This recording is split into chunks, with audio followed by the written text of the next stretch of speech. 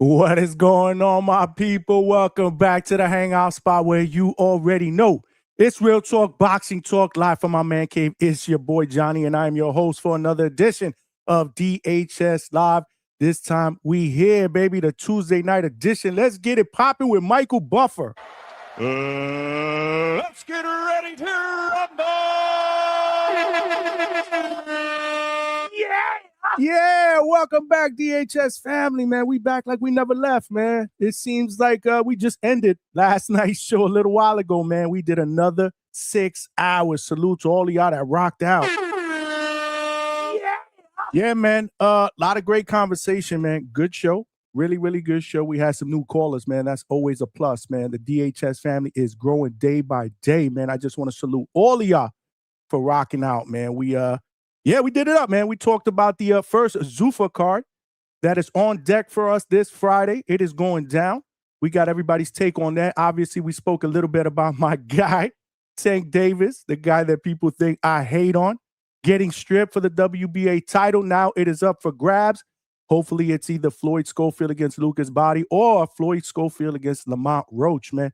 We also talked a little bit about the other fights that are going down this weekend, Saturday in particular. The Zone card from Las Vegas, headlined by Raymond Muratalla, the lightweight champion, the IBF lightweight champion, putting his belt on the line against undefeated Cuban sensation Andy Cruz. And we're going to deep dive into that fight today. I definitely want to get everybody's take on that fight. I did put a poll up, man. I did put a poll up. Who you guys got winning this fight, man? Do you got Ray by decision or Ray by stoppage or knockout? Or are you going with Andy Cruz, man? Are you going with Andy Cruz by decision or knockout? The poll is up. I definitely want everybody to vote. And smash that like button. Y'all know the deal. We are just getting started. Usually we go at 9 o'clock, but I had some shit that I had to take care of, man.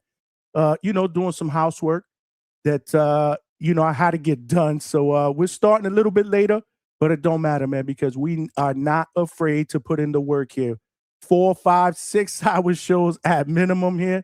And tonight ain't no different, man. Let's get it, man. Let's get it. But y'all know the deal. There's ground rules here at the Hangout spot. If you're watching this live on YouTube, please smash that like button and help us get this show and this channel out into the algorithm of other true hardcore laid-back boxing fans so they know we rock out weeknights, 9 p.m. Eastern Standard Time usually. We also do our Sunday night recap show, 8 p.m. on Sundays, Eastern Standard Time, and we're doing live fight chats and immediate post-fight reactions. Let's not forget, man, when the fights are over, that's when the show just begins because we get callers to call in and give their takes on the night of boxing, man, and those shows usually go about 7-8 hours. We are not afraid to put in the work here at the Hangout spot. So smash that like button. Once you do that, YouTube will do its job, get the channel out there into other boxing fans' homepage, man. That's how we're getting new callers, new people in the chat, and more importantly, new subscribers. We are streaming live on X and on Facebook, so salute to my family on both those platforms as well. Make sure you guys share the show. We are trying to grow the DHS family on X, so definitely retweet. And come on over here. If you guys have not subscribed, it takes 2 seconds to smash the like button and subscribe to the channel. That is a ground rule. It is free. There are power in numbers. We are trying to get to that next goal of 5,000 subscribers. Let's get it, man. Let's get it, man. We've been moving, man. We've been moving the last couple of months, man. And now's not the time to take our foot off the gas pedal, man. We got to keep going, man. 2026 is going to be a big year for us here at DHS, man. We turning this train into a locomotive. In order for us to do that, we will need more passengers.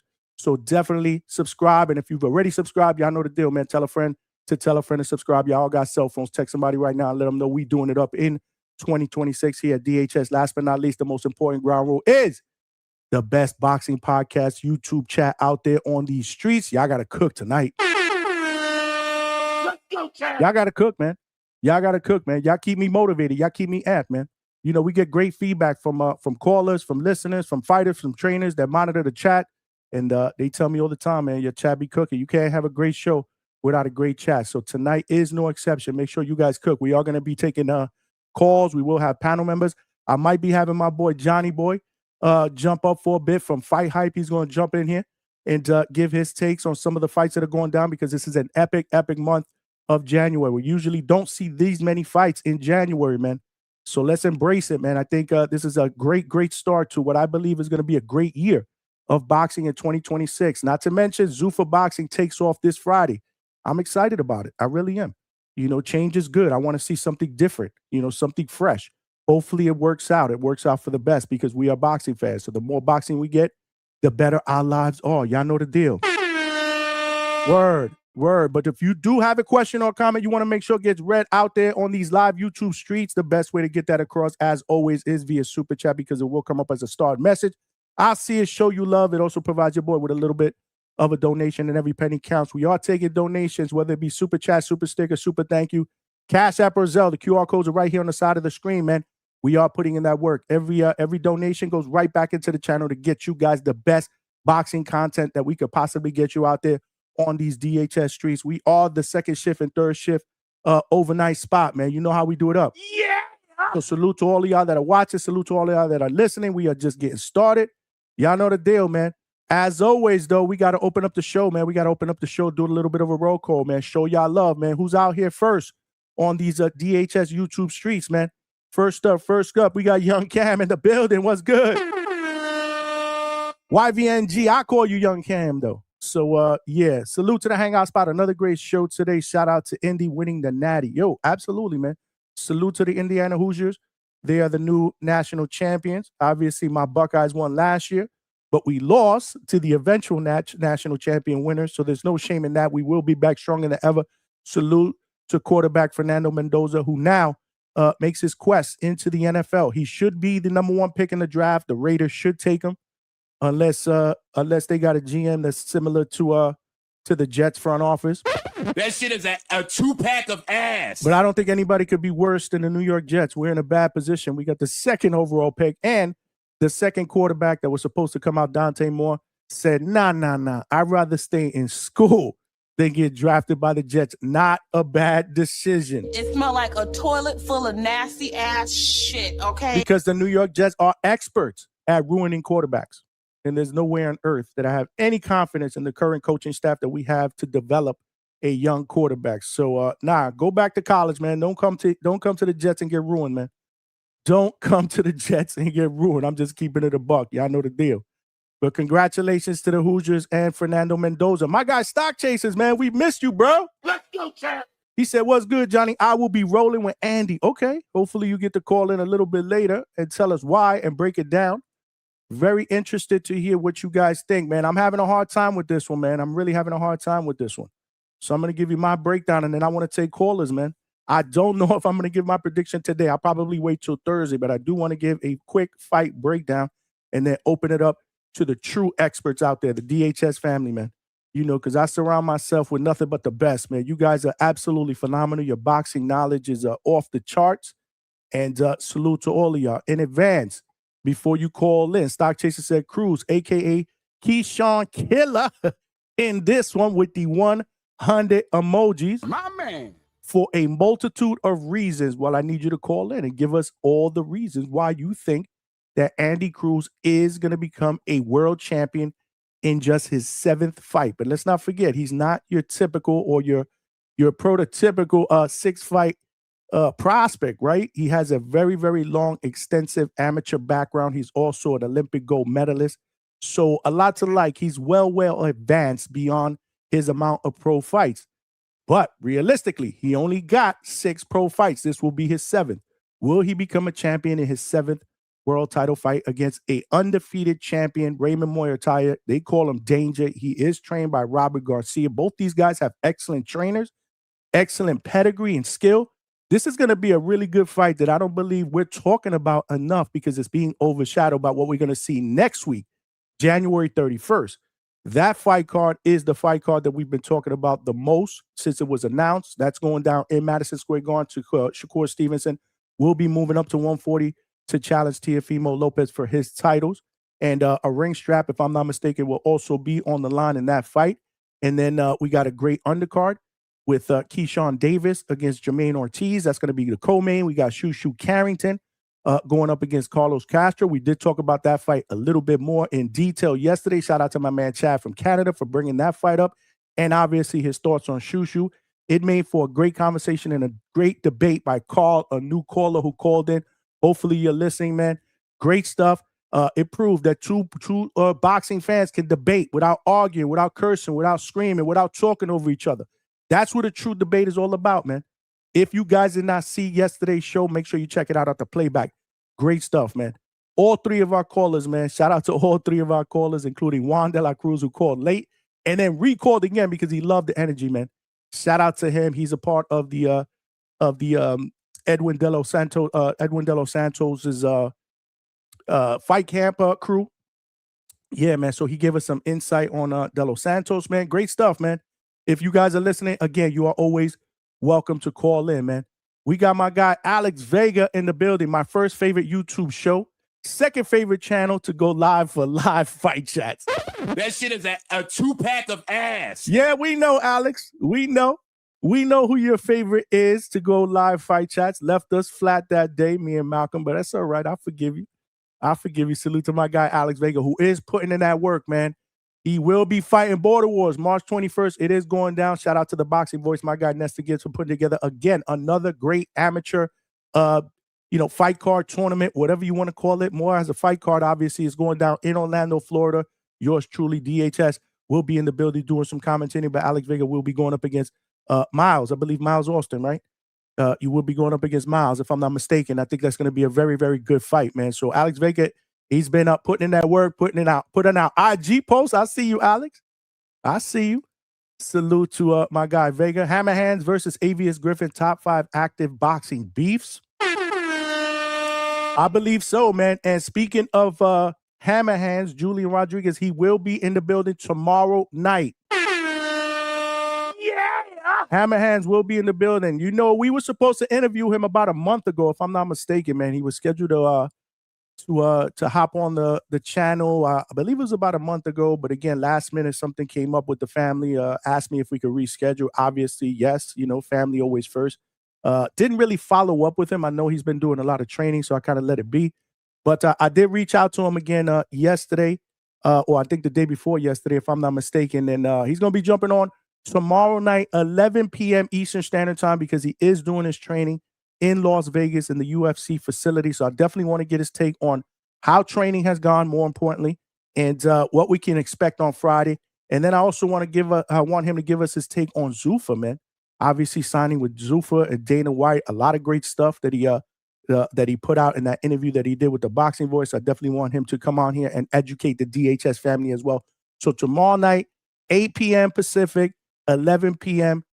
Eastern Standard Time, Julian Hammerhands Rodriguez will be fighting this Friday on Zuffa's first boxing card. Will be in the building. So make sure you guys hit your notifications and you are here. I'm sure you guys will be here already because we will be starting tomorrow's show at 9 o'clock. So we'll talk that boxing and then, we'll open it up and then we'll get Julian's interview and then we'll open up the panel again, man. That's how we do, man.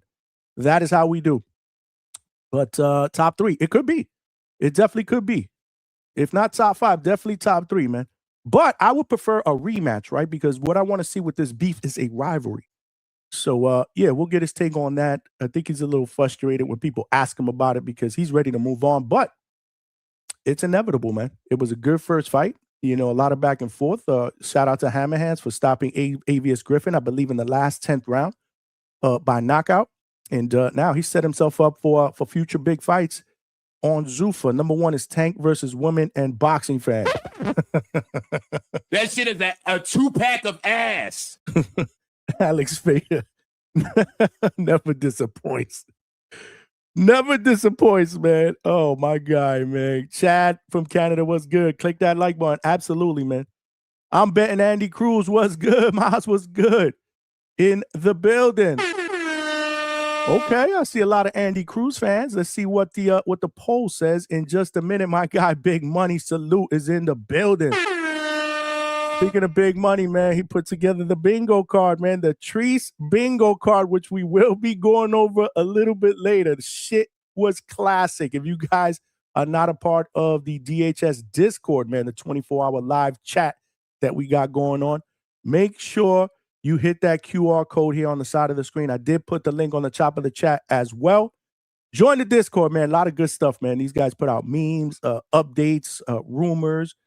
They troll each other. They argue. Sometimes I got to play referee. It's crazy. As long as we stay respectful, I have no problem with it. To me, it's all in good fun, but some of these dudes be getting personal, so I've had to boot a couple of people. But we want to try to keep it clean. Just boxing. Again, we can get passionate. We can troll a little bit. We can crash out a little bit, but let's keep it, try to keep it as respectful as we possibly can. But definitely join the Discord, man. A lot of cool and funny stuff going down in the Discord. My guy, Bushwick in the building. A-Tapia, salute to you, my brother. My man. Salute, man. Thanks for rocking out on this Tuesday night. We are just getting started. My guy, True Power Media in the building. My man. Hit the like buttons, man. Salute to you, man.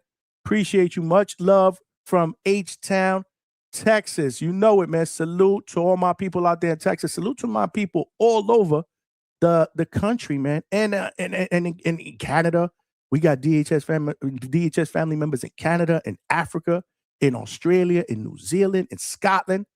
We got from the UK. We got DHS members from everywhere, man. Y'all killing it, man. Y'all killing it. Y'all the real champions, man. The champ is here. The champ is here. The champ is here. Y'all the real champions, man. 2026, we are taking DHS to the next level, Mike Tyson style. I'm the most brutal and vicious and most ruthless champion there's ever been. There's no one can stop me. Lynx is a conqueror. No, I'm Alexander. He's no Alexander. I'm the best ever. There's never been anybody as ruthless. I'm Sonny Liston. I'm Jack Dempsey. There's no one like me. I'm from Nairclaw. There's no one that can match me. My style is impetuous. My defense is impregnable. And I'm just ferocious. I want your heart. I want to eat his children. Salute to Mike for hyping us up. Of course, man. Ain't nothing like starting the show with Michael Buffer and Mike Tyson, man. Getting us ready to rumble here tonight on this Tuesday night, man. Chris the Sultan, what's good? No diggity, no doubt. What is good, my guy? Yeah. Salute. Yeah, I know what you meant. You said no dignity, no doubt, but I know you meant no diggity, no doubt, and you just corrected yourself. It's all good, man. We make mistakes. My sister Kalea World is in the building. What's good? Let's go, champ. What's good? Salute. Thanks for rocking out. We missed you in the chat the last couple of shows. Definitely. Quarterback careers, Chris the Sultan. That's right. The Jets ruin all quarterbacks. It smelled like a toilet full of nasty ass shit, okay? That is a proven fact. I've been a fan for decades. I'm done with them. We through. From now on, it's just me, boxing, and the DHS family. That's it. I'm much more happier watching boxing. Boxing never disappoints me. Yeah, there's disappointing moments, disappointing decisions, disappointing results that don't go your way if you make a betting pick or you are rooting for somebody, but it never disappoints, man. And God forbid this DHS family disappoints, man. Y'all are the true champions. The champ is here. The champ is here. What's good, Dario Lira in the building? What's good? The Hangout spot. What's good to you, Dario? Salute, man. Smash that like button. Y'all know the deal. We got to get at least 100 likes every single show at minimum, man. We've been killing it. We've been killing it the last 6-7 weeks, man. And of course, once we do that, YouTube does its job, man, and gets the channel out there. And we get new people watching, new people joining the chat, new people subscribing. More importantly, like yesterday, new people that are calling in, man, with good boxing knowledge and good boxing takes. That's how we're going to grow this train and turn it into a locomotive in 2026, man. Nothing but big things coming. It is very exciting. Stock chasers with the fire emoji. Dwayne Styles all the way from Mexico. I'm here. Saludos from my abuela's house with the Mexican flag. Salute. Salute to abuela. No doubt. Daily reminder that Canelo Alvarez is the face of boxing. Boxing been boring since the face has been taking time off for himself and family. Well, the face of boxing, accordingly to Dwayne Styles, will be back in action in September 2026. He will be back. They announced it September 12th. There is no opponent yet. We did do a poll on Friday show. We didn't do a Sunday show. We did a show yesterday and now today, who we believe Canelo Alvarez's next opponent will be. I need to hear from everybody. Don't know if everybody voted. What's good? Dion in the building. My man. This fight is a tough pick. I absolutely agree, man. I'm kind of torn between both sides, man. I really am. This is why I need the callers to call in, man, and sway me in one direction, man. Because right now I'm kind of in the middle. I'm kind of leaning towards one fighter. But I do want to do a quick breakdown. And then on Thursday show, I believe Coach Bermudez, if I'm not mistaken, will be on the panel to give his lock bets. I'll give my pick on Thursday, but I'm leaning towards one guy, but very, very slightly. Like I said, very, very slightly. This was tough, man. I think this is going to be a really, really good fight that could steal the weekend, man. It really could steal the weekend. It might steal January. With all these fights, and I'm sure we will do a show in the beginning of February to kind of recap everything we saw in the month of January, because we got epic fights. I mean, it started out with Subriel Matias, against, Smith, Dalton Smith. But and that fight obviously was excellent. There was some great fights on that card as well. So, but we want to recap the entire month of boxing, and this could be one of the fights that we talk about, in February that we believe might have been the best one out of the bunch. And that's right. I'm talking about the fights next Saturday as well, the 31st. I mean, you never know. We might get, we've been looking forward to Shakur Stevenson against Teofimo Lopez, but there are people that have called in that said that fight might be a boring fight, a stinker. I don't believe it will, because I love the sweet science of boxing, and I think this will be a match of skill. Two counterpunchers, two great fighters in their prime. But there's a lot of people that feel like after they watch that fight, they're gonna look like me. That's what they feel. Word. That shit is a 2-pack of ass. A lot of people feel like they're gonna be sleeping when they watch that fight. I don't know, man. I have no idea. But I think it's gonna be a really, really good fight. Salute. I think my guy Attorney Bailey is in the building. Salute to you, champ. Let's go, champ. The Grown Folk Boxing Channel. You know how we do. Grown folk shit here. No immature shit. Well, sometimes we do get some immature shit, and it is funny. And we do get the occasional crash outs.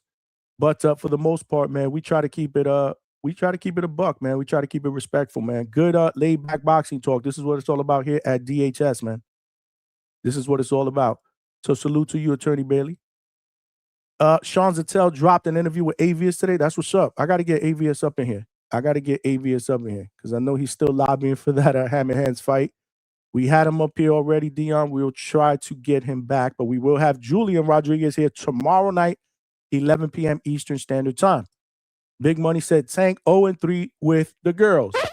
That shit is a 2-pack of ass. I don't even want to talk about Tank and his domestic abuse problems and him running from the law. I still don't even know if they've caught him, right? I haven't even been, I really don't, it doesn't even matter to me. If it's not boxing with Tank, it really doesn't concern me. Wake me up when either he quits boxing, he gets arrested, he decides he wants to come back and challenge himself and fight some of the best the division has. I mean, wake me up when that happens, but I don't even know. Have they caught him yet?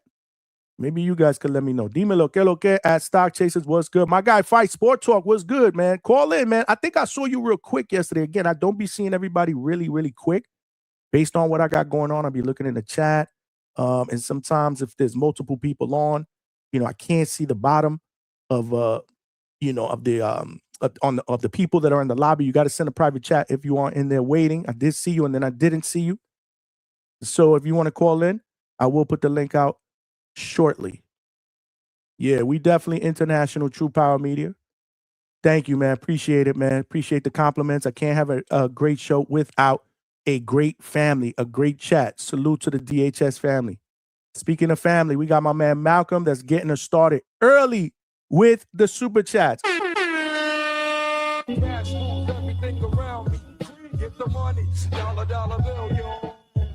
Malcolm with the $2. Appreciate it. He said, I got Andy Davis winning by decision. Let's go, champ. You mean Andy Cruz or Keyshawn Davis' daddy? Is that what you're talking about? You need to tell me why, man. I need your breakdown. I'm going to throw the link out in just a little bit. Salute to Malcolm for getting us started. Again, we got a 10 super chat go. We need 9 more to get to that. Help a brother get there. But it is free to smash that like button and help us get to that next goal of 100 likes that we usually get every single show at minimum. Tonight is no different. I'm going to throw the link out there real quick. Let's get this boxing shit started. But yeah, Raymond Danger Muratalla who calls himself Danger. He's trained by Robert Garcia, the great Robert Garcia. Not sure if Robert is going to win Trainer of the Year. I believe Ring Magazine is giving out their awards this Friday. They did put out all the nominees on the Ring Magazine page. We'll go over that a little bit later. I want to see if they differ from what we nominated and ultimately what we picked when we did our year-end show where we gave out the DHS awards, which we will be doing every single year. So I'll be doing that. We'll be talking about the nominees maybe either later on today, tomorrow, or Thursday. We still got hella shows on the docket, man. We working, man. We are working. We are definitely working, man. Salute to Malcolm. My man Malcolm Square Business in the building. What's good? He said, yeah, I got Tio blasting Shakur. Wow. Yeah. They think I'm crazy. There's a lot of people that are going to think you are crazy, but everyone's entitled to their own opinion. I think this fight is a very, very close fight. But when we did the polls, man, the majority of the people got, they got Shakur winning this fight by decision. I can't believe there were at least 9%. I believe when we ended the poll yesterday, it was about 9% of the people that had Shakur by stoppage. That I do not see. But we've seen crazier things happen in the world of boxing. That would go, in my opinion, that would be one of the crazier things that we've seen in quite some time, but not impossible. I'm not saying it's impossible. Anything is possible in the ring. Two guys in their prime, two great fighters fighting with 8-ounce gloves. Anything is possible. I'm just saying, I don't see it. But hey, there were a lot of people that didn't think Teofimo Lopez was going to outbox Lomachenko when they fought. And obviously he did. So again, things happen in the world of boxing, man. You never know what to expect. But I will tell you what we are going to get, in my opinion. We're going to get a great fight. We're going to get a great fight. But yeah, Raymond Danger against Andy Cruz. We got some people in the back. So you know what? I'll wait for my breakdown because to me, it's all about the DHS family, man, and the callers and the panel members, man. You guys make the show. So we got P-Brain first, a.k.a. Malcolm, on the panel.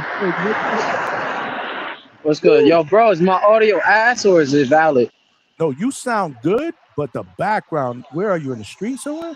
Yeah, I literally just got out the gym, so I'll probably be back in the crib in like 10-15. If you want, I'll just get off and then I'll call back. Up to you, my brother. It's up to you. I mean, I can hear you. It's just it looks like, we got like cars in the background. All right, yeah, the car should quiet down right now. Oh, shout out to Claymore. That's Claymore I just seen. That's Clay, yeah. Clay, I think Clay was watching on TV or something like that. No, I was watching. I'm watching Kid Schofield and Lucas Body have a little conversation on Mills. Shout out Mill City. So I'm trying to see. I'm being nosy, trying to see what's happening with the WBA lightweight title. What y'all finna do, bro? The 1 and the 2? Is it gonna be the 1 and the 2? The 2 and the 1? What we doing? It should be. I mean, it should be. We talked a little bit about that yesterday. Shout out to my man Claymore Rain, man. It's been a minute since I seen you, bro. What's good? Chilling, man. I've been busy, man. You know, slaving out here. You know what I mean? Giving the white man his time. Yes, sir. Giving him his time. No, I know the deal. We were. And they call. I hear you, man. I hear you, Malcolm. It's up to you. You want to call back or? Because I know you're first. It's a little quiet right now, so I'll try to just say some shit. But yeah, Muratalla versus Andy Davis. That's what I'm gonna call him this whole week. Keyshawn Pops. Y'all know I fuck with Keyshawn though, bro. But so first and foremost, I always say this whole thing about not getting attached to fighters, but I ain't gonna lie, Andy Cruz has definitely grown on me. He's shown some kind of personality. And the motherfucker could fight. Like, let's be real. Like, he can really fight. When it comes down to this fight, look, Muratalla got the power. He's going to be the guy who's going to want to cut the ring, apply the pressure. And I think his best way of winning, he's not going to win a decision. He's going to need a fucking knockout. The problem is Andy Cruz is very seasoned. And when I mean seasoned, I mean from a technical aspect, his punches look very crispy. He's very fast. He's very precise shots. I like his punch selection. His combinations look wonderful. Since making the switch to Bozianis, he sat, you know what I'm saying? He sat down on the shots a little more, and he looks very good doing it. My issue is, we have two things, right? One, we kind of question his punch resistance. I can't remember the fight where I think he got dropped or he got wobbled. It was one of the two. My memory's a little foggy. You know, somebody could correct me on that. And we kind of, there you go. It was the Morant fight, right? And we kind of questioned him on that. And Muratalla hits harder than that. Personally, I don't think Muratalla is who people think he is because he's looked a little average since the Nakatalia fight. But we'll see. However, he has fought the better opposition. That's my issue with Andy Cruz. You know, we could say that he's being rushed. You're already going to get this title shot. You're going to fight a guy who's kind of the opposite style of yours. You know, we could say he's punching to an extent, and you still haven't fought top tier, you know, contender level guys. We just haven't seen you really in there in a tough fight. And I like to say experience is really going to make a fighter. Besides styles, make fights. So that's where I'm really questioning on. And Muratalla always has that puncher's chance. But I think if it goes to decision, I think he's going to get cooked. I think he gets outboxed. I think Andy's going to land some very good shots and more than likely outpoint him. But again, Muratalla always has that one punch. It just takes him one punch. He can hurt this man. And, you know, that's kind of how I see it. But I'm going to edge Andy Cruz. I just think he's an all-around better fighter. However, again, we just haven't seen him at that top level or against somebody who's ranked as high or as much of a threat. I got you. So you going Andy Cruz. I got a question for you, and then Clay can answer. Obviously, you mentioned experience at the pro level, right? And that's obvious, right? Andy Cruz, this is only his 7th pro fight. I said that earlier when I opened up, and he's already getting a title shot. And I believe that's because he's not obviously your typical 6-fight prospect, right? I mean, he has an extensive amateur background. He's a gold medalist, right? Do you guys think that the fight from an experience level could be considered a lot more equal than most people think because of what I call Andy's amateur experience as equivalent to the amount of experience that Muratalla would have on a pro level? So, did I say that correctly? I get what you're saying. Me personally, no. That's what I would say because the first person I think of is Lomachenko, and that motherfucker literally got thrown into the gauntlet in like 4 fights, but he's proven himself. So by the time that he was already like in about 7 or 8 fights or 9, like he was already a little more seasoned, you know. And then he had to go against guys like fucking Salido, who was coming in overweight and doing all this dirty shit. You know what I'm saying? But with Andy Cruz, I don't know. Like I haven't seen that. And experience is life's greatest teacher. That's a quote that we've all heard. And I'm very big on that. Like that's my main selling point. I'm very big on that.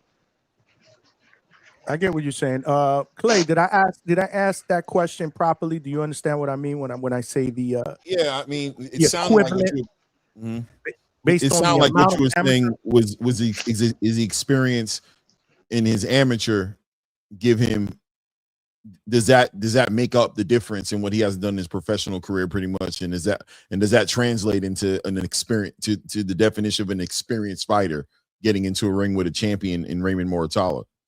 Right, the equivalent, right? The equivalent, right? The pro equivalent, right? That's what I was trying to ask. Special fighters, right? The special fighters, man, they just get judged in a different way. We give them more leeway. They get more grace. They're allowed to do things that normally, traditionally, we might be against as pundits in the space, right? We normally are for fighters getting experience, getting more fights. Why are we rushing them? Why are we moving them that way? He has time, but you know, Andy Cruz, what is he? 30 years old? What is he? Something like that? 29? What's he say? Something like that. So time is necessary. Yeah, look it up. I think he's 30, like he's 30 years old, right? So time is not necessarily on his side. It's barbecue or mildew time for Andy Cruz. But at the same time, I agree with you. I think he comes in with that pedigree. He's a special fighter. The intangible in this fight for me is gotta be the Bozy Ennis system. And has he gelled? Has he had enough fights to gel with Bozy Ennis in the proper way for that to translate into a fight with Raymond Muratalla?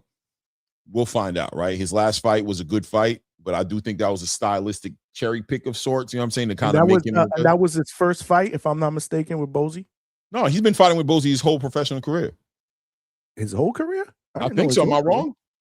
Nah, I don't think so. Like he just literally went to that camp. Yeah. Like when? It might be. This might be either his second or third No. fight. No. Yeah, let me know. Yeah, let me know. I mean, if I'm definitely wrong, not I'm his second and his third.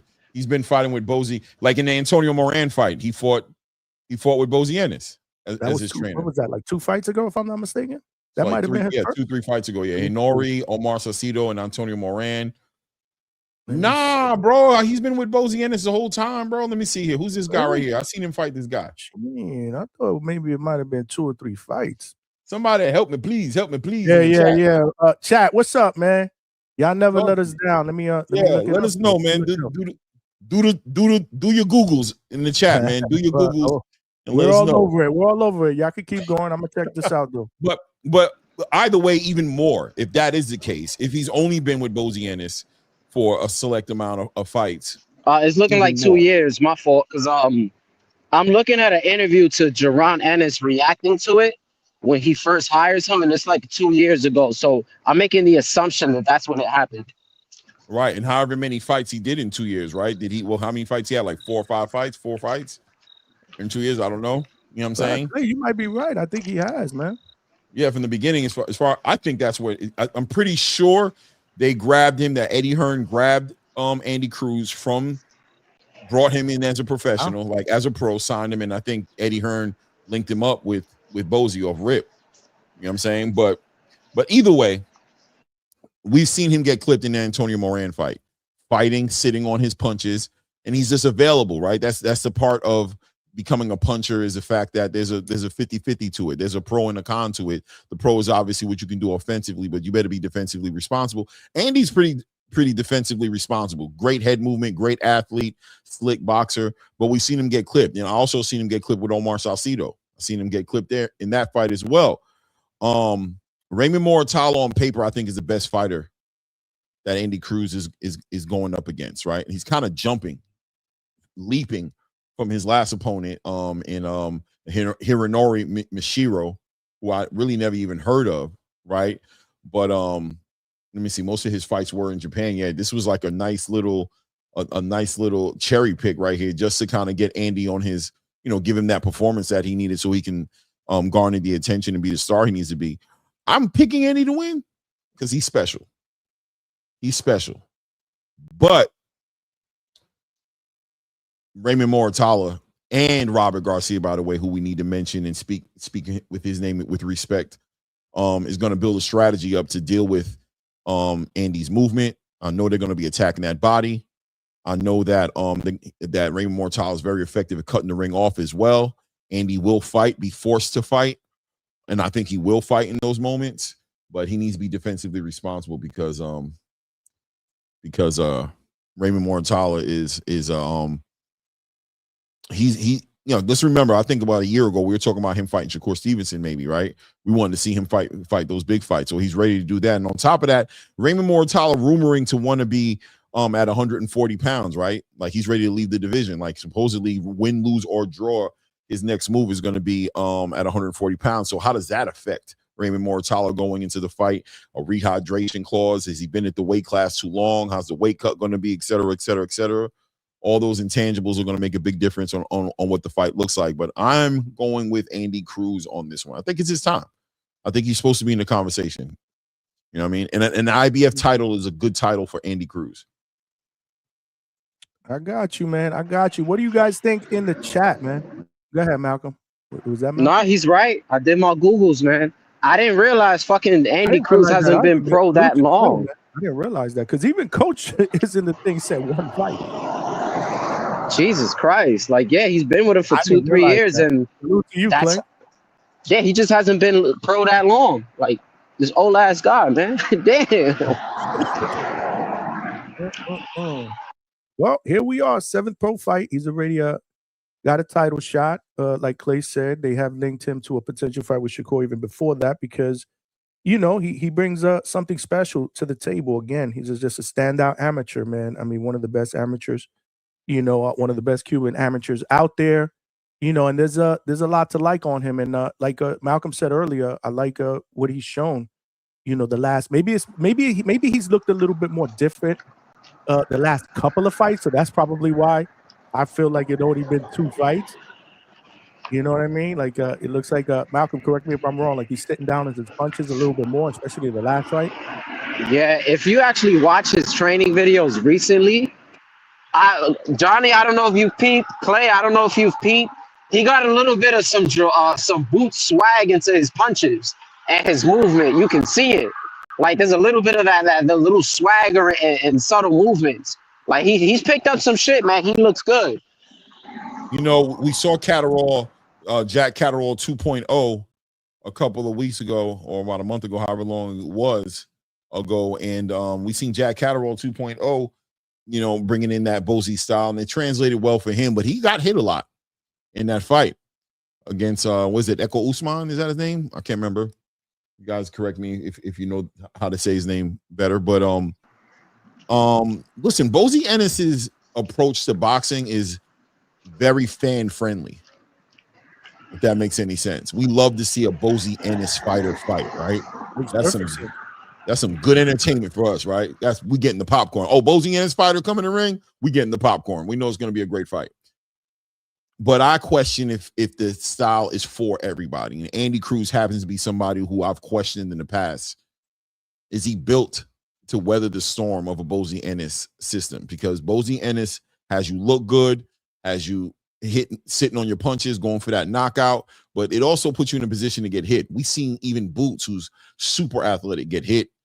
Right, we've seen Karen hit him. We've seen David Avenesian, and we've seen Boots take criticism for being hit too much. Right, we saw Jack Catterall get hit a lot. A great fight, right? We loved the fight, but he got hit a lot. We seen Stephen Fulton get sit in his pockets by Carlos Castro. We seen him all of a sudden getting hit a lot. We seen with O'Shaquie Foster, the clinic that O'Shaquie Foster ran in that last fight with Stephen Fulton. And Stephen Fulton is an athletic fighter, a fighter who we've known to be a slick boxer, a good lead hand, good movement, you know what I'm saying? Good defense. And he kind of put that to the side for a second to be an exciting fighter, right? To be a bigger, exciting fighter. He thought it was because he was small that that the power wasn't translating, and he had to get a rude awakening to that when he fought O'Shaquie. So Andy Cruz, as much as we've referred to his amateur career and we give respect to it, is he a new fighter since his amateur? Is he the same fighter? Is he not fighting differently? And if he is fighting differently, then are we dealing with a 6 professional fight having prospect who's getting an opportunity to fight a champion? Now, quick talking point, right? Because you brought up something good about the Ennis style.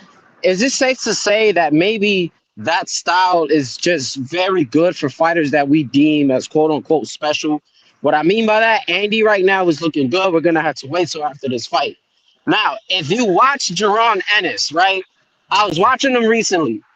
First off, his jabs do not go from point A to point B, but he's able to get away with it because he's so athletic. Another thing about him, you see how you're talking about he gets hit too often, you know, he's kind of just there to get clipped. If you look at his stance, he's very, very like hunched forward when he punches. He doesn't have the greatest balance in the world. Like, watch him hit a bag, you're gonna see he's kind of leaned over, and it looks like he kind of gives up that leverage. So there's certain technical things where I'm like, damn, it doesn't fit the mold.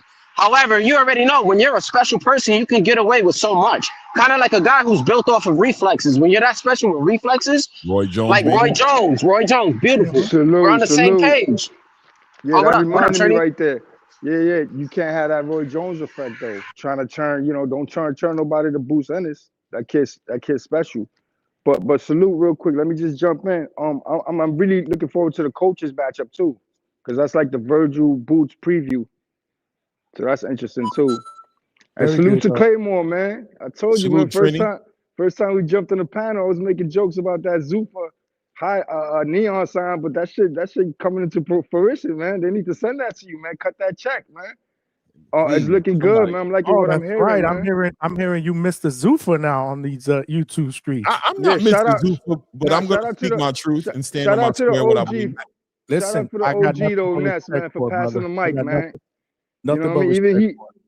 Even he understood that. You know, he was one of the first advocates for that, man. I hope it turns out good, man. And I hope, Pro Box get that nutrition package, man. My guy Najee need the meals.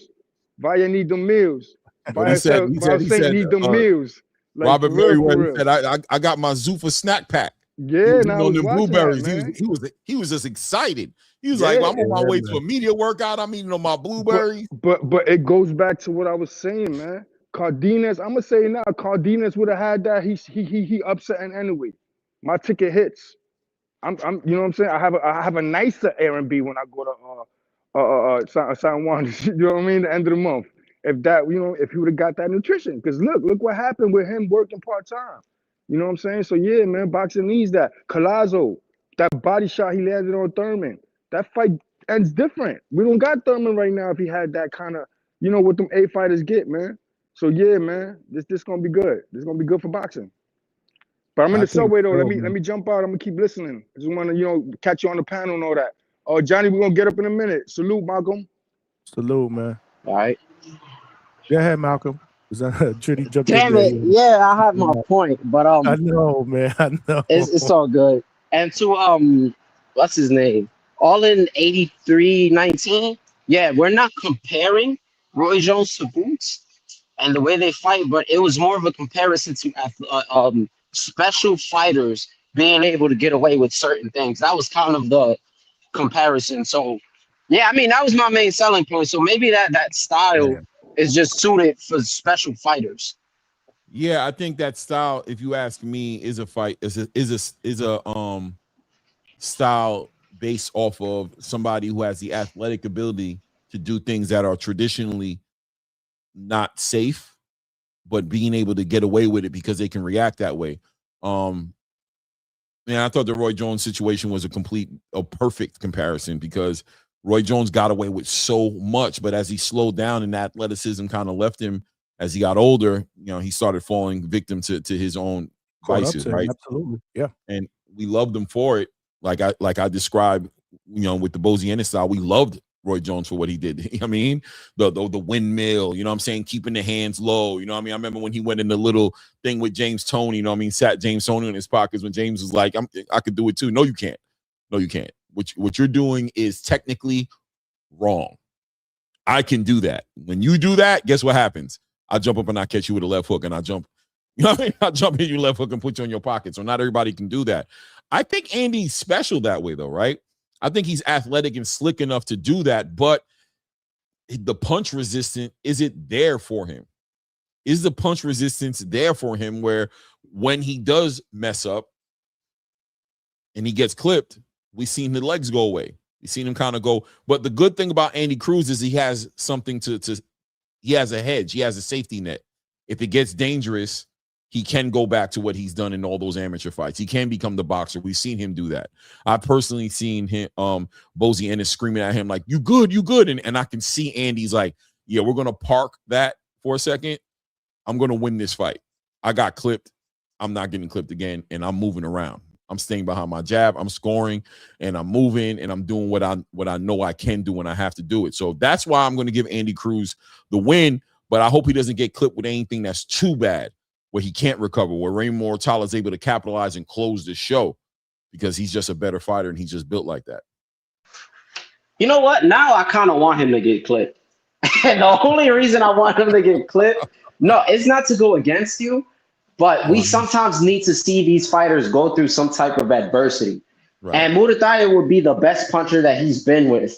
And you see, it's you know, it's a frustrating situation, right? When we got guys like Shakur and everybody gets so upset that they haven't got clipped and they want to see the chin, which I don't even think is a flex. Like, imagine me being able to just go around and tell everybody, hey, I know how to take punches to the face. Like, that's cool that you're getting hit. Like, you know what I'm saying? Like, that's cool that you're getting hit, bro. But if we could see that Andy Cruz can take a decent punch, then we know if he goes against somebody else who's, you know, punching to that level, maybe slightly harder or a little less, that we wouldn't have to worry so much. But at the same time, if he's that confident that he can take a punch, he'll also take more risks. And that could also be his downfall. So I kind of want to see him get hit with something. As long as he know how to roll with the shots, I think he'll be just fine. Yeah, I think we got to remember that the bigger picture the bigger picture is 135, right? He'll get away with what he can get away with. But, you know, once he gets into the Floyd Schofield Jr. conversation, the Abdullah Mason conversations, the Shakur Stevenson conversations, once he gets into those conversations, with the guys who are slick enough, who have the high enough IQ, who are athletic enough, and who punching hard enough, you know what I mean? Then he can be made to pay, right?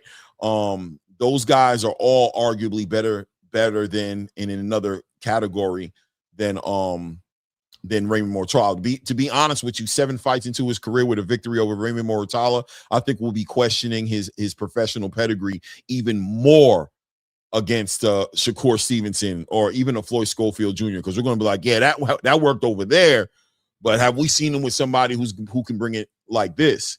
You know what I'm saying? So yeah, the chin is part of the conversation because he seems like he wants to be exciting, and without a doubt, he's fast tracking himself in the professional sense. 6 fights into your career, he's fast tracking himself. Is he Vasily Lomachenko? Is he that amazing?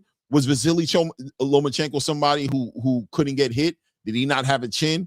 No, I think what I seen happen to him with Antonio Moran made me nervous for him. But I said, okay, you only like 3 fights into your professional career, 4 fights into your professional career, whatever the number was, right? That he was at the time. And then he got clipped again by Omar Saucedo, who was a little bit more aggressive, a little bit more on that front foot, a little bit more pressure, right? And but he dealt with it. He fought him and he fought. So he's passed all the tests that they've put in front of him.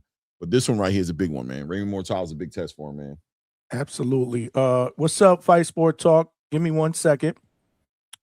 Salute to everybody in the chat. Y'all cooking. We need less than 50 more to get to 100. So make sure you guys smash that like button. We are talking about this IBF lightweight title fight that's going down Saturday on the Zone in Las Vegas. Raymond Muratalla against Andy Cruz. We got the panel giving their take. I got a question for both of you guys, and then we'll let Fight give his take. Switching it over to Ray Muratalla, I need your opinion on him. Do you feel based on how his career has gone? I know he's a world champion. I know he's 24-0. But do you feel that he's matched his potential in his fights? Because sometimes I look at Ray and there's a lot to like about Ray, but sometimes I've always had an issue with him not being able to hit that third gear in certain fights, right? Like he'll get to first, second, but not being able to hit that third gear. And I don't want to take away from the opponents, but I look at the fight against Endo Jenny, again, tough stylistic matchup, a good fighter. Then I look at the Tevin Farmer fight. A lot of people believe that, there are people out there that believe that Farmer might have pulled that fight out. Right. The Abdullayev fight, again, he wins that fight, but I thought that, I don't know, man. A Robert Garcia fighter with so much potential as him, I kind of feel like, and again, this is just my opinion, like there's a little bit more left to be desired. What do you guys think about that? Do you think I'm crazy? Do you agree? Do you disagree? I just need your take real quick on him as a fighter so far in his career. I think he's stepped up ever since the Endo Jenny fight as far as in competition, and I think that's what happens. Also, I don't know how he's been feeling about the weight class. How long, is he feeling drained? How's he feeling? Is he strong? We saw Devin Haney have a decent career at 135. We saw him do something special, at 140, become a 2-division champion. And then we seen him just once again looking bad because of weight cuts. And then we seen him look great at 147, right? Like better than we ever seen him in a long time. There's arguments there for Raymond Muratalla as far as how long he's been at 135. And I think Zaur Abdullayev, to be honest with you, is a fighter who could have beaten him. Zaur Abdullayev is a great boxer. You know what I'm saying? The Eastern Europeans come in to handle business. I think Tevin Farmer was just in his bag. We seen what he went and did with William Zepeda after that. You know what I'm saying? So we know it wasn't just a Raymond Muratalla's falling short. You know what I'm saying? Like, damn, and you letting Tevin do that to you? Nah, we saw that he was really, like that when he went in there with William Zepeda. And he got that second round TKO over Campos. So I think that the opposition has gone up, but at the same time, I'm going to tell you, Johnny, I think that's great for him. I think he's a way better fighter now because of those damn, whatever it is, 28, whatever rounds that really develop you as a fighter. And I think Robert Garcia and him have a great relationship. I like the way they work with each other. I think he's a good fighter, but yeah, you've seen him in front of better competition. And I think sometimes we don't acknowledge the competition because we're looking at the momentum he came into that time into his career. And we're wondering why that momentum seems to have slowed down. And I think it slows down because it's a higher level fighters that he's getting in the ring with, and that's good though, because higher level fighters make you better. That's where you become better, right?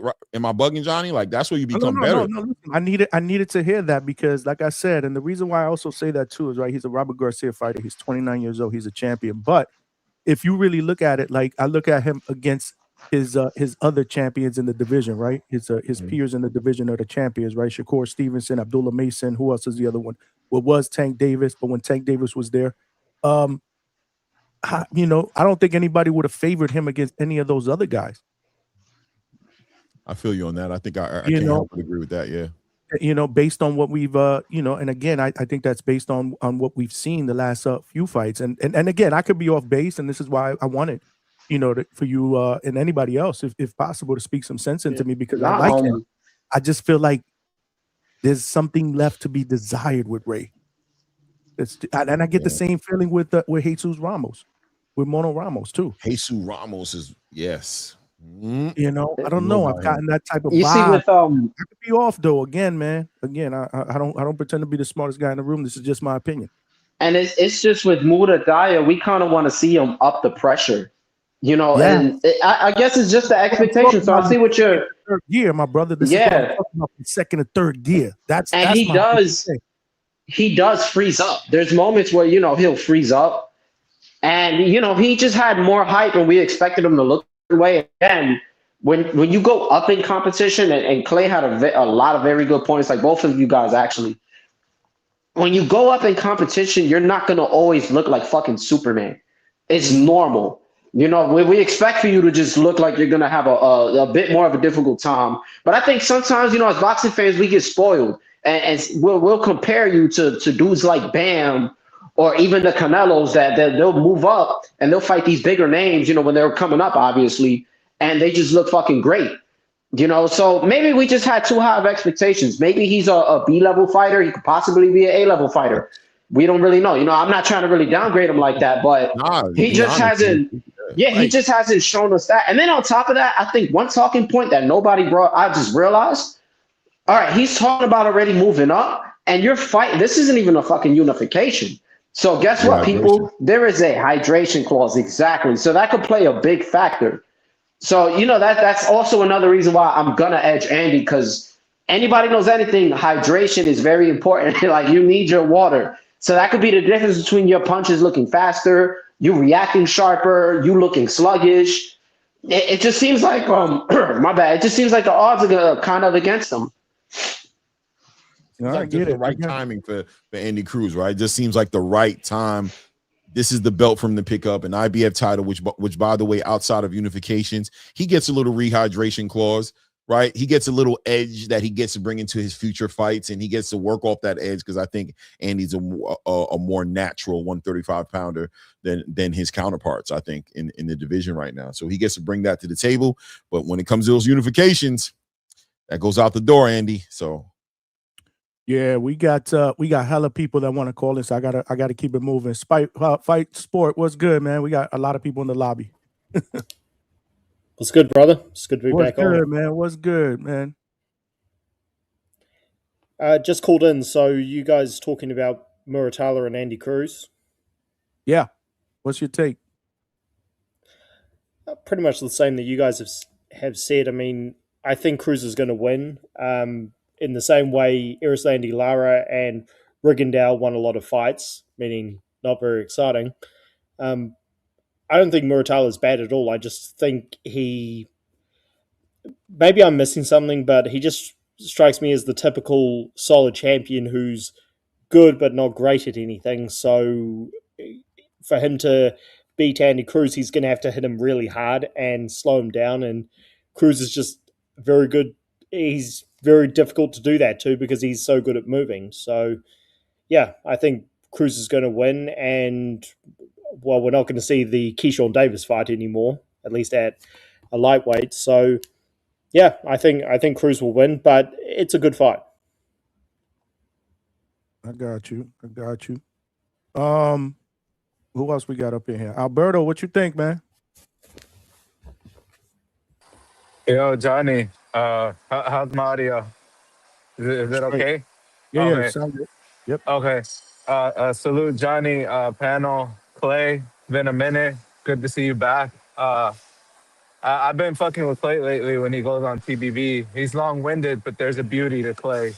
Madness. Pause.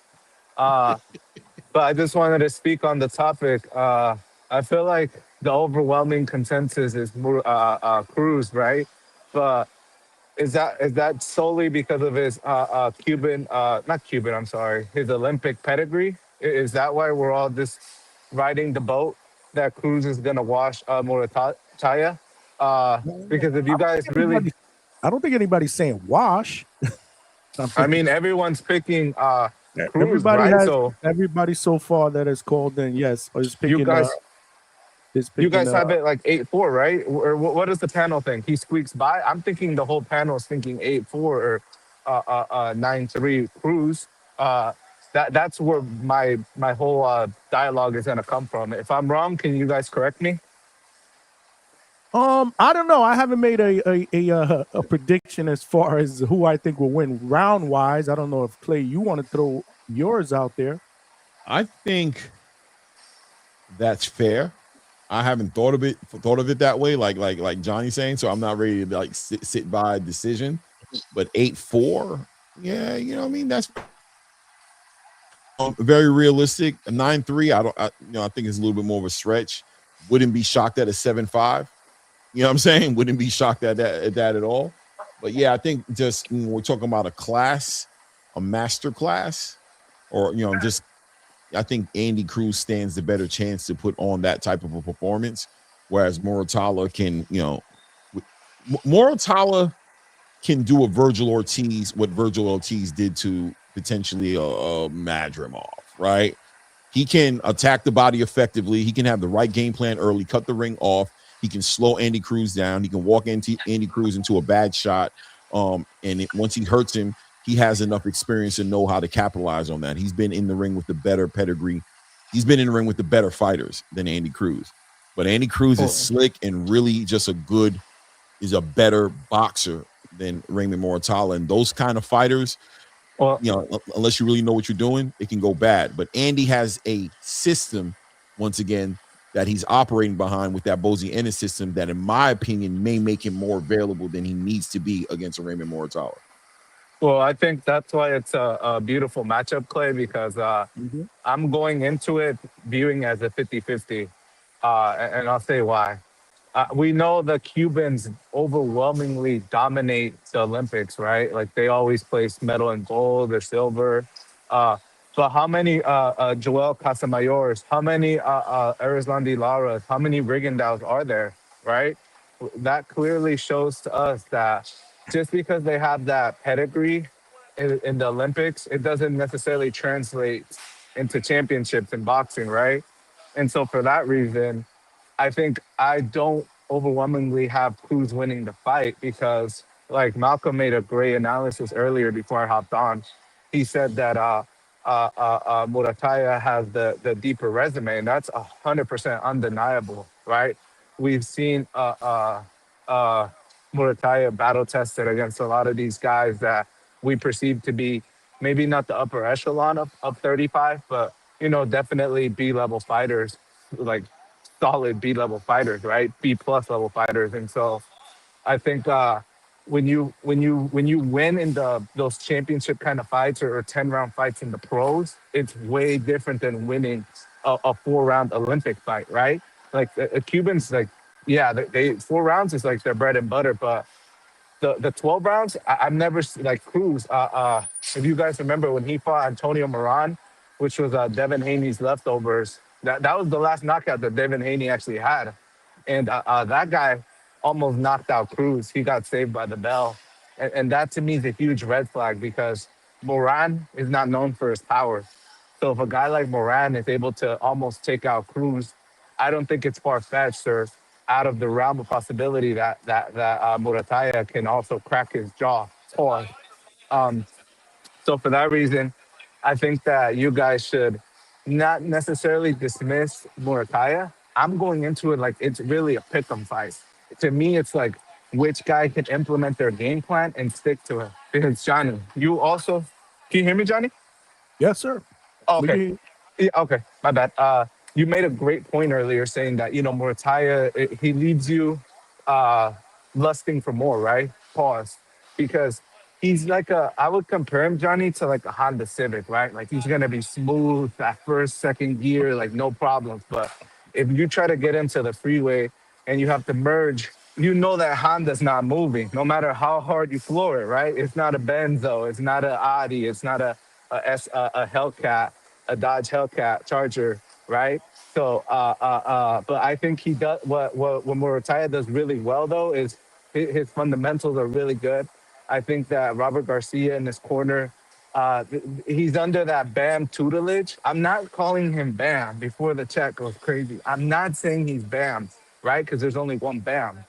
But he does his style kind of reminds me of Bam. I think he uses good movement. I think he has a solid jab. Where I think their styles are really similar, right? I just do favor Cruz's hand speed, but I gotta see Cruz in a 12 round, under those championship rounds. What can he give me? Pause. So to me, Johnny, it really is a 50-50 kind of fight. To me, it's whichever guy shows up more resilient on Saturday. I think that's who's going to walk away with the belt.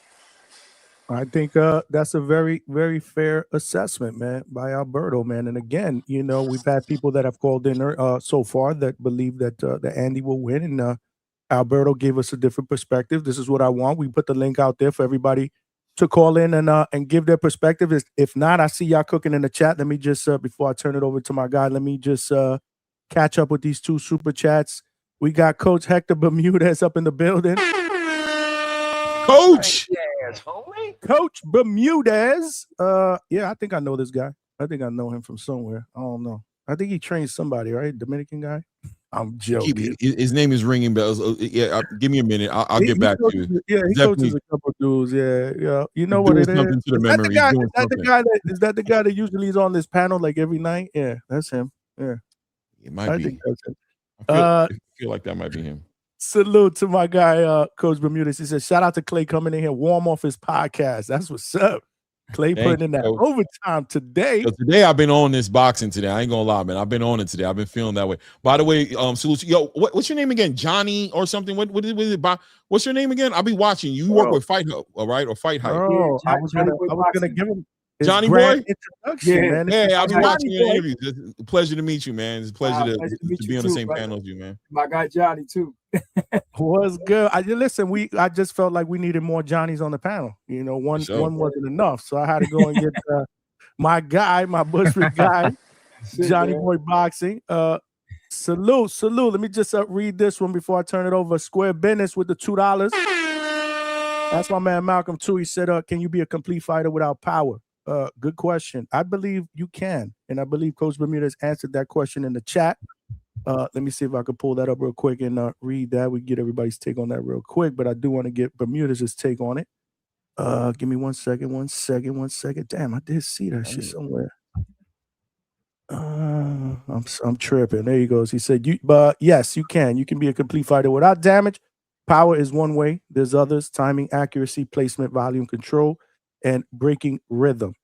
So again, Coach Bermudez is spitting knowledge. Like I said, man, it's a pleasure to have my guy Johnny Boy. What's good, man? What's good? Welcome to the to everybody. Clay, Alberto. Shout out to Johnny DHS. What's up, man? Yeah, man. For those of people that don't follow you, man, let them know what you be doing, what you up to, man. All right, man. I work for Fight Hype. You can catch me doing interviews on Fight Hype, and I have my own channel, Johnny Boy Boxing. So check us out on both channels. I'll be at the fight for the Shakur Stevenson, Teofimo Lopez fight live. Anybody that's going to be there, just hit me up. Go to my Instagram, Johnny Boy Quick.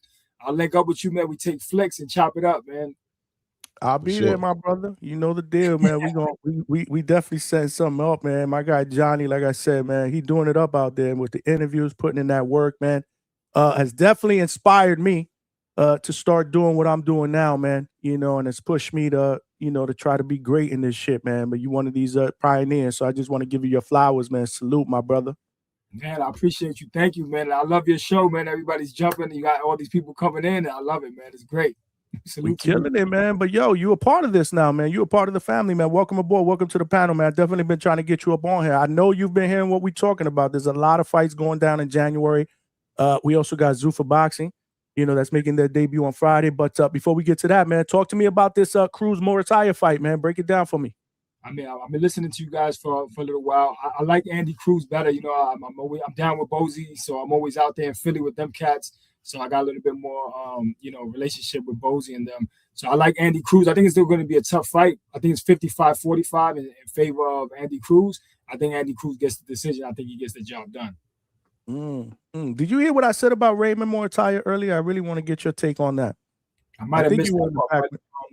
What part? I just wanted you to give me your take on Raymond Danger. I like Clay's breakdown. Obviously, Alberto gave his take as well, but give me your take on Raymond Danger so far in his career. Like, because again, me personally, I kind of feel like there's a little bit left to be desired. Sometimes I feel like he's stuck in second gear. When I need him to get a third and fourth gear. So, am I off base? Like, what's your take on him, career-wise so far? Yeah, I definitely have to agree with that. I think he's a good fighter. I just think that there's levels, and I think Andy Cruz is just a little bit one level above him, and I think that's why he'll get the decision. But Muratalla, he's a good fighter. He's tough, No, he is. He's a champion, man. He's a champion for a reason. And I do. What's crazy though? I haven't made a formal prediction yet. I really want to get everybody else's take on it. I feel like I'm leaning towards one fighter, but I'm gonna kind of wait to make those picks. I think Coach Bermudez is probably giving his lock betting picks like he usually does on Thursday, so I might wait till Thursday to make my final prediction. But I did want to get everybody's breakdown on what's going on. But yeah, man. So talk to me about this month of January. I know we're flipping the subject a little bit, but it's okay. We don't get Johnny Boy on him that often. So we got to take advantage of the time. But what do you feel about this January? How it's shaped out so far? Obviously, we had the Subriel card. Don't know if you had a chance to hit that up. I was there actually. I walked Dalton Smith out, and I walked him in after he won. So I was the only person in the tunnel coming out with him. So I was with Subriel Matias the entire fight week. After Dalton won, we were at the bar, and we got. If you go to Fight Hype, you can see the after party with Dalton Smith. So it was crazy, man. I didn't know the fight was gonna be that exciting, but it was a great fight. Shout out to both fighters. But Dalton Smith, he showed a little bit more intensity. He had that heart, and he pulled it out. Did that surprise you? Were you picking Subriel? Yeah, I felt Subriel was gonna win. I spoke to him earlier, like throughout the whole week. I felt he was strong. I was speaking to Dalton Smith too. I was interviewing him as well. But I just felt like Subriel was gonna, that's his style. He likes to go to war. But Dalton Smith, if you watch the first round, he was boxing beautifully. He could have did that, for the entire fight. But he chose to fight the same fight as Subriel Matias and bring the fight to him. In the fourth round, I believe that Subriel Matias had him hurt. We thought it was over. Then there was an altercation. A fight happened outside of the ring. So we were watching both fights with the fans and everybody fighting. So we after that, then we went back to the fight.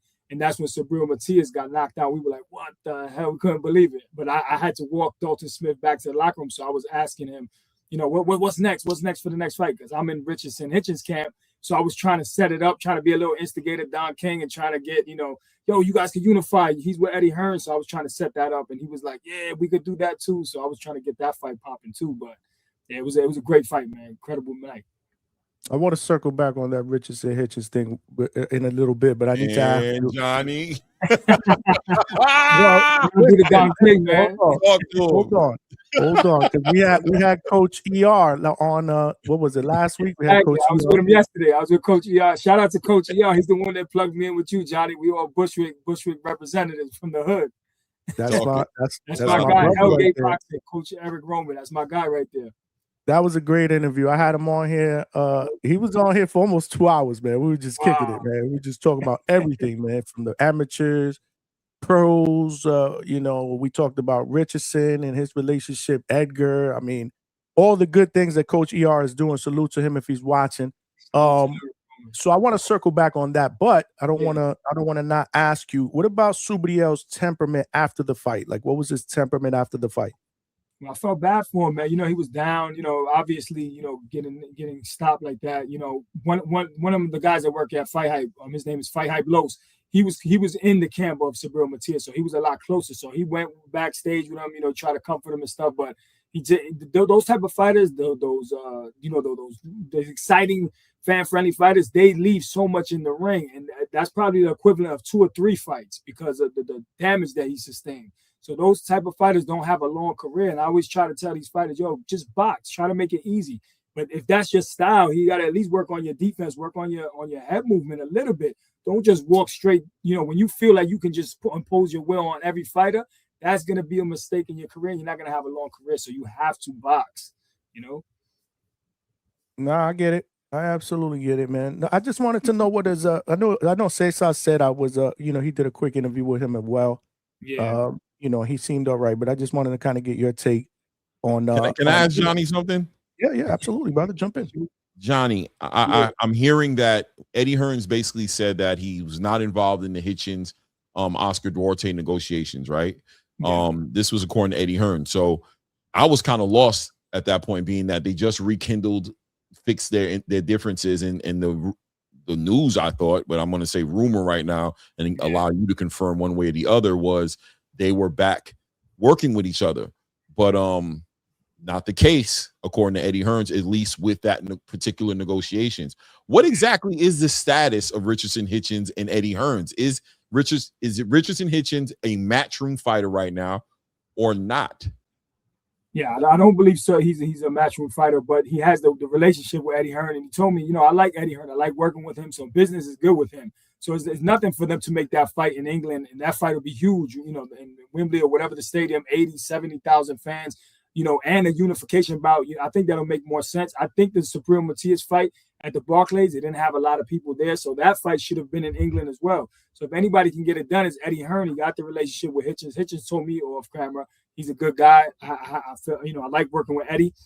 Eddie will make that happen, but Hitchens has different plans. He may want to go to 147, face Devin Haney, or whatever the big fights he can get. And between Keyshawn and Jermaine Ortiz, he has some negotiations with that. But I think whatever Eddie and Richardson Hitchens do, they're going to work together eventually at some point. And maybe if he wants to sign for a 1 fight or a 2 fight deal, he'll do that. But he definitely has that relationship open, which is good. So we can see this. When I was walking out the tunnel with Dalton Smith, I was like, "What's next? You trying to get Richardson Hitchens?" And everybody was, some people were like, "Yo, it's too early for that." But I was trying to set it off because I want whoever has the 2 titles, they are unified. They hold the leverage. Now I'm with Richardson Hitchens, so obviously I'm trying to get Richardson Hitchens to get the 2 titles. Then he can call the shots. He can fight the Keyshawns, the winner of him and Jermaine Ortiz. I got a relationship with Jermaine Ortiz. He's a good kid. But I'm trying to have Richardson Hitchens. That's Brooklyn. I'm from Brooklyn, so right. I'm gonna be a little bit biased, and I'm gonna be on Richardson Hitchens trying to get him the title. You know what I mean? So he's like, "Yeah, that's cool, but I want to move up and all that." But I think that him and Eddie are gonna work it out, and we'll know more, about the details of them and their contract. Matter of fact, is even closer to Richardson Hitchens, so he'll give you even more details. Coach Eric Roman. So like as of right now, at least, he's not a matchroom fighter. He's still just an independent fighter, or is he? And he's just kind of from what I know, he's telling me he has the relationship with him, but he didn't tell me all the specifics because he's trying to do other deals. He's trying to get other fights and stuff. So I was just telling him, yo, do the Dalton Smith. You got to unify because you're gonna have all the leverage at 140 pounds. So I was being, I was trying to excite him about that. And he was like, "Yeah, we could do that." Then he got hyped and he's like, "Yeah, I'll go to England right now. We'll get it on. Tell Eddie, yeah, this is it. I'm the #1 fighter." So I'm trying to amp it up. But he can work with Eddie. I don't know all the specific details. Coach Eric Roman, you guys got to talk to him because he's more closer with Richardson. He'll tell you though. Yeah, I'm gonna reach out to him. Yeah, we want to see Hitchens active. That's all I can say. We want to see him active. We want to see him fighting. I'm not scared to tell you. You know what I'm saying? I'm questioning things right now. I was a big Hitchens supporter. I'm still a Hitchens supporter. He's Haitian. I'm Haitian. You know what I'm saying? We got a big Haitian flag for when he comes out against Duarte. Because he's supposed to be fighting Duarte February 21st. On the Ryan Garcia card, right? Yes, that's not official. It hasn't been announced. I was about to ask that. Is that official? No. It's still in the works. But if it happens, we got the Haitian flag ready. So shout out to Haiti. Right. I just needed him to remember to be active. I want him active. You know what I'm saying? And I question him at 140 at this point because it seems like the weight division might be outgrowing it, right? He might be about ready to go, and he's waiting on some sort of a payday or a signature fight at 140 that can give him that momentum. He can move into 147 with and leverage that momentum into bigger opportunities. And I'm all for it. But as a boxing fan, man, I need you to fight somebody, bro. Yeah, Hey, man. I mean, it's hard for him to get the shots that he really wants, though. You know what I Right. mean? It's like, I mean, he had the thing with Keyshawn. I was there. I kind of instigated that. I don't know if you guys saw him and going back and forth. Yeah, that was a good one. He got us going there. He got us going there. So I was trying to get us going. As a fan, we was up like, Yeah. huh? we were trying to make that happen. Right. I guess there was a money issue or whatever. You know, they want to be compensated. That's a big fight. They couldn't agree to that. Then the Jermaine Ortiz thing happened. Hitchens agreed to that. Then Keyshawn came in. You know, he's best friends with Shakur Stevenson. I'm pretty sure Shakur put him, you know, pull some strings and put him on the undercard. And now Hitchens is waiting. He wants a big fight, like you said. But you know, time will tell. If this Oscar Duarte fight happens, get past that fight. I think he's gonna beat him, even though anything can happen in boxing. But if he beats Oscar Duarte, remember Ryan Garcia, he's on the co-main event, so you don't know what's gonna happen. And I'm cool with Ryan Garcia's camp too. So I'm gonna speak to them. You know, we don't know what could happen if Hitchens wants to go to 147 or whatever. But I'm sure that Devin. I think the fight is Brian Norman. That's what I think it is. I think the fight for him is Brian Norman at 147. I think he sees that too. I think he sees the Devin Haney performance. He knows, I could do that, right? So, and that's and Brian Norman is he has something to prove. I think that's a step up fight for Brian Norman. I don't see that being Brian Norman's next fight. I see the plan. 147 could use an active Richardson Hitchens. You know what I'm saying? He's trying to be. Sure. You know what I'm saying? Active. Richardson Hitchens, who's with the shits at 147, is a good thing for a 147 division that still, it has a lot of good things going on there, but still seems like held up. So it needs like a catalyst, right? It's got the gasoline is there. There's matches there, but who's going to spark the matches and set it off, and everybody can start the melee, and you know we can watch some good fights happen there. Definitely, I agree. Yeah, I know you guys are cooking, man. Those are the questions I had too. Like I said, I want to see him back in the ring as well, man. Because you know, I was I thought the fight with him and Jermaine was a done deal. I was told, and then all of a sudden, like you said, man, they pull the tablecloth out, right, and they switch gears, and now you got Jermaine and Keyshawn. Chad, I know I got you up in here, but I need a little bit more time with my guy Johnny Boy. Just stand by, right? But speaking of Jermaine Ortiz, man, what do you think about this fight against Keyshawn, man? Yo, man, I ain't gonna front. I'm always picking, like you see the guy behind me, Pernell Whitaker. That's my favorite fighter. So I'm always gonna pick the boxer, the slick boxer over the puncher. Even though Keyshawn is a great boxer, he's a boxer puncher. He's the more menacing, you know, fan-friendly fighter. But I like boxers that punch. Now Jermaine, obviously, he's gonna be the underdog. You know, he has the losses, close losses to Teofimo Lopez. But I think I like his chances because he's comfortable at the weight division. He can box, and he'll be building a points lead. Keyshawn hasn't been in the ring in over a year, I believe. You know, the discipline. I watched some of his interviews. He talked about drinking. Is he on the sauce? I like fighters that are disciplined, so I'm going to have to edge and go with Jermaine Ortiz. Even though I know Keyshawn's the favorite, he has the better punching power. He can probably stop Jermaine Ortiz later. I'm going to go with Jermaine Ortiz. Interesting. Very interesting. I'm not. By the way, I'm not mad at you at other Johnny Boy. I'm mad at you at all. I'm biased because I got a relationship with Jermaine too, so I got to mention that. I mean, there's that part, but you're right about. Listen, as far as I'm concerned, Keyshawn's made a lot of changes right now. I don't know if this is the opportune time for him to have made those changes. I don't know what that's going to translate into. I don't know. And he's left me in the dark, and I thought Keyshawn was the future. I was on the Keyshawn Davis train, like pause if I need to. I know, you know, I'm old, but I you know what I'm saying. But I'm gonna say pause. I crashed out the other night about that. I crashed out the other night. Like, yeah, we gotta be getting diabolical. You can't even finish a sentence without having to like, what did I say? It every 5 minutes. I crashed out on like 3 or 4 people. I'm like, yo, y'all gotta grow up with this shit already, bro. Right? Yeah, old, man. This shit is old and played out, man. Check that was an epic crash out though. I'm gonna check it out too. I was on the Keyshawn bandwagon, whatever. You know what I mean? I thought he was everything. The sliced bread, the you know what I'm saying? The bread, the butter. I'm like, this dude is the next Terrence Crawford. Look how he's moving in the ring. Look how he's handling himself.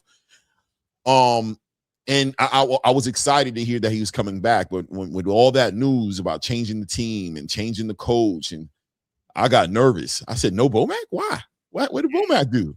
No, Bomac. Wait, elaborate. I ain't elaborating. You know, God is good, and I'm whole, and I'm in love, and love is good. And okay, all right. I mean, last time I seen somebody find that kind of peace, Mike Tyson was getting ready to get in the ring with Buster Douglas, right? And then when I wasn't Buster, when was he playing with the pigeons?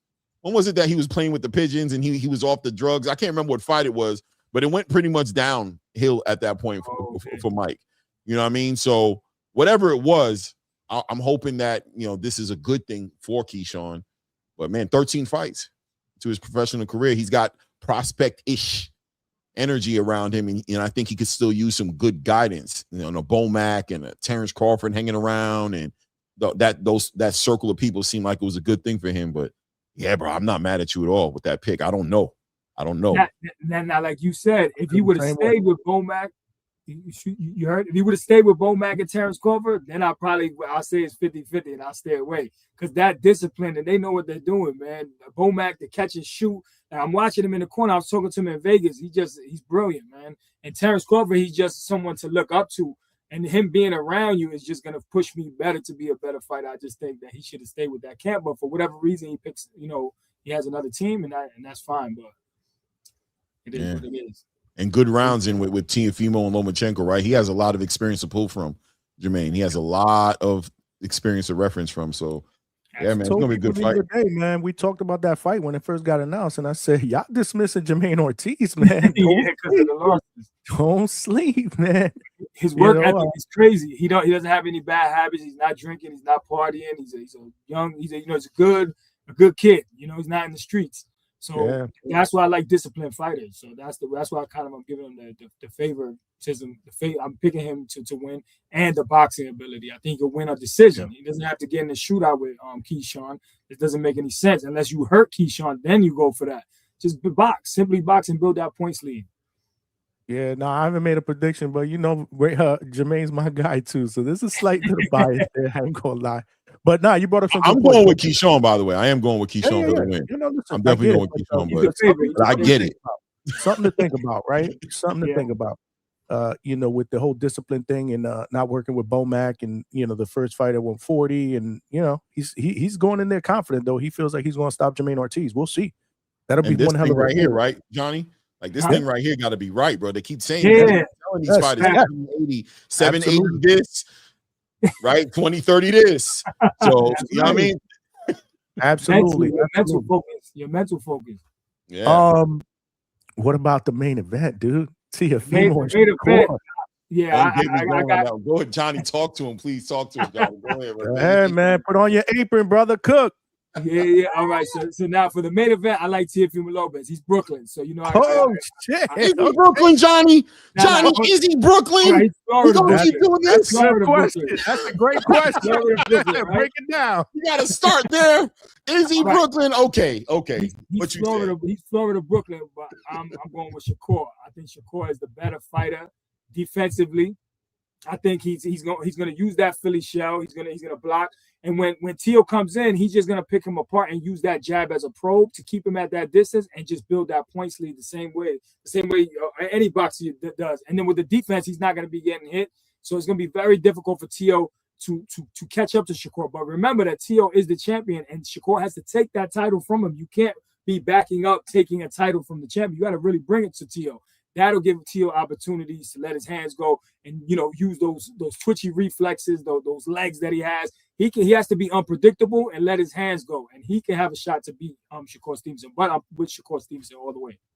So you're taking Shakur. Okay, so you're taking Shakur. Damn. Shakur all day. But I'm biased too. There's a reason. I thought he started out by saying Teo. That's why. I was throwing. That was a good one. I said I like Teo because he's Brooklyn, so I got to rep. I like that part. You like Teo, but you're not. Okay, all right. So he did the Devin Haney, Brian Norman thing that I did, right? He threw you off, right? Yeah.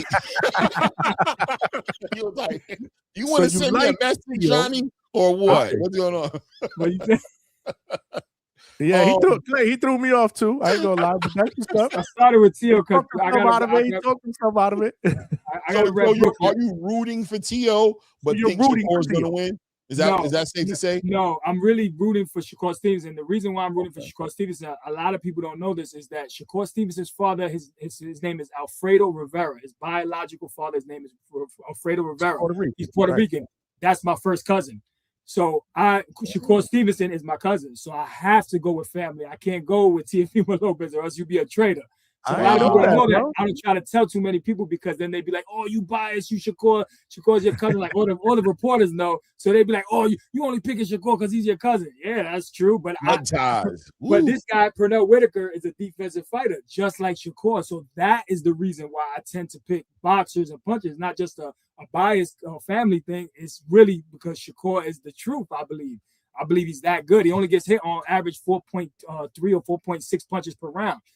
The best statistics in boxing. So you're not going to be able to beat him, I'm telling you. And the range and the different, you're not going to get past that range. Tio can do it if he's unorthodox and he's awkward and throws these different punches and tries to be, let them hands go. But I just feel that Shakur is the best fighter in boxing, man. I ain't mad at you at all, man. I think it comes down to that too. I think Shakur Stevenson is a better boxer than Teofimo Lopez when it's all said and done. You know what I mean? Damn all the bells and the whistles, and I can go deeper. Johnny knows I can. But at the end of the day, Shakur's just better than Tio, in my opinion. And I think that's what it ends up being the difference maker on the 31st. Shakur has more tools in his box, and he doesn't lose rounds. What Teofimo Lopez is going to show up? Is it going to be the one that showed up with Jermaine Ortiz, or is it going to be the one that showed up for Josh Taylor and Lomachenko? We don't know. I think he's going to perform at 100% because when the lights are brightest, that's when he performs. But what if he doesn't? I can't gamble on a guy that he's not consistent. He's not consistent enough. Shakur is consistent, does not lose rounds, and he doesn't get hit, and he's sound. His defense is sound. Cepeda landed 6 punches in 12 rounds, like really good shots, and then everything was on the arms blocked. You're not gonna win fights like that. You have to be crazy. And like Maidana and Floyd Mayweather, the first fight, he was throwing that tomahawk up over the top, crazy punches. That's why he had success, and the way he beat Adrian Broner. You have to be unpredictable in a madman like him. Maidana landed the most punches of any fighter on Floyd Mayweather, 221 punches according to CompuBox. He's not a Hall of Famer, but he had an awkward style. Styles make fights. So you have to make it awkward and rough and be dirty in there to even get close to hit and beat Shakur Stevenson. Keep him on the ropes. You don't want him in the center of the ring thinking. Don't let Shakur think. You have to attack like Maidana. So that's my opinion. But I think Shakur beats him, and it's gonna step on the gas after the 6th round, and he's gonna start to take over. And remember the cuts that Teofimo has, it could be a stoppage. Man, I love the breakdown, man. I love the breakdown, man. Cadence too, right? I'll just add to it cadence. If you have a cadence thing about you, which I think Teofimo is, people think Teofimo is so unorthodox at times. They feel like, you know what I mean? Nah, bro, he a dancer, bro. He got rhythm, and he follows beat. He follows a cadence, and Shakur don't mind a good cadence. He will time the shit out of you. He will, okay, you did that. Oh, okay. There it is. And he's on you. Adjust, because he's on it. He's figured it out, and he's processed it, and he's on it. And he's laser tagging you, and now you got to change it up. So he's not as like people think he is. He is athletic, and he has this thing about him, but he's a dancer, and dancers don't dance off beat. He's gonna stay on beat all night, and Shakur's gonna be able to read that and turn that into bad news for Tio. We'll see. We got a tough crowd in the chat, bro. It's people that disagree with you, Johnny boy. I hear you. But just remember, meet me at the fight at Madison Square Garden January 31st and have all those disagreements, and we could bet steaks, whatever you want, popcorn. But I got you. I got all the popcorn and steak that you want. Just meet me at the fight, and we going to tell him we taking to-go plates and everything. Don't worry about it. I'll do what I can, but we're taking the to-go plates. We getting it all. We don't worry. We getting it done. We're gonna bet food and push-ups. We can do push-ups. I bet you 200 push-ups. I hear that. That is a tough crowd. This is a tough crowd here. Look, Dangerous Desire Bully said Zepeda hit him 278 times. What is that much? I don't know. He landed 278 punches? That's what he said. So, bro. I didn't see that. I don't know about that. We got to do some research on that, man. He said, well, when has Tio been hit that much? Good defense versus C-level fighter. Did you watch the Claggett fight? He fought Claggett in the trenches. He got hit a lot. He got hit a lot by Steve Claggett. He got hit a lot. Listen, I'm not saying Tio can't do it. Tio could do it. This is boxing. That's why we love. That's why we watch. One punch can change everything. I love Tio. Yeah. You're gonna be waiting for that home run for 9 innings. Trust me. For 9 innings, I like that. BVO Sports, what's good, man? Salute to you. They won't look like the guy who stole my mother's car. She know, BVO, what's up, BVO? She know where I'm at, though. She know what the price is, bro. We get that thing rolled right out in front for her, bro. That's all good. Just let her know. 200 push-ups was 200. Let's do it at the garden. He said, "Go look at the numbers." I gotta look at the numbers. I don't know about the final punch stats. I don't know. I didn't believe he got hit that many times. 278. I could be wrong. We could look it up, though. Shoulder and elbows, he got hit that much. Listen, I get what you're saying. I think it's gonna be a good fight. Like I said, man, I'm real interested to see what Tio shows up. Like I said, there were a lot of people that didn't believe he would outbox Lomachenko and beat Lomachenko. So. Yeah, you got to give it to him, man. This is going to be a great fight. Great fight. I'm looking forward to it. I think it's going to be an awesome fight. There's a lot of people that have been crapping on it. They think it's going to be boring. I don't think so, man. I think this is going to be very, very exciting, even if it's a chess match early. That's what boxing is all about, bro. That's what sweet science is all about, bro. It's skill. Skill against skill, bro. It doesn't get any better. Two guys in their prime, that are very familiar with each other from the past. So good shit. What about Xander? Xander, man, against Abbas Barrow, man, going for a unification in Puerto Rico. It sucks that it's the same night. I'm torn. I wish it was. But I had to pick New York because I also got a chance to see my mom. You know what I'm saying? I can see my mom too. She's in Bushwick. She's still there, man. They're gonna build a statue of her on Bleecker Street. Salute to mom if she's watching. Shout out to moms. Word. What do you think about that one, bro? Yo, I gotta go with the Boricua, Xander Zayas, man. So I think he's gonna do it in Puerto Rico. They picked a good fighter for him to do his first defense. So I think Xander's sound, everything he does well. He doesn't have like spectacular power, but he does everything well, and I think that's what's gonna carry him against, and he's gonna win. He's gonna get the victory. Yeah, Clay, I haven't gotten your take on that fight. I'm Team Xander, bro. I'm a big fan of Xander Zayas, bro. Super big fan of Xander Zayas, bro. Man, bro, yeah, man, well-rounded, all-around fighter, but great personality, man. You know what I'm saying? Role model. You know what I mean? Great guy. I've been around him. Great dude. Right. The thing about Xander, though, it seems like every time he gets in the ring, he's aging, he's growing, he's getting bigger, and it's just like you just always worry. I just worry about when those weight cuts might become a little too much for him. I'm anticipating some sort of announcement after this fight. Maybe he might do one more if he gets an opportunity for a unification or something outside of that, or to become a lineal champion. Maybe in the division he might stay a little longer to take that, but growing, right? So I always look at that with him. Abbas Baharu came out of nowhere, right? Put hands all up on Yoenis and look good, man. It wasn't no lucky night for him. He really looked like the goods, and he gets a lot of accolades from anybody who knows him or from Germany, or the people who are familiar with him are like, yeah, we've been told you guys this guy was gonna be a problem. I don't know why y'all was sleeping on him. It's like, okay, you right. I wasn't paying attention to him.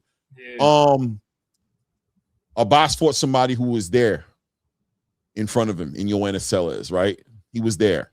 Tellez thought he was gonna out Abbas, and that didn't happen for him. Xander's not playing that game. Xander's gonna operate behind that lead hand. He's going to use that movement. He's very aware of where he is in the ring. He's not getting caught on the ropes or no nonsense. And I've got this funny feeling, guys. I'm talking about him growing. I'm talking about him getting. I feel like that pop is coming. I feel like he's going through like a little bit of puberty. You know what I mean? The hairs is growing. He's smelling weird in the morning. You know what I'm saying? I watched Xander Zayas come into the league a boy, as far as I was concerned. And now we got a grown man mustache. You know what I mean? And we've seen the progression, right? From boy to man. So I think he's waking up still, like, trying to find the right deodorant. Like, oh, damn, bro, I'm smelling. He's finding himself. You remember how it was, guys, right? You remember what we had to go through. And I think that pop is coming. I don't know if it comes in this fight, but I think that pop is coming, man. I think that's the only thing missing. But yeah, Xander outboxes this guy. Takes this 8-4, or better. And I just think Abbas Baharu is going to be looking for those opportunities that aren't going to be there. And I don't think he can compete with Xander Zayas when it comes to that boxing game. And I think he's going to pull Abbas Baharu in a situation where he's going to make him reserved. He's going to have Abbas trying to time stuff. And you're just not athletic enough. You're just not fast enough. It's not going to be your lane. You're going to leave your game plan, which is pressure that guy by the 5th or 6th round. You're going to leave the game plan because you're going to get frustrated and you're going to be stuck. And that's when he's going to turn it up and start tapping that ass. Pause, right? So Xander, for sure. I got Xander winning this one. Outclassing Abbas Baharu in a 12-round fight. Decision, 8 rounds to 4, 9 to 3 maybe. Why not? Hey, I got nothing. You guys pretty much said everything I was going to say, except I believe Xander puts this dude in the oven and cooks his ass. Slow roast. Cooks his ass. Slow roast. Oh, knockout Johnny. Knockout. What's up? Is it going to be a knockout, Johnny? I would like for a knockout so that we can silence all the people that say he ain't got no pop. You know what I'm saying? It would be nice to make that statement in Puerto Rico. I don't know, man. I can't say that. Abbas is a tough dude. I'm picking Xander by decision, but I would love for him to be able to put his punches together and possibly get a stoppage in front of his home crowd. Get that second belt, and then who knows what happens, man? Maybe move up to 160, man. You know, and try to get another belt at 160. There's a lot of people that feel like he's outgrown the division. I don't know. I'm also interested to see him at the weigh-in, right? Because there was some talk that he looked kind of drained in the last fight. So, you know, we'll see. We'll see. He's a very, very disciplined kid, a great kid. Like I said, man, shows me a lot of love. It's just he's one of those guys that I don't understand how you can root against him. Yeah. He's such a good dude, man. He's good for boxing. He's great with people. I've seen this dude stop, you know, trying to go to the bathroom, and he stops to take pictures with kids, man. I love that shit. Dude's trying to go to the bathroom, and they swarming him, but he's like, all right, man, we're going to take these pictures. And I'm like, damn, bro, like that's what's up, man. You know, and then you got other fighters out there that don't give fans the time of day. So, you know, it is what it is, man. I think he's a good kid, and I think he's destined to do great things. But he's got to take care of Abbas first. Tough fighter, but they are familiar with each other. Nobody mentioned that. They've sparred numerous amount of rounds together. So again, that to me will always benefit the pure boxer. You know, because Abbas is more of the pressure come forward fighter. So we'll see what happens. Trini Bronx with the 2-piece. Keep that great boxing conversation. Salute Johnny and DHS. No, salute to you, man. You can't have a great conversation without great people on the panel. And more importantly, great people in the chat. DHS family, y'all shown up already. However, I'm disappointed. We got hella people up in here. We still don't got 100 likes. That's nasty work. Come on, y'all. It's free, man. It'll help the channel grow, man. We got family up in the building now. You know, we got family up in the building. So yeah. Y'all gotta show love. But keep the super chats coming. So Clay, I need to ask Johnny a question, but I want you to answer it. I want him to answer it before you jump in here, because we're gonna talk about Zuffa, and I know that's your baby, rightfully so. Johnny, I need for you to give me your thoughts on Zuffa. Obviously, we got the first card that's going down this Friday in Vegas. So the inaugural card, obviously, we're supposed to get 12, I believe, this calendar year, is what we're hearing. Shit's going to be streaming on Paramount Plus. I'm excited. It's something new, something fresh. But I need your take on Zuffa boxing, what you've heard about it so far out in the field, and what's your overall take, your outlook? You know, just break it down for me. I think it's good for boxing. The more people that you have involved, and we'll see maybe better fighters, a different way of doing business. I interviewed Dana White. I've spoken to, you know, people surrounding Zuffa. And I think it's good that they're going to compete, and we'll see what they give us. If they don't give us, the fans are going to let them know, and they'll try to fix and adjust and make it better, you know. So I think competition is good. It brings everybody game up, and they rise to the occasion to give us the best shows and give the fighters the most amount of money, and we'll see if we like the whole Zuffa experience. But again, the structure piece of it, and Clay, I'm going to kind of let you drive this bus for a little bit here. The structure piece. You know, how do you feel about that? It's different, right? And they're moving into a sport where structure doesn't exist, right? So there are a lot of people, including the sanctioning bodies, that might not be adaptable to it. I saw a tweet that somebody put on the Discord today that Mauricio was hating on it. You know, he obviously was hating on no, Zuffa, not Mauricio. Right. Yeah, exactly. Not surprising. But again, you know, they're shaking shit up, right? They're trying to do shit differently with the whole structure piece, keeping the sanctioning bodies away. I don't know how that's going to work out. Obviously, the whole thing with the Muhammad Ali Act, I don't know how that's going to work out. So, again, structure-wise, like I know we're optimistic and we want it to work, but I need to hear that type of feedback from you. And then, Clay, you could follow up. Yes, sir. You want to hear from me or from Clay? No, from you first. Oh, and then well, I just recently interviewed Mauricio Sulaiman, the WBC president. I asked him all those questions. Are you worried about these other fighters dropping the belts and having one belt, the Ring Magazine belt, and Zuffa boxing, all these things? He said he's not worried about it. He thinks competition is good and it's good for the sport. The sanctioning fees, I interviewed him right after the Terrence Crawford situation. As soon as Terrence Crawford put that out, like the next day, I was already getting on the phone trying to get Mauricio. So he's going to be upset. He's going to talk, say what he's going to give his opinion about the situation. He wants the sanctioning bodies. He wants to collect that fee. He helps out the fighters as well. But they need more transparency. We need to know where the money's going, how much money is going to the fighters to help these guys, and then we'll go from there. But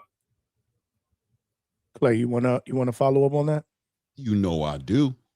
Get it, baby. Put on your apron. Put on your apron. Man, of course, if you don't know, I'm excited about Zuffa Boxing. I love the structure that they're offering, and I emphasize offering the space because fighters have an option. They can always go to the Oscar De La Hoyas, to the Eddie Hearns. The boxing is still there for the people who want to be in boxing the way it is, right? But what is Zuffa offering fighters? And let's talk more specifically, young up-and-coming fighters who need that push in a space to where the current boxing structure seems to be kind of falling apart, right? As networks are bowing out of these relationships and saying it's been great, but not profitable, at least enough for us to continue this thing going on. We're moving away. So the networks have made a decision when it comes to American boxing, maybe specifically, that they're walking away from this business structure, this business model of boxing, the pay-per-views, the oversaturation of pay-per-views, the lack of competitive fights, the overpaying of fighters, the big mismatches, big A-side fighters getting big paychecks to fight cherry cans. Cherry cans or whatever you call cherry picks. You look at Vegas and the horrible to bet on boxing because you got one guy who's like a minus 1,200 against a guy who's like a plus 900. Horrible. It's just bad overall for boxing. The business of boxing has been struggling in America. And here comes this new system that gives young fighters a huge platform on a company who has a broadcast network deal, who can get them the eyes, right? And also whose mantra is all about the best fighting the best. Almost a tournament style boxing, and in his back pocket, a billionaire. Well, it's Saudi Arabia who prints money, who has Ring Magazine, who's putting on the Ring cards, who's putting on the Riyadh season cards, and having that bridge there for them. As we just watched Jai Opataya sign with Zuffa Boxing, and he's still going to chase down the unification to be undisputed. He's not limited. The idea has been debunked that fighting in a Zuffa situation eliminates any opportunities to get in these other fights outside of the system. You watched an interview early today with Robert Merriweather on the Boxing Voice. Shout out to Ness. We watched Julian Gonzalez come up on the Boxing Voice yesterday, and what did he say? Disney World. That's what they said. Disney World for fighters, because now they get the nutrition. They get the health insurance during fight camp. They get the media days. They get the facilities, all the amenities, massages, therapy. Their nutrition is customized to them, according to Robert Merriweather, who said, according to his macros, they sent him meals for him. So he's got peace of mind. He knows he's fighting 3 times this year. He already knows it. He's been told up front, you're fighting 3 times this year. He says he's making great money. This is a great thing for boxing. Optimistic to say the least about what this is going to look like in the future. But as we all know, time is going to tell that story better than any of us can tell that story. It doesn't have to work. But if you would hope anything would work, you'd hope something like this would work. Because I think we're going to get a better athlete out of it. We're going to get fighters who can be career athletes now, who don't got to jump off the roof. To, you got time? In 2 weeks, we need you, bro. Oh, shit, no doubt. Come off the roof, bro. We got you. We just need you to cut your diet a little bit. No, we're going to have healthy fighters, stronger fighters, probably more developed fighters because they're going to be fighting more competitive fights. It's not going to be cherry picking and matchmaking going on to where fighters can get 16 and 17 knockouts in the first round to get clowned in their hometown by Hamza Shiraz, right? We're not going to get artificially flavored product. We're going to get product that really is what it looks like. What we see is really what we going to get. We win as content creators, by the way. More boxing to talk about. We love it. Bring us more boxing. The more boxing, the better. The more content. So we winning. Fans, we winning. And the fighters are winning. Is it perfect? No. They're going to have to fix some things, like you said. They're going to have to adjust. They're going to run into certain bumps, and they're going to have to, that didn't hit right. And they're going to have to fix it. But I think we have a Turkey Al-Ashik who's shown that he loves adjustments. Oh, you don't like the concerts? It's making it too much? Take out the concerts. Oh, you think we're taking too much time in between the fights? We got the fights. Okay, we're going to shorten it up and get the fights going. You know what I'm saying? Oh, you didn't like the way Devin Haney and those guys fought? Ayo, no Tom and Jerry is going to be an issue. Ayo, I'm listening. We got that behind this machine as well. So, yeah, I'm super optimistic. On top of that, Nick Khan, Dana White, right? The TKO, I mean, successful businessmen who's built things from the ground all the way up. WWE probably production. I don't even know what that's going to look like. I'm curious right? to see the production. Yeah, on Friday. Right. The production is going to be amazing. These fighters are going to build fan bases. They're going to build their brands. They're going to get followings, and they're going to bring a lot to the table when they get through with their Zuffa situation. By the way, I'm hearing rumors of David Benavidez potentially entertaining some Zuffa politics. I'm hearing, I think I just saw on my Instagram, Alexander Usyk maybe entertaining some Zuffa politics. Yeah, bro. I don't know, but I'm excited. I'm intrigued. That has to play out for me because I'm willing to give it a shot, but again, I got to see, right? Seeing is believing, so that's where I'm at with it. I'm excited about it, but my question is, you mentioned, no more cherry. How do you know there won't be no more cherry picking? Because it's going to be almost like tournament style. If you watch UFC, the best fight the best. It goes by the numbers, rankings. They don't do that. They don't protect champions and feed them the right fight so they can be champions. Dana understands that. And do I know? That's what I'm saying. Maybe I asked that the wrong way. I don't know, right? Like I don't know. But if I'm going to base it off of a track record that Dana White has made for himself, I'm going to say it's tournament style. Right. The best is supposed to fight the best. There's going to be one champion per division, not multiple. He's not allowing all the sanctioning body nonsense to go on. And because it's the best fighting the best, is going to develop the fighters. It's not going to be cherry picking because Dana White sells the UFC as an event and as an experience, not as the star of the show is going to bring the tickets in. That's not what it goes. People pack into a UFC event by the second fight on the card. The building is packed and going crazy. Why? Because we're here for everything. When you go to a boxing match, you know why boxing matches in the UK are so crazy? Because it's the experience. We don't give a damn if Dave Allen, whoever the hell is headlining it, we want to sing Sweet Caroline. We want to get drunk. We want to have a great time. It's a whole experience. And oh, by the way, to top it all off, we got a great fight inside the middle of the ring that we can also catch. And Dana's trying to build that atmosphere. He's trying to build that culture up where you're coming, like he said before, people are buying tickets. When I say UFC 325 is coming out, tickets start to sell. I don't give them the headline yet. I don't even know who the headline is going to be. I'm just telling them this is the date. It's going to be UFC 325, and tickets are going. People are going to be there because of the experience, and that's what Dana's trying to build with boxing. He's trying to make the experience the thing that everybody has to participate in to have a good time. No, I get that. Maybe I asked the question in the wrong way, but in order for you to have all that, right, you got to have a roster of fighters, right? That's one thing that they do have in the UFC, right? They recruit, they have a roster of fighters in-house that they're able to match up against each other skill-wise. My biggest fear, again, is how do we know that, some of these big-name fighters, you mentioned a couple off the top, right, that are looking at the possibility of maybe, playing ball, but my thing is, are these big name fighters going to be willing to play nice in the sandbox to be able to make those big fights? That I don't know. I don't think any of us know that. And that's what I'm curious to find out. It takes what's a big fight though? It takes before I get to that, it takes relationship building, right? to be able to get that trust, right? And I don't know if some of these fighters that have big names trust Zuffa just yet. I think they got to see the product play out, right? And I think that I think based on what they do, that they're going to establish credibility, hopefully, and then that's when trust is going to be earned, and then that's when you're going to see fighters that are going to want to buy in and be a part of it, just like Turkey, right? You know, in the beginning, I'm sure, yeah, there was money and what like that, but now everybody wants to be a part of the Turkey, roster or whatever it is, or payroll or whatever the hell you want to call it. I want to get on a Turkey earlier. I don't think there's any young fighter that says the goal isn't to eventually get on a Turkey card. Why is that? The credibility has been established to make big fights for big money. I need to see them do that first. And this is why I'm always asking, like, well, how do you know that? How do you know? I think we're optimistic and we believe that might happen based on Dana White's business model in the past.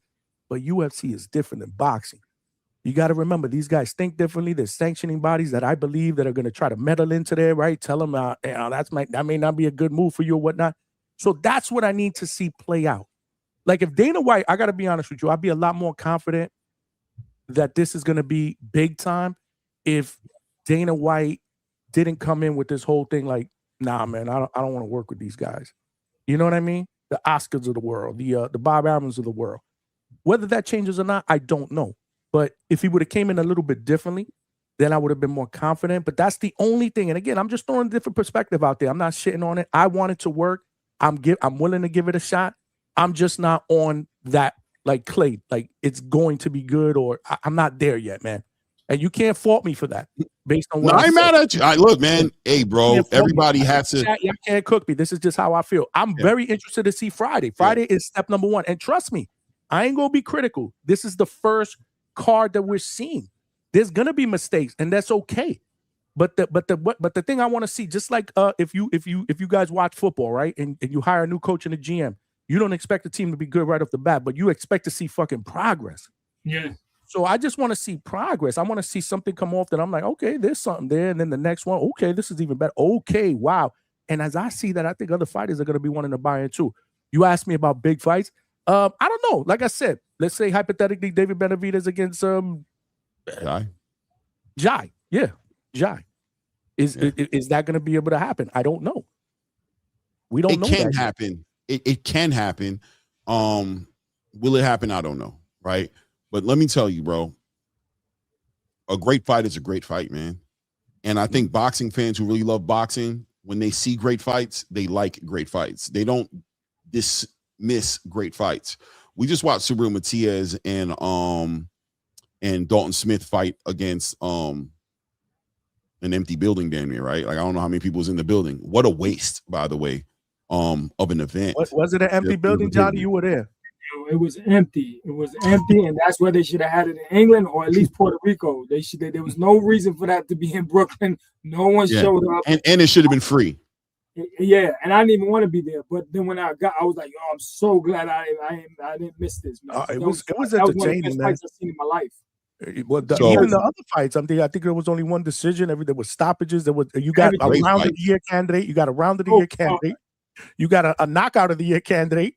With the kid that knocked out Campa. With the shot Bravo, something Bravo or something like that. That's Bravo. That knocked out Campo and put him face down like Manny Pacquiao. So there was a little bit of everything, and that was just the beginning of the year. It's crazy. So it kind of set the tone, hopefully, what we can. But right now, Johnny, I don't know. I don't remember their names. We had a hard time. I don't remember their names, right? I'm talking about outside of Subriel Matias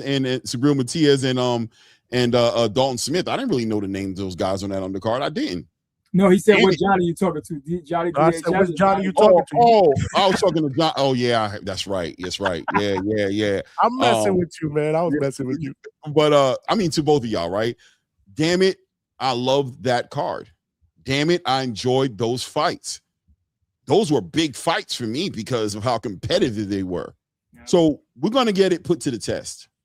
As Zuffa rolls out and is putting the Robert Merriweathers the thirds against the people that you never heard of, and these fights are competitive, we're going to see the next day when we're on our channels and we're talking about these fights, what are we going to say?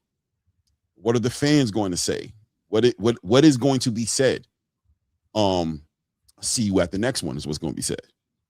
And it's going to continue to build. It's going to continue to roll out. And fans are going to get broken of the idea of big fights being names you all already know. It's not necessarily about that. If the viewership grows, if the bankroll grows because Paramount sees the light at the end of the tunnel and Dana's able to deliver this properly, and if we as fans support it the way we should, if we want boxing to be big in America, then a company who just got $7.7 billion to put out UFC events, who knows what they'll put in it to see Zuffa grow. And if that bank grows, then the ability to put on the bigger fights, that the name fights everybody's talking about, that also starts to grow too, as far as the opportunity is concerned. But this is the beginning stage, right? It's not about where are the big fighters right now. It's about the production, the organization, the event. I think they got great fighters already. I think Julian Gonzalez is going to show out. I think he knows what it is. I think Robert Merriweather is going to show out, right? I think my guy, what's my guy named Troy Nash? I think he's going to give it up. He's like, I want to make a name here. They talking about putting me on Riyadh when this is all done.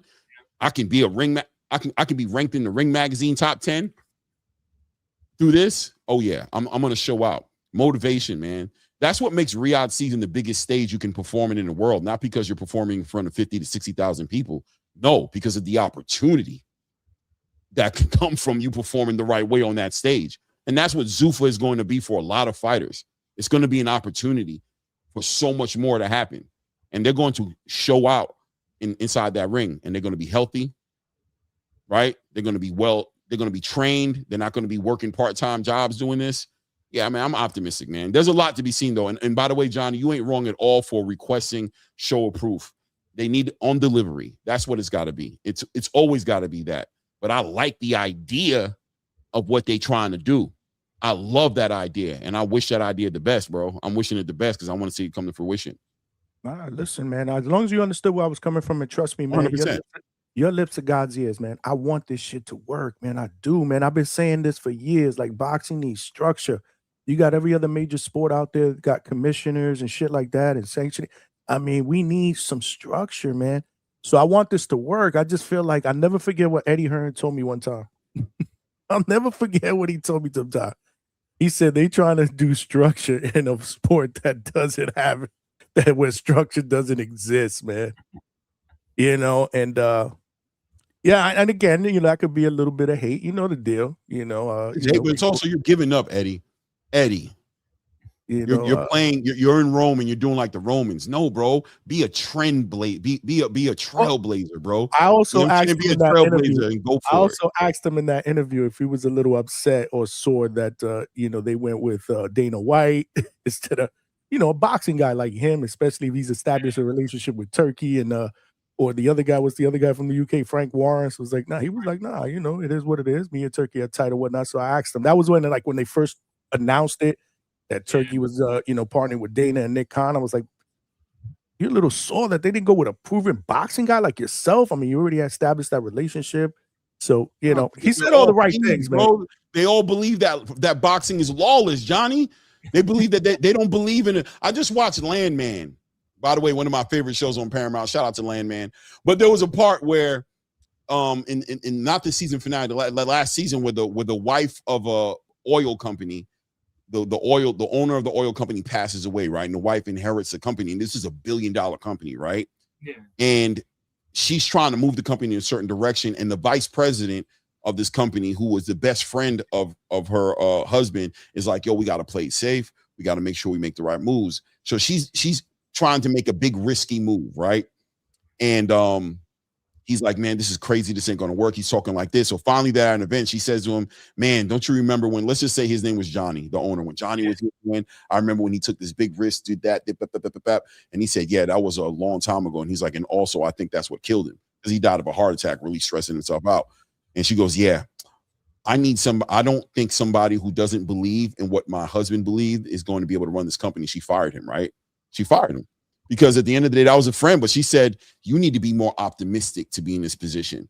I need you to be optimistic like my husband was, because we didn't become rich because we played it safe all the time. We took chances. You know what I'm saying? We took calculated risk where we could have lost a lot, but because we won so much more.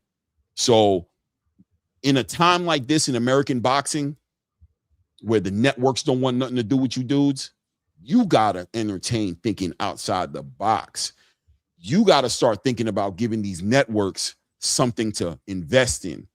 Show them your ability to structure this in a way to where they can say, man, I can get behind this again. Let's do it. I see what direction you're going. You can't keep selling to them that the Wild Wild West is the only way for these guys, the only type of business they can invest in. This is not the time for them to invest in the Wild Wild West. We're going through maybe a recession right now that we're not admitting. We got so many things going on right now, bro. I don't need the Wild Wild West right now, bro. I need you to show me that you can organize this and make this make sense for us. And if you've just given up and we just got to keep on taking losses because that's the way it's always been, well, Dana and Nick and Turkey don't think like that. So we're going to go with them. And plus, you know, their product, to your point, with the UFC, I mean, it's been successful, you know. So yeah, no, I understood why, but there were a lot of people that, you know, boxing people that aren't MMA people were like, yo, that shit was wild, that was foul, like why do that? Yeah. You know, so I get it. Listen, it's his business at the end of the day. I'm not questioning the decision, but I did feel like I needed to ask him that question. That was actually a good interview that I did with him. It's on the channel. Eddie's a good dude. We're gonna take some calls, man. Let's take some calls, man, and try to mix it up a little bit. No, I'll throw the link out there. Yeah, I'll throw the link. I'm working on that, though. I'm trying to figure that shit out. I'm actually trying to figure it out. It's a lot easier for people to call in from a phone or something like that than it is, obviously, to hit a StreamYard link. So we're working on that. We will work on that. 2026. Isn't Nets doing that through like Discord or something like that? Isn't that how he's coordinated? He's doing it through Discord. X Space. I mean, I tried X Spaces the other day, and that shit was all jacked up. I got to work on that. But I want to get a line. I'm working on trying to get a line to get people up in here. I got the Google Voice going on my channel. Yeah, how's that? I haven't figured out how to make it to where the panel can necessarily hear. Where the panel can speak to the guy on the phone. Like it's weird. Like only I can speak to him or something. Like it's connected into my mixer because I know you got a roadcast like me, right? So yeah. So there's a way to do it though. I've been looking it up. Gotta be a way. We'll figure it out. Yeah, we'll figure it out. Stupid. I can't do. Yeah, no. So let's take. We do got a super chat. Let me catch up with this. Leonard Sterling, my guy, all the way in the UK with the 5-pounder. Cash, homie. He said there were more people at Matias versus Smith than there will be at Zuffa 1. They picked a venue too big. MSG Theater, priced right, would have sold out. Where are they fighting this Zuffa thing? This is this in T-Mobile? It's gonna be at the Apex. It's gonna be at the Apex. Small venue, like 500 people. So which one is he talking about? Is he talking about Matias? Matias Smith should have been. They should have done that. They should have went to a small venue. Right. Okay. We thought the same thing. MSG Theater was the joint. Could have had it. Would have been packed there. It would have been a lot better. Yeah. And the Hulu, right? They call that the Hulu, right? Yeah. That would have been but much better.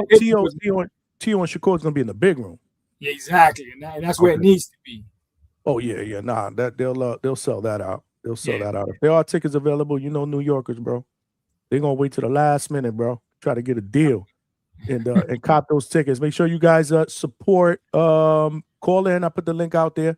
But I got a question for you, Johnny boy, because I can't seem to get an answer from anybody else. Maybe you've heard something that we haven't heard. Yeah. Where can we see this damn Xander Zayas fight? I have no idea, man. I haven't been tuned in with that. So I'm in the same boat. I'm in the same boat. You don't even know? I don't even know. Lord have mercy, man. I was hearing rumors. My guy. Yeah. That's Reyes. What's up, Reyes? Hey, guys. Can you hear me okay? Oh, yeah, man. I'm shocked you don't see your face. Reyes, by the way, can speak on the Zuffa so much better than me. No, stop it. No. First of all, Johnny. First of all, Johnny. The only Zuffa show. No, Johnny. The only reason why I came in, first of all, is I want. Oh, is it too loud? Sorry, guys. Let me turn that down. So the only reason why I came in, first of all, is just to say Happy New Year to you, Johnny. I think this is the first time I've been back on the Hangout spot. Salute to Johnny Boy. This, I think, first time I've been on with him. My guy, Claymore, never promoting his channel, by the way. So Claymore Rain, guys, please check out the replay from earlier today on YouTube. And then I heard Landman, Johnny. The minute I heard Landman, I was like, oh no, they're talking about my show. If you guys have never seen Landman, please go do that. In terms of boxing, like you said, Johnny, there's plenty of boxing happening this week. Andy Cruz is happening here in Vegas at the Fontainebleau. Very excited for that. UFC 324 is the biggest event happening this weekend. Sold out at T-Mobile. Super fun excitement for that. And yeah, man, Zuffa Boxing, if you guys don't know yet, does have a YouTube channel official. So go check that out. Go. They the first video that they sent out, and this is more to adding to what Clay was talking about, is Carlos Ocampo has a profile.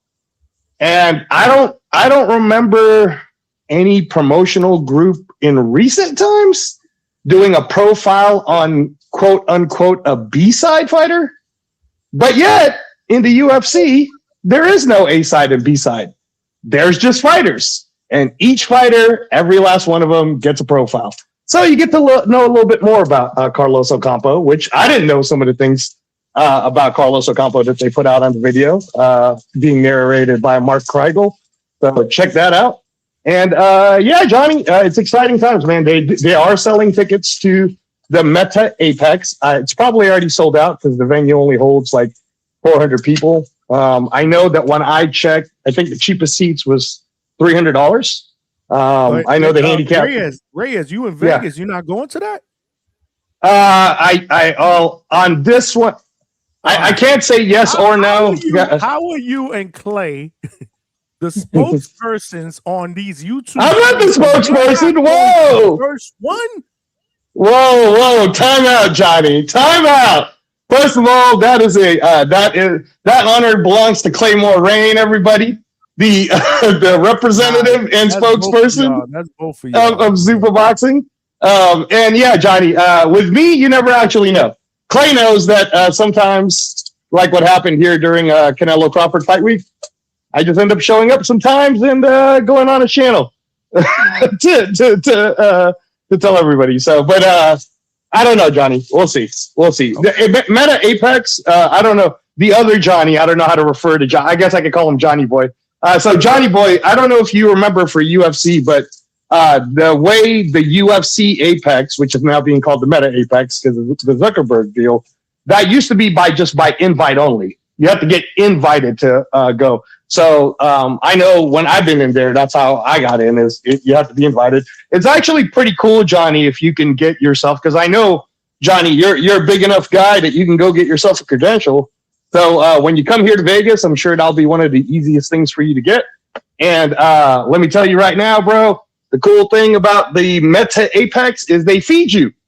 You go in, nice little room with a beautiful little buffet. There is alcohol that's free.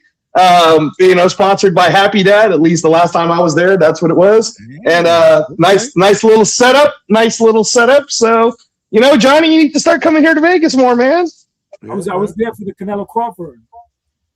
Oh, were you? Were you, Johnny? Okay, cool. Yeah, I covered that fight. It was crazy over there.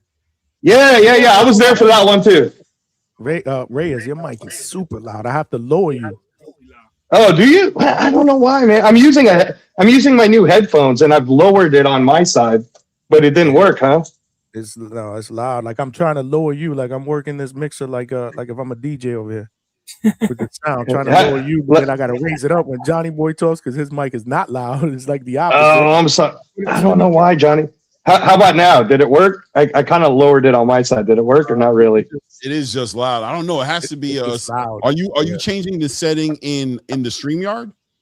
No. I'm not on a laptop. I'm on my phone, and I don't know why. You can still work the volume on the StreamYard inside the app on the phone. Like you should be able to go into settings, audio, and there should be some sort of a setting in there where you can pull back on the bar and the volume. Oh, Clay, he's such a genius. Hold on, y'all. I am so sorry. It's bad. Even the chat is like my ears are bleeding. I'm the new. Am I the new? Alberto? No, not Alberto. Would always have a bad mic, Johnny. He's been good lately. Knock on wood. He's actually been pretty good. Now, if he could just take care of now? It'd be perfect. You're going down. For sure. Can you hear me now? Is mine a little bit louder? Yeah, we can hear you better. I mean, we've been hearing you. It just hasn't been like me and Clay. That's all. But it's all good. We hearing you. They hear you. We cooking, man. We cooking. Is Angelo good? Is he talking? Can you hear me now? No, still loud, brother. He's still kind of loud. Is this one better? Now? I think you sound better. Go ahead, talk. Yeah, I went to the setting like you told me to, Clay. No, he doesn't sound better. Polo Buck. Let's take a break while he fixes his mic. If not, yeah, you have to fix that, my brother, because that's bad. Yeah, it's rumbling. Okay. Yeah, no. I'll come back on, Johnny. I'll fix it because I don't want to ruin it for you guys. I don't want to ruin the stuff. But yeah, shout out to Clay, and yeah, I'll jump back on with a better mic. Sorry, guys. It's all good, man. Salute to Reyes Boxing, man. For Reyes. How's my mic now? Is it a little bit better? I hired it. You sound muffled though, like yeah, you sound like a little muffled. You know what it is? You probably got the phone standing on something instead of a stand. And is a microphone on the phone like on the table? No, I got the laptop. Oh, I don't know what's going on then. I have no idea. What the hell? It's all good. I mean, we hear you though. We hear you. We hear you. We've been hearing you. Yeah. Polo Buck with the $2 say, use your inside voice, gang. I guess he's talking to Reyes. Who we got back there? We got H-Town in the building. What's good, H-Town? Smash that like button, y'all. We still need about 20 likes to get to 100. What's good, H-Town? I'm not yelling. That's just the way I talk.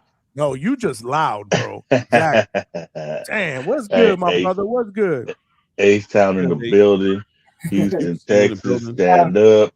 CJ Stroud, go to hell. But anyway, hey, you know, I hear a lot of people, their biggest worry about the Super is like, how are they going to sign the big names? We don't need to worry about the big names. We need to worry about those people that are being avoided. The people like the Russells, the Rohan Polancos, the Yo-Yos. That's who's going to get signed. See, this is the trick that people are not seeing. You got to legitimize your fighters by beating the names. The names want the money. The fighters that have been doing the work, like a Tiger Johnson, all that, they need the name. So you're going to build them up to fight them in Riyadh season because the Teals and them want the money, so they're going to take the fight. And this is how you legitimize these fighters that have been grinding. And you don't have to worry about the A-side, B-side shit no more because you got rid of the clown generation. Not the four kings, the clowns. You know, we get rid of the guys that are just doing it for the bag and get the guys that are doing it for the love of the game like it used to be.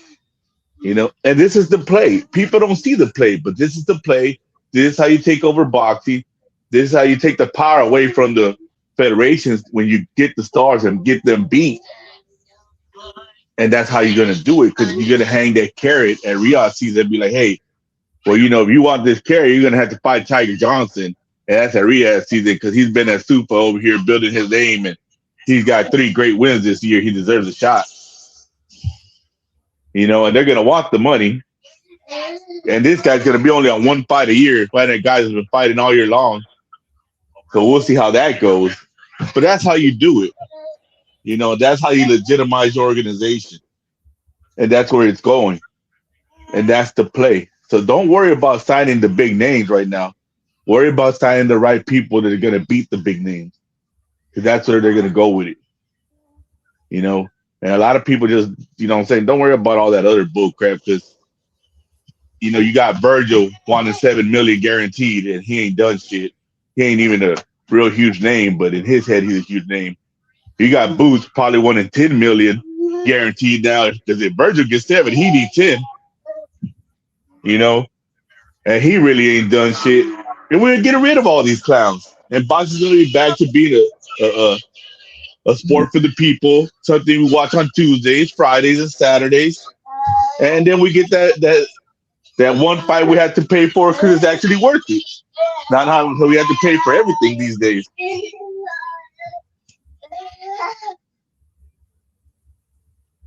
Good.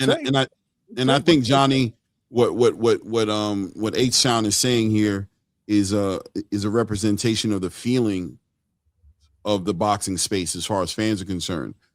This is an issue that we've been going through with boxing for years now, right? And sometimes it gets tired. I get exhausted hearing people complain about somebody trying to do something new, when all we did before we had somebody trying something new was cry about how corrupt and messed up what we were dealing with as boxing fans were. Change, listen, man, change sometimes is not comfortable. Sometimes you got to take a risk. And I'm prepared, because 6 months from now, something's going to happen and I'm going to get cooked. See, I don't give a fuck. Keep going. You Fix that shit you fucked. Don't worry about that. I don't. Fix that shit you fucked up and let's keep going. I don't care. Turkey said he was going to give us free pay-per-views, then up the charge on DAZN. Nasty work. Hey, bro. Keep on going, bro. I don't know what it takes to run. You're spending billions of dollars, millions of dollars to do something. I don't know what it takes, man. Of course, I want you to make it free. I'm a damn American, bro. You know what I'm saying? I got a job. I'm working 9 to 5. I'm trying to save money any damn way I can, bro. So, yeah, bro, when you tell me it's going to be for free, I'm all about that. And then you don't make it for free, I'm going to be a little annoyed. But don't get that twisted. I'm somebody who remembers. I operate in my memory, and I don't want to go back to that. So keep going, man. Give me good fights. At least you charged me for David Benavidez versus Anthony Yarde, and you charged me for Devin Haney versus Brian Norman Jr. You said it was going to be for free, but at least that's what you charged me for. At least you didn't charge me for Subriel Matias versus Dalton Smith. At least you didn't, you know what I'm saying? You didn't do that, right? You charged me for something that at the end of the day, I'm upset, but at least it was worth it. Keep going, man. Keep going. It is what it is. And unless you have a solution, I don't care about all that crying. Come up with a solution. They should do it like this. Let's have that conversation. But the idea that Turkey should just bow out and stay out of our business and allow boxing to get redlined to where we're the number one creators, we're moving the needle. ESPN won't cover it. Fox Sports won't cover it. You know what I'm saying? None of our sports channels will cover it. We're the bloodline. We're the algorithm. You think we could do this? No, boxing has arguably failed underneath our watch. And we all got to take our accountability in it. So for new players coming in town to infuse some money into the sport we love and potentially can take us to the next spot, I'm all for it. I'm betting on that every time. That was good, Clay. I just want to touch on two things that you said, man, that stood out. For the people out there that want this shit to fail, which is crazy to me, because there are people out there that want to be able to say, I told you, to Clay's point. Just think about it like this, man. There's going to be bumps in the road. And like Clay said, man, instead of just calling it bad, why don't you have a solution in place to be able to say what they could do to make it better? Last I checked, we talking boxing. This is the sport that we love. I think we're all responsible. We all have our own duties to try to help grow the sport, even if we're not in the ring. This is what we're trying to do, like to Clay's point. Do you hear ESPN talking about fucking boxing every single day? No, man. You want to talk boxing and you want to get informed and you want to be able to share your opinion and your perspective. This is the place, man. YouTube, these channels, my channel, Clay's channel, the Boxing Voice, all these other channels. This is what we do. This is what we do, and we enjoy doing it. Like, I'll never forget, when people were talking crap about the whole thing in Times Square, that fiasco that went down, right? We were all excited about it. We all were excited about it. Damn, it's something new. It's something different. These dudes are fighting in the middle of Times Square.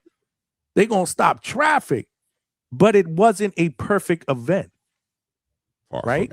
It was far from a perfect event, right? Oh, I was there.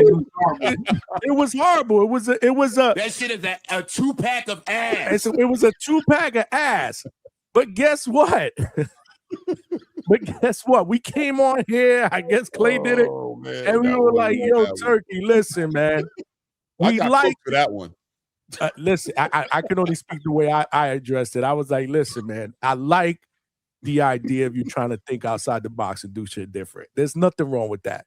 It intrigued all of us. We want that. We want different. But when it doesn't work out, can you please listen to the consumers? Like, we got it right. Like, people were like, whoa, why are you hating on it? Whoa. I'm not hating on it. Were you guys there? At that? Nah, I was there. Clay was there. I was there. You seen it was blocked off, right, Clay? No, but you remember it was a last minute thing. It wasn't like that in the beginning. In the beginning, it was like the day before the fight. All of a sudden, you couldn't walk down the street, and the cops was like, "Nah." We were like, "What?" And I had I had my little credentials and everything. I'm like, "Hey, nah, I'm good, bro." I was with Blue and all them, you know what I'm saying? And they were like, nah, that's not the one. You need a different color one. I was like, oh, what's going on? And the cop told us. It was like, yo, we can't do this. We can't. They changed their mind. They're like, we can't protect the people inside of the event property. There was too many diplomats. They couldn't pull it off. They're like, we can't take the risk. We got too many important people that's going to be out there. We can't protect. It was just too much. The city was, but it was lit for that week, wasn't it, Johnny? Wasn't that week lit? It was crazy. It was a good experience for me because I escorted Ryan Garcia in the Batmobile. I was the only one that got a police escort. Everybody else, so I walked him all the way down. You can see the video on Fight Hype and you see it on my channel. I walked him down. Then I went to dinner after he lost with Ryan and Ryan's family, with his mom and everything. I'm really cool with his mom. So I had a good experience as far as like being there, but everything was blocked off and I couldn't even get to see the fight. They put us up in the restaurant in the windows.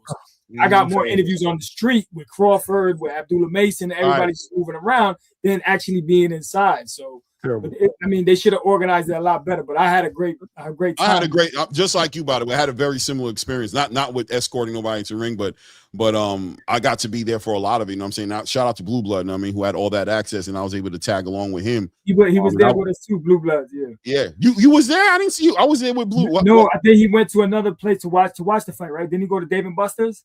No, Blue was with me, bro. We was there.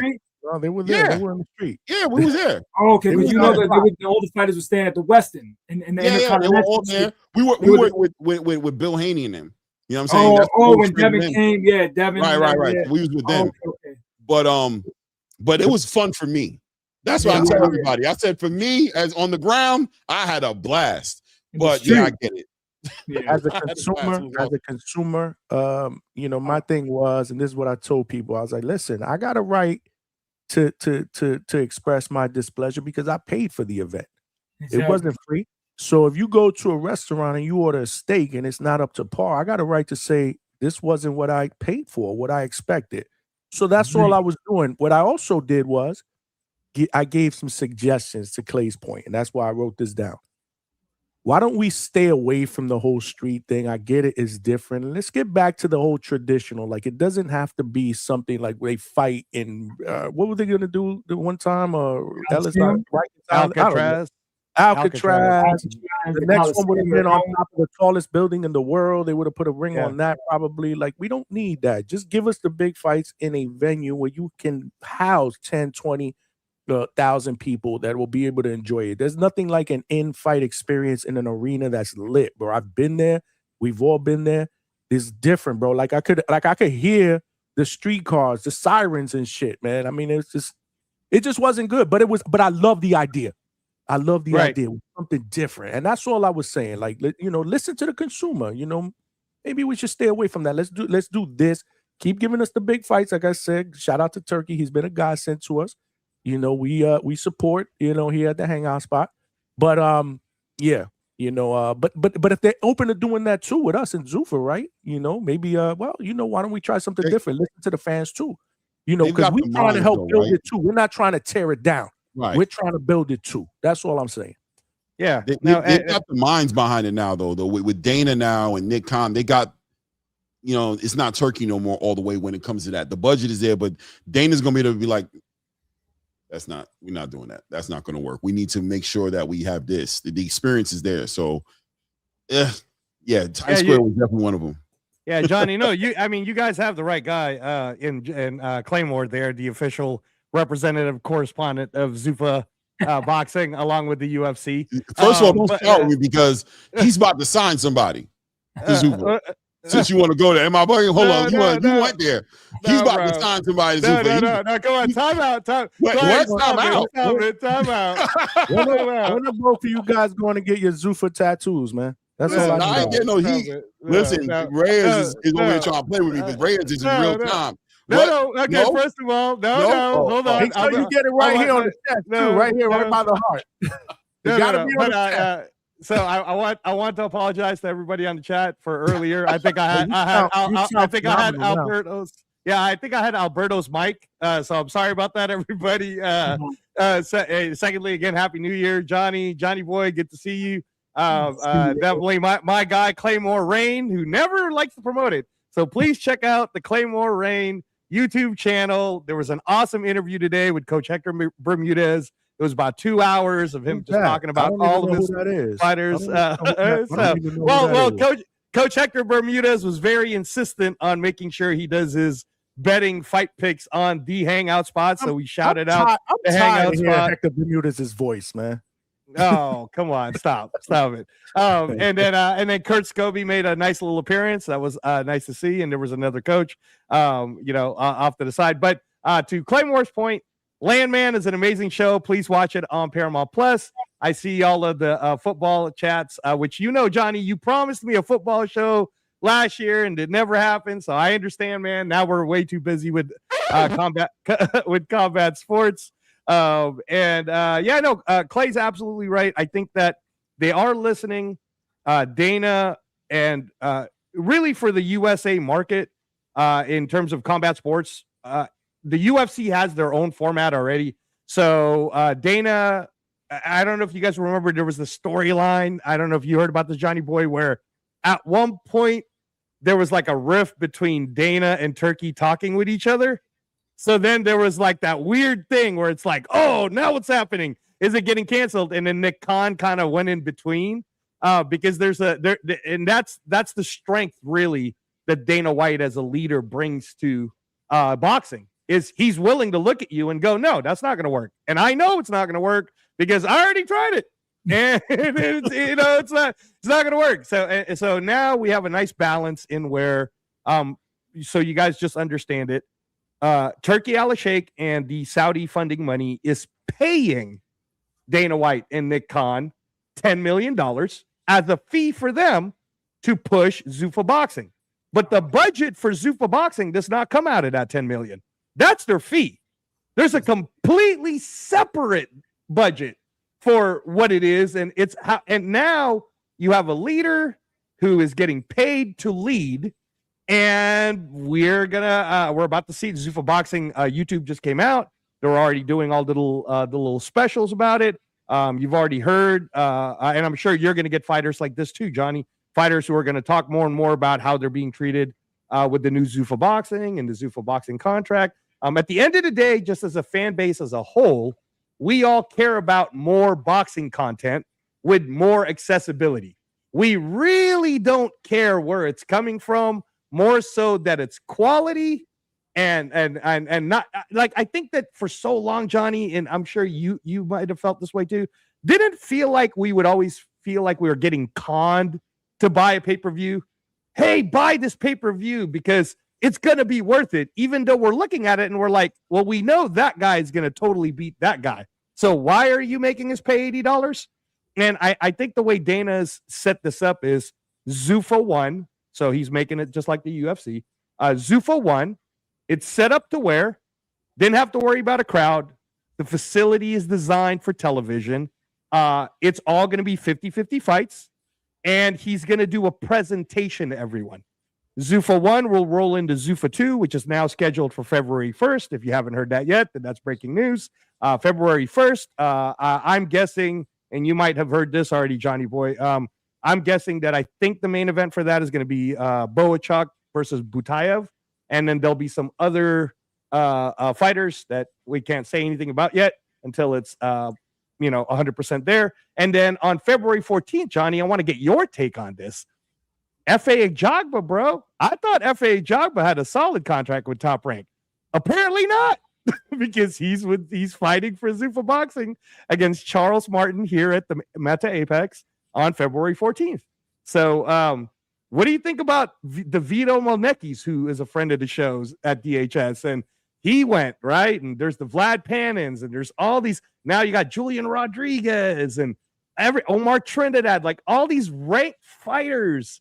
And now the Ring Magazine number 8 ranked heavyweight in the world is signed to Zuffa Boxing. I mean, what do you think, Johnny? You think Top Rank's in trouble? What's going on? Which Johnny? Sorry. Sorry. Welcome My bad, Johnny. My bad. So, Johnny Boy, what do you think, Johnny Boy? Because Johnny's will have a take on this too. But what do you think about that, Johnny Boy? No, I mean, it's exciting. I have a relationship with Vito Mianicki too, so I wanted to interview him about that and what was the whole process. And he was like, "Yo, Johnny, I'm gonna get back to you." He had the fight, I guess, I don't know if that was in Riyadh or whatever, so we didn't get to do that interview. But I'll eventually bump into him. But I mean, whatever they're doing, I want to see. We have to see what happens. What's the product? Once we see that, then we can determine if we like it or we don't like it. The fans will voice their opinion, and then we'll see. But give them a shot. So I'm all for it.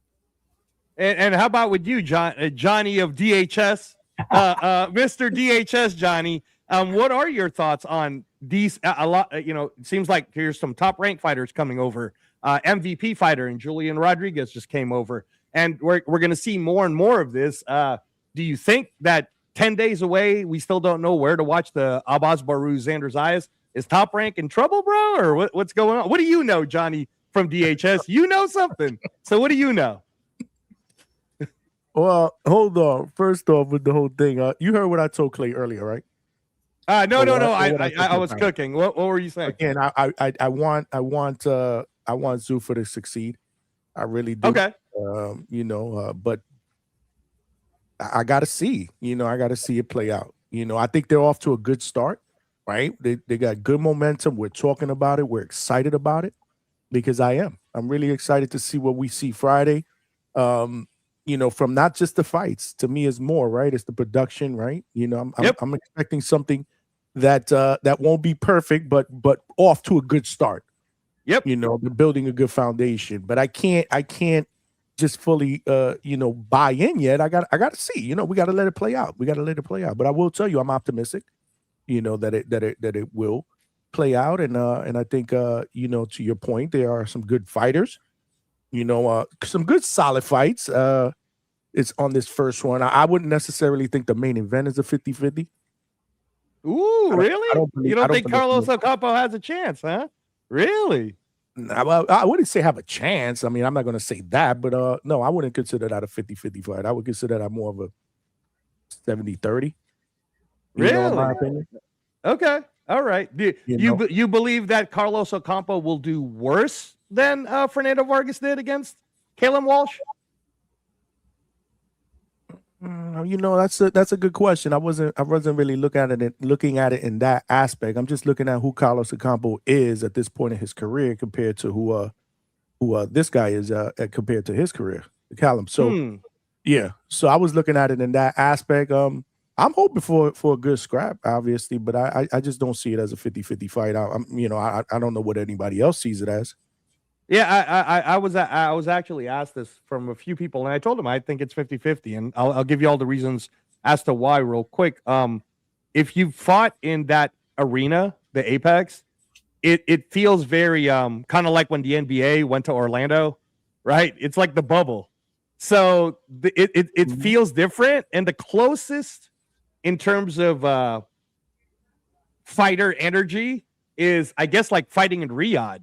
Right, like because your nervousness is heightened because you want to perform well, but at the same time the crowd's not really a factor anymore, and it feels so intimate, Johnny, that it literally looks like whoever's there, whether it's Turkey or Dana or whoever else, Mark Zuckerberg, that they're all just watching you, bro, like watching you fight. So it becomes a very like one of those experiences. So I say that because it'll be a different feeling for Caleb Walsh in the sense that he fought in front of 70,500 people. I was there for that at Allegiant Stadium. That's a different feeling, and he performed the way he performed against Fernando Vargas, right? No disrespect when I say this, by the way, about Fernando Vargas, but yeah, Caleb Walsh didn't look great, and Fernando Vargas didn't look great, but it was what it was. If I'm basing it on that, and then now I'm projecting, Johnny, and I know you don't like it when I'm fantasy projecting, but Ocampo's finally given himself maybe a final chance to show off what he can really do in the sport of boxing. Right away in his first fight with Zuffa Boxing, they already do a profile feature on him. They're already pushing him like he's already starting to feel like he is an A-side fighter, and maybe he's never felt that before. And all he has to do is perform, right? So my guess is I definitely think it'll go decision. And we're going to find out how good Caleb Walsh really is. But if it goes to decision, anything can happen, man. I don't know.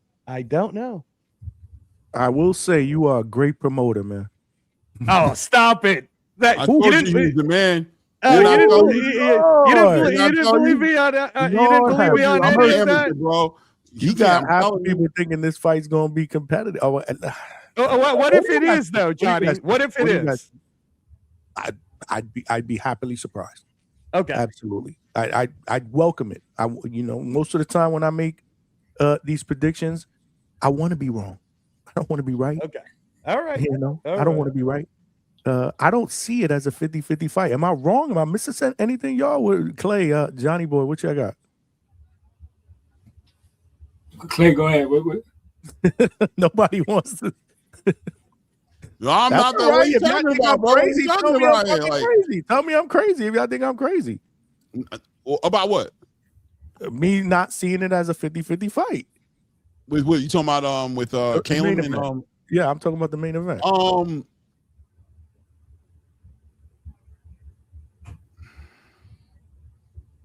That kind if we're basing it off the performance of Caleb and Fernando Vargas, you're trying to convince yourself that it's going to be 50-50. I don't think it's a 50-50 fight. Well, I'll say that right now. I don't think it's a 50-50 fight. I don't believe that. But I understand like where, Angelo might feel like that to a certain degree, just based off of Caleb kind of got exposed a little bit. You know what I'm saying? In his last fight with Fernando Vargas, and just kind of looks like maybe he got babied a little bit on his way to that point. Maybe that Fernando Vargas being a fighter who's not really, I don't know how you guys rate him. Shout out to Fernando Vargas, but it looks like he need to figure out how to handle Armando, right? Like no less fighting a middleweight. Armando was getting with him, right? Listen, Armando was getting with him, bro. You got to call it the way you see it. That's what we saw at least. You know what I'm saying? Armando ain't had no issues. He was like, I ain't scared of you, bro. I ain't like these other people. I know you are, bro. I'll spank you in this lobby, bro. I'll spank you, bro. Get your mans. Get your mans, bro. I don't want to do it to him. I'm going to walk over here. Get your guy, bro. He's getting out of his body. But anyway, you guys gotta respect Big Bro. You know what I mean? Armando must have to check Big Bro. Like, hey, Big Bro, I don't know what you're trying to say. Sometimes you got to do that. I ain't that little guy no more. This ain't 7-year-old, 8, 9-year-old Armando. Keep your hands in your pockets. When you get mad, go look in the mirror and talk to yourself and tell yourself why you're mad, bro. Don't come over here with that nonsense. But that being said, I think all coming off the momentum of that fight, Caleb looks like he's a little, you know what I'm saying? Elementary, maybe a little bit. You know what I'm saying? A little bit pedestrian. You know what I mean? What is that the word pedestrian a little bit? Yeah, that's good too. I like your you know what I'm saying? Good. And maybe somebody who's experienced as a camper as much as we might want to say he's not like that. Maybe Caleb is getting exposed to a different level of boxing. You know what I'm saying? And maybe this is going to be a bigger stage for him. I don't think that. I think Caleb is your Wi-Fi is breaking up unless it's me. It's gotta be you. It's not me. Is it me? Yeah, it's you, Johnny, because he's clear. Yeah. So I don't think it's 50-50, but I think it makes sense as far as a fight is concerned, because I think his management, like Dana, might feel like, damn, bro, we might need to pull you back a little bit where we thought you were and invest more into the development of you. Maybe you're not as high as up on there as we thought that you were. So, you know what I mean? That fight right there, and we got to remember that Caleb is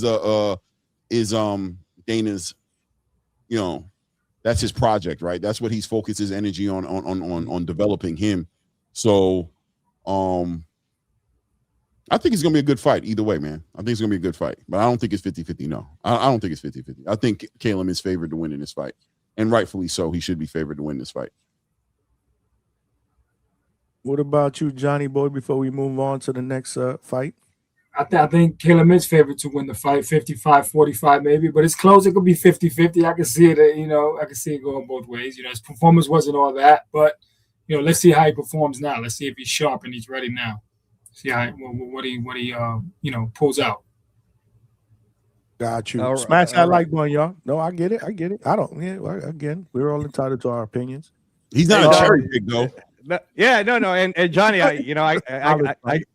Yes, sir. I do have to go. I want to say thank you again, guys, for the time. You have the best representative to speak on all things boxing. And just looking forward to this weekend. That'll be great. Johnny boy, I'm going to try to get in touch with you. I'll find you on Instagram and everything. Definitely, man. My Instagram is Johnny Boy Quick. Send me a DM.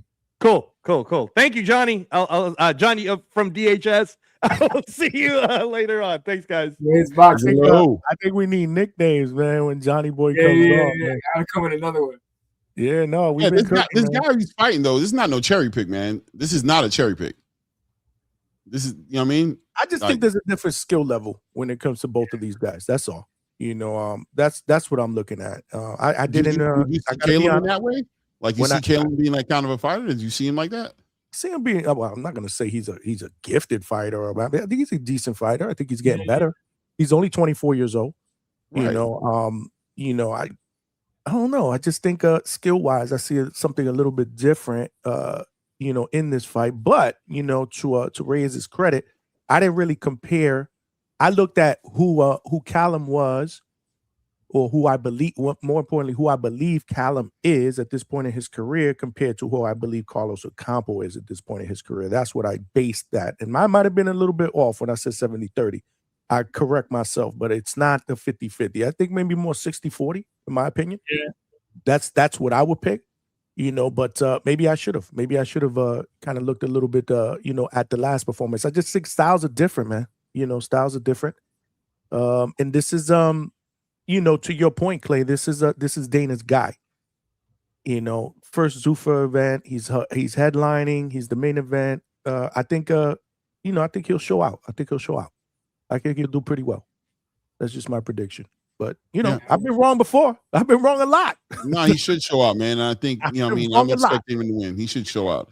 He should. I've been wrong a lot, and I'm not one of those guys. Definitely not. Johnny Boy, I don't know if you watch, but I'm not one of those guys. Well, I told you. I've been wrong. I've been right. It is what it is. We're fans. We make predictions. We move on. Anything happens in the sport of boxing, right? One punch. It's the sport of boxing. Listen, at the end of the day, I say all of this to say I want to be entertained. Yes. I don't care.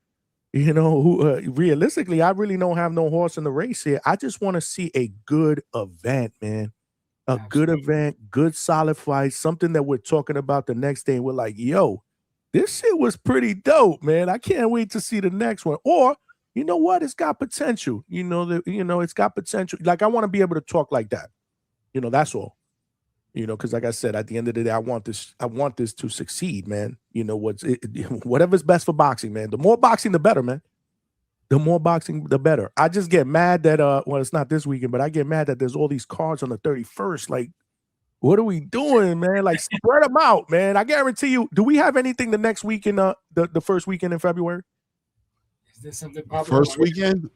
What the point I'm trying to make is January 31st, that weekend. Do we have anything the next Saturday or Friday? Oh, I think anything we do. Big? Do we? I could be wrong. Tell me.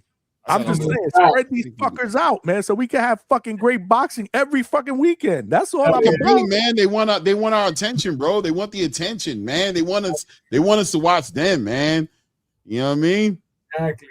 Shout out to Frank Martin, who's asking for more activity than the past couple. He said he need more activity, bro. PBC better get with Frank. Better get Frank together, bro. Hold on, let's look at the schedule. The Joy of Boxing said the Super Bowl. No, I know the Super Bowl is on. Exactly. That's on Sunday. I'm talking about Friday and Saturday. Is there boxing? Like, is there? You know what? That's probably why, though, right? That's probably why they're cramming all those events on the 31st because of the Super Bowl, right? Like you know what I mean? Like they don't want to mess with that. So look at the next weekend. Do we have anything bigger than next weekend? I'm very, very curious. I'm just saying. My point is, this is what I said weeks and weeks ago. When I found out all these cards were on the same night, we got mad fights on the 31st. I bet you we got nothing in fucking February. Yeah. That's nasty work. That's nasty work. If that's true, hopefully I'm wrong. Again, I'm just throwing that out there to be funny. No, you ain't lying. There's nothing. There ain't nothing popping on February 1st. There's a fight between Albert Ramirez and Leron Richards, which looks like it's like that shit is a 2-pack of ass. Actually, I shouldn't say that, bro. We don't dog fighters here. I take that back. But you know what I'm trying to tell you, man. Oh, we got Nick Ball. We got Nick Ball and Brandon Figueroa. When is that? February 7th. That's the first Saturday of the month, right? Okay, that's what's up. Where's that over in the UK? We get to see that during the day on Saturday. That's in Liverpool for sure. So so the main event will probably come on at what, like 5-6 o'clock Eastern? Probably something like that, 4 to 6 somewhere. Okay, that's a good scrap. I could flow with that. I could flow with that. Is that the only one? Yeah, for as far as the zone is concerned, I guess. And then you got FA, you got that Zuffa card on the 13th.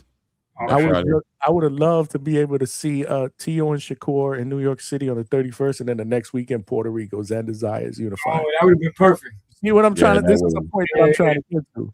That's the point that I'm trying to get to. That's dope. Well, you got Bakram and Josh Kelly. What do you guys think about that, man? We ain't talking about that. I like Bakram, man.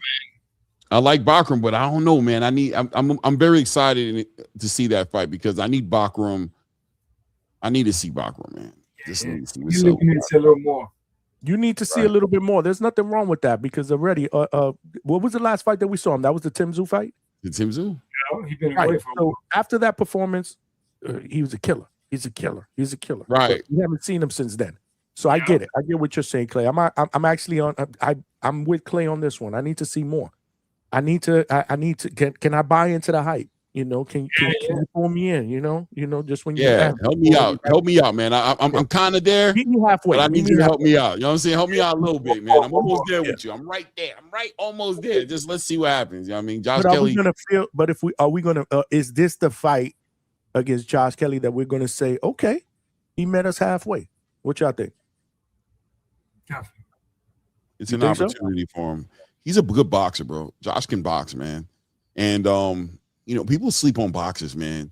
They just don't give. They give all the punches. They give the punches all the leeway, and they don't get the boxers. I love boxers all the time. Yeah, man. I think the boxers have slipped on him, and I think Josh can give an uncooperative Josh Kelly. Yeah, I want to see how Bakram deals with that because Tim Tszyu was kind of served up. He thought he was something that he wasn't that night, and he put himself in the crosshairs of something real bad, and he got stepped on. I don't know Bakram, man, and I want to get to know Bakram, and I'm looking forward to meet Bakram on January 31st. I'm looking forward to meet Mr. Muratalla and see what he's doing, see what he's talking about, because I don't know you, brother. I seen you. I don't know you, brother. I'm trying to get to know you. I hope, respectfully. Definitely. Salute to Clay for getting that last name right. Did I get it right? I think you did. I would have chopped that shit up. I say different every time, by the way. I think every time I say that. I say Muratalla. I think is that right? So I said it the same. Damn, I don't know if we're saying it right. I think we are, but shit, that sounded so eloquent coming from Clay. Murder. Bakram Muratalla, the champion. We need to see we need to see if he cooks Josh Kelly. Let's see what happens, man. But you're right, Josh Kelly is a good boxer, bro. It's going to be very, very interesting. Luckily, that fight is during the day, if I'm not mistaken, right? Oh, yeah, definitely. Even though I don't think I will be able to see it because I'll be out there. But whatever, we'll figure it out. We will figure it out. Lots of boxing. You got your phone. Yeah. That's on the zone. That one's on the zone. That's on the zone. It's early in the day. I think you're going to get a chance to watch it. Yeah. You get a chance. I'm trying to see the undercard. I think is pretty good on this one, too. Hold on. Let me see something here. Isn't the undercard kind of popping on this one? Hold on. I gotta check the undercard. Make sure you got fighting on this undercard. I gotta check that. We haven't gotten to the point to break that one down. We'll do that probably next Monday or something, or Tuesday's show. Josh Padley's on that. Because we do want to give that fight some love too, man. We don't want to leave any of these fights out, but we still got some time. We still got some time. Let me see. Let me catch up here. Hold on. Okay, we good with that. Smash that like button, y'all. We need less than 20 to get to 100, man. We got hella people up in here. That's crazy, man. Ezra was supposed to be on that Moses Atalma card that got pushed out. That's when he was supposed to fight. On that Moses Atalma card. Which one? Moses Atalma was supposed to fight Franklin, right? Yeah, he was supposed to fight Franklin. That undercard was going to be decent. And what happened with that one? They pulled that fight? He pushed out to, I think, late March, I want to say. That's when that card is supposed to happen. I wonder why. Or at least that fight. Hopefully the same card. Okay, I got you. Quick question for both of you guys. Salute to everybody in the chat. Make sure you guys, if you want to call in, now's the time. What do you think?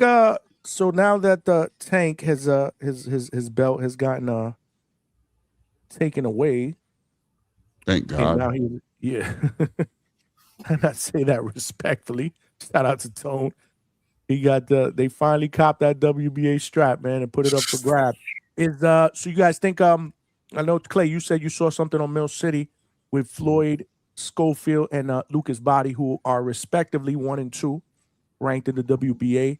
But Lamont Roach, I saw a post out there from Dan Raphael, said that he could possibly be the guy that they pick against Floyd Schofield. And I did see Lamont Roach. I believe he said something on a live that he did yesterday or whatnot. I saw a real quick clip of it on X talking about he'd be interested in that. Because when we talked about it initially, we were like, Lamont Roach is at 140. He might want to stay at 140 and not come back down to 135. But it looks like he's interested in it. But let's say Lucas Body and Floyd Schofield, they put that one together for the WBA title. What do you guys think about that one? Close fight. But I mean, I like Schofield. It's a great fight. Yeah, I like Schofield too, man. I think Schofield Jr. is a great fighter, good boxer, puncher. His father makes it an interesting experience to be a fan of Floyd Schofield Jr. But I do like him in that fight, man. Lucas Body is a good fighter too, man. But I like Schofield Jr. But I'm telling you, the Lamont Roach Jr. Schofield What about that fight? fight? What if we let's pivot. Let's say they go that route. What you guys think about that? That's not going to be an easy fight for the young boy, man. That's close, man. That's a good one too. That's a better fight, for us fight fans. But I just feel bad. Like Lucas, I mean, he just won his last fight. It's supposed to be an eliminator. He is ranked, they are both of these guys 1 and 2. Like it would be fair to make that fight, but it's almost like, damn, Schofield, Lamont Roach would be the fight that I would pick. I hope he ain't listening. Yeah, that's a good fight. Without a doubt, Senior and Schofield are campaigning for Lucas Body. Are we surprised? They think that's off the touch. I get it. Yeah, bro. You know what I'm saying? It's also an easier fight to make. They could probably get it in the hometown, in Texas. They can get Lucas Bodies. They can make it, with Lamont, I think they can still get a home field advantage, maybe with Lamont as well. But I think Lamont, listen, man, the test, we all know going into that Tevin Farmer fight, we thought we were going to see a better test for Schofield. And Tevin Farmer, probably a victim of his activity and fighting those hard, those 2 hard fights with Williams and Zepeda, and just his age got the best of him, and he just ultimately, and once again that Philadelphia energy, man. All of a sudden, these guys, when they get older, they want to sit on their punches, they want to sit inside the paint, and God bless them because they give us such great fights. But some fighters, it's just not for them, in my opinion. They shouldn't fight that way. So that's what Tevin did. Lamont gonna fight with him, bro. Lamont gonna catch, shoot, move. That's a great fight. Yeah. That's gonna be a good fight. I don't know who wins. That's legitimately a 50-50 fight for me. There's a slight edge to Lamont Roach. Yes. Yeah. Experience. Me too. Yeah. Experience. Yeah. I gotta go 55-45 on that, but that's close. That's close. That is close. It'd be interesting, man. What were they saying?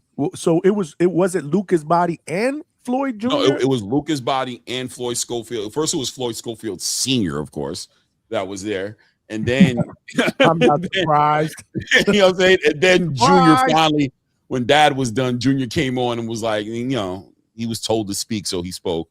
And he spoke to Lucas Body, and they were basically just, speaking on, that probably should be the next fight. Like I said, it looked like the Schofields were kind of campaigning a little bit, just kind of like encouraging Lucas Body to, to enforce whatever powers, use whatever powers you have, fight for the fight. You're number 2. It should be you. I don't think Lamont should step over you. They were definitely campaigning against Lamont and for the Lucas Body fight. And Lucas was like, yeah, man, my management is on it. They talking to the peoples, and we're going to see what ends up happening. Listen, man, American promoters, boxing promoters, make the biggest fights possible, bro. Don't play with us, bro. Don't play with us, bro, because it's not the time to play with us, bro. Facts. I'm telling you, stop playing with us, man. Y'all keep on. I know y'all like to play with us, but y'all better chill. 2026, baby. Y'all better start thinking, using your, you know what I mean? Because I know you get money. I see Oscar doing his little clapbacks from his little $12 million mansion, whatever, how much that mansion is. I just made that number, but I don't know what it is, but I know it's a lot of money. You know what I'm saying? He seems like he's living great. Hey, bro, you was getting fat out here. You know what I mean? We want in. We want our fights, bro. Give us our fights, bro. Stop making fights like your stomach touching your back. You know what I mean? Lower the budget. Stop spending so much money. Stop having such a high overhead and give us the damn fights, bro. We want Lamont Roach and Floyd Schofield Jr. You guys got fat while everybody stopped on the street. Yeah, well, talk to him, Johnny. Frank White, New York. Yeah, you guys got fat while we was out here starving, bro. Yo, funny quick story about the King of New York. We from Bushwick, right, Johnny? They shot that movie on Broadway and Myrtle Avenue. We was little kids while Larry Fishburne was shooting that chicken scene right at the chicken spot. Mm-hmm. And he goes, "Yo, how much is it? $42.50? All right, fuck you very much." My bad. Yeah, you good. That part right there. Let me get 2 dozen chicken. Let me get a bucket of thing. Yeah, and make sure you don't drool on my stuff. I want cat. I don't want chicken, not cat. Yeah. That whole scene, we was little kids. We was right there when they was filming that. And they got snatched up when he walked out the restaurant. And the cops snatched him up. Broadway and Myrtle. Johnny knows. Hell yeah, man! I ran those streets. He talking about cat with the Chinese restaurants. That was the back of the day, right? He talking about. I want chicken, not cat. You know, the best Chinese food I ever had, man, in Bushwick back in the days, but I can't find Chinese food like that no more, man. Man, Apollo, pizza. Mr. Lee's. Mr. Lee's. Wow, I remember Mr. Lee's where they had the drinks, right? Myrtle Ave, yeah. Blue Hawaiians. Yeah, the Blue Hawaiians. Oh yeah, man. Don't do it. It's fucking crazy. They were killing us in the hood with that Chinese food. Yeah. I'm from New York too, and I ain't from Brooklyn though, from Long Island. But okay. Strong Island. Right. Strong Island. I was born in Queens, born in Queens, but you know what I'm saying, we was raised in Long Island. But yeah, man, the Chinese food, they were leaning on us. So with the attitude killing us, man, with the ketchup and the hot sauce and the fries and the chicken. We was loving every minute of it, man. Cussing them Chinese people out, bro, getting our food. Like, well, all that attitude, bro. Give me mine, man. Take your money. Clay, what part of Long Island you from? Wyandanch. Okay, my son was born around Hempstead. I don't know the town. It's like I know Hempstead. Hospital next to there. It was ghetto over there, man, back in the day. Hempstead that's where Prodigy and them from, man. They from that's right. That's right. Yeah. Everybody think Prodigy from Queensbridge. He ain't from no damn Queensbridge. Yeah. Strong Island, man. Damn, I miss my roots, man. So much, man. Johnny, where you at? You still in Bushwick, right? Me? Nah, my mom lives there. I'm in Florida, man. I live in Florida. Oh, you're Florida. Johnny got fat and moved to Florida like all the other gangsters, the retired gangsters. I can't do that cold weather no more, bro. Hell no. Man. Oh, man, I thought you were still out here. I was going to link up with you. Oh, man. My mother's still out there. My mother's on Bleecker, man. Right there, Bleecker between Wilson and Central, right next to Knickerbocker Avenue, 83rd Precinct, bro. Yeah. I've been there. I've been into the 83rd a lot of times. They know me at the 83rd. They know me in the 83rd and the 81. They the best time. Okay. I won't ask why. I'll put 2 and 2 together. That's what's up. But yeah, man, that was my mom's still there. I said it, man. She's been there for God knows how long. They're gonna build a statue. Yeah, they're gonna build a statue of her right down the block. I told Coach ER that he was dying. But I don't listen. I don't worry because my mother's been there so long that everybody looks out for her. Exactly, they look out for that's like their mom. Yeah, she's like a god there. So we're trying to get her to Florida, but I can't do no cold weather no more. Man. I'm a Florida boy now, man. It dropped into the high 30s overnight the other night or whatever it was. I was struggling. I was like, I can't do this shit no more, man. It's fucking it's been pretty cold out here. But yeah, no, I've been out here for 5 years. I used to live in Pennsylvania. I lived in Pennsylvania for 7 years before I moved out here. So I've been out of New York for over 13 years. Wow, long time. Where was you at in PA? I think we talked about this before. I was in Easton. Everybody moved out there. Yeah, all the kids. I was in Easton, man. Yeah, it was at that time I wanted to get out of New York. It was the best thing I ever did, man. You know, I ended up buying my first house. It was in a nice area. It was dope. It was dope. It changed me. It changed my life, man. That's for the better. But we're happy, man. We're happy out here. But yeah, I mean, I do all the shows out here in Florida, but we got to get out to New York. We got to do we got to do shows all over, man. We got to get out there, man. 2026 is going to be a big year here at the Hangout spot, man. Salute. Julio Alvarez said we don't know shit about boxing because he says Schofield runs over Roach. What? No way, man. Wow. Julio, Julio's an old school boxing head. Like I don't agree with Julio. You like the punches. I do not agree with that. You like the punches. Yeah, punching power. Yeah, he must like the. Well, he said it. Hold on, he got a. You can always tell they love the punches, man. I respect it. You know what I mean? But they love the punches. He responded. Hold on, let me look at. Let me see. I'm sure he did respond with some dialogue. But first and foremost, we got my man Juan JD4321. My man Juan De La Cruz said, "Clay, do you have a channel? I love the boxing Zuffa talk. Play more rain." I'll put it in the chat. I'll put it in there. You definitely gonna get that Zuffa talk over there. That's for damn. No, we talk about all boxing. Let's be real. Now I'm just being serious. I'm kidding, we really do build though. Like we overbuild on boxing. You know what I'm saying? Like we talk about everything in real time. And I call fights on Saturdays evenings. I call the fights.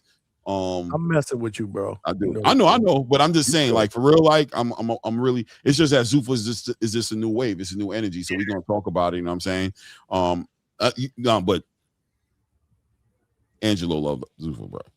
You think? Angelo he loves Zuffa, bro. I'm just a shirt, man. Show us the tattoo right here on the chest, bro. Not me, bro. All I got on me is my wife, man. And I'll be looking at that sometimes like, what was I thinking? What the hell was I doing? So that's what's up.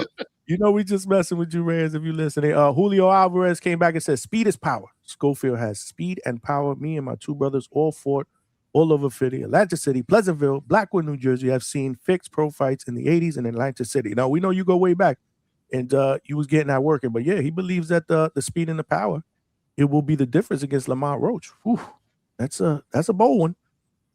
I don't know. And Julio, I don't agree with that, Julio. You know you my guy. Look, Schofield's all of that, though. Fast, powerful, athletic, big puncher. He's checking all those boxes for sure, man. And he's a formidable opponent for anybody at 135 who wants that smoke. He's a formidable opponent. But yeah, Lamont. Shout out to the boxers, man. They get slept on. That's sweet science, right, Johnny boy? They be like that. Julio, did you not see the Lamont Roach fight against Tank?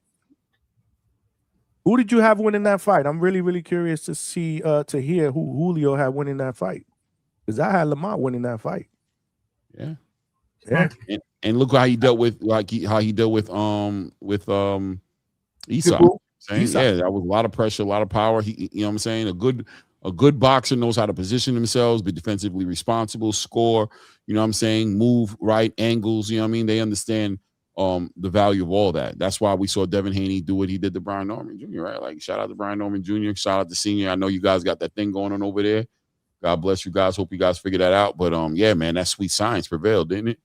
That sweet science said, yeah, boy, we just not, can't hit what you don't see. Job. Yeah. Boxers, that's a tough sell, but I'd love to see it though, Julio. I would love to see it. And then a part of me would like to see Lucas get his shot, but we got to see how it plays out. One last question I got for both of y'all: do we ever see Tank Davis again? After that, yeah. I mean, I don't know. I don't know what's gonna happen. Remember, this is his second time with the domestic violence. Hold it down. I just got to go to the bathroom real quick. Go ahead.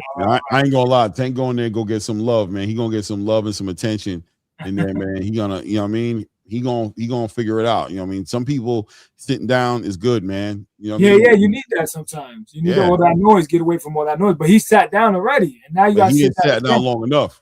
That's what it is. Hey man, I don't wish. Gotta spank you a little twice, and she gotta like ground you, and you can't leave. You can't go outside with your friends. Gotta lose all those toys. It's not a good look, What's the time limit on Tank as far as what's too long for him to have a boxing career anymore? What's too long? What's the time limit? Like, yo, I'll give him 2 years, 3 years, and he can come back. But what's the limit? The number where it's like, nah, bro, it's a wrap for him. Like if they give him that number, and not no football number. Obviously, we know it's over on. What numbers you talking? Like maybe? I'm talking about him sitting down. For how long? Down. What's too long for him to still have a boxing career, in your opinion, at this point in his career? Oh yeah, once the fighters get to like 34, you start to see them fall off the cliff. Like that's when you start to see the skills. Like 27 to 33 or 32, 33, they're in their prime. They got those great years. 34, you start to say, So if he's locked up, I think he's 30, right? So you don't want him to. Maybe 2 years he'll do in there, or a year. Probably a year he'll only get. I think that's what I'm thinking. He's only gonna get a year. If he can do a year, he can come out or have a big fight with Shakur in May before he goes in, or you know what I mean. Anybody. before you go to get locked in, do the year, come back, and you can still have your career, popping. But 2 years, 3 years, man, your skills, you're not training, it's not good, man. Yeah, I'd say a year. That's the number I said. A year. Yeah. A year is what he got. If he gets anything over a year, he's in danger of and it's got to be a good year, a disciplined year.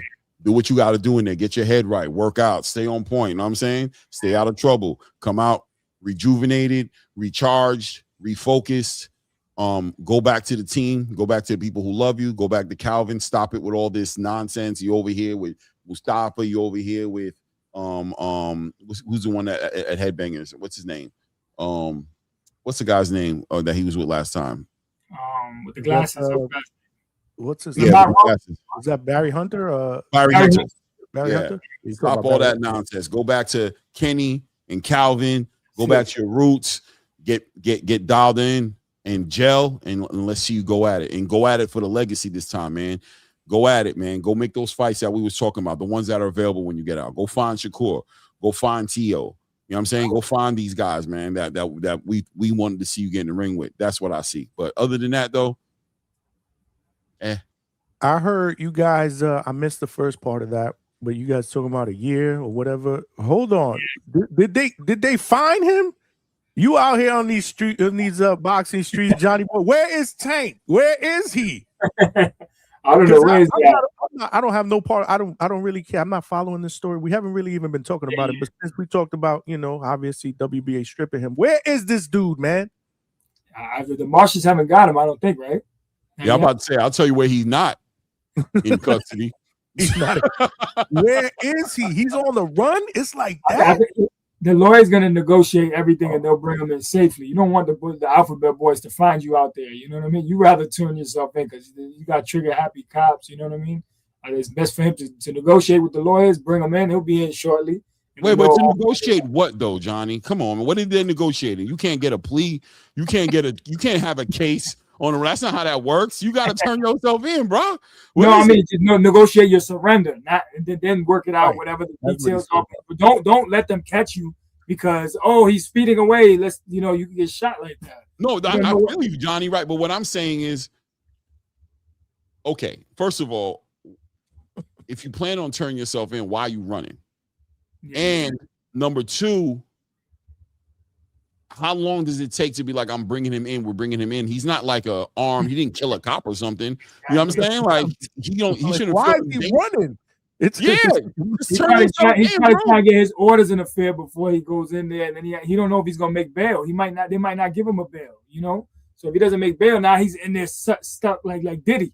Remember Diddy? He thought he was gonna make bail. Yeah, Diddy went and thought he was coming out for sure. Exactly. He tried to put up the 50 million. Tank's gonna put up what he got to put up 10, 20 million. What if they say, nah, you haven't learned your lesson? So he's like, before y'all catch me, let me handle all my things and get everything ready. That's how I always thought of it. Let me handle my stuff before you gotta go in, and then I could go in nice and comfortable. But how long does that take?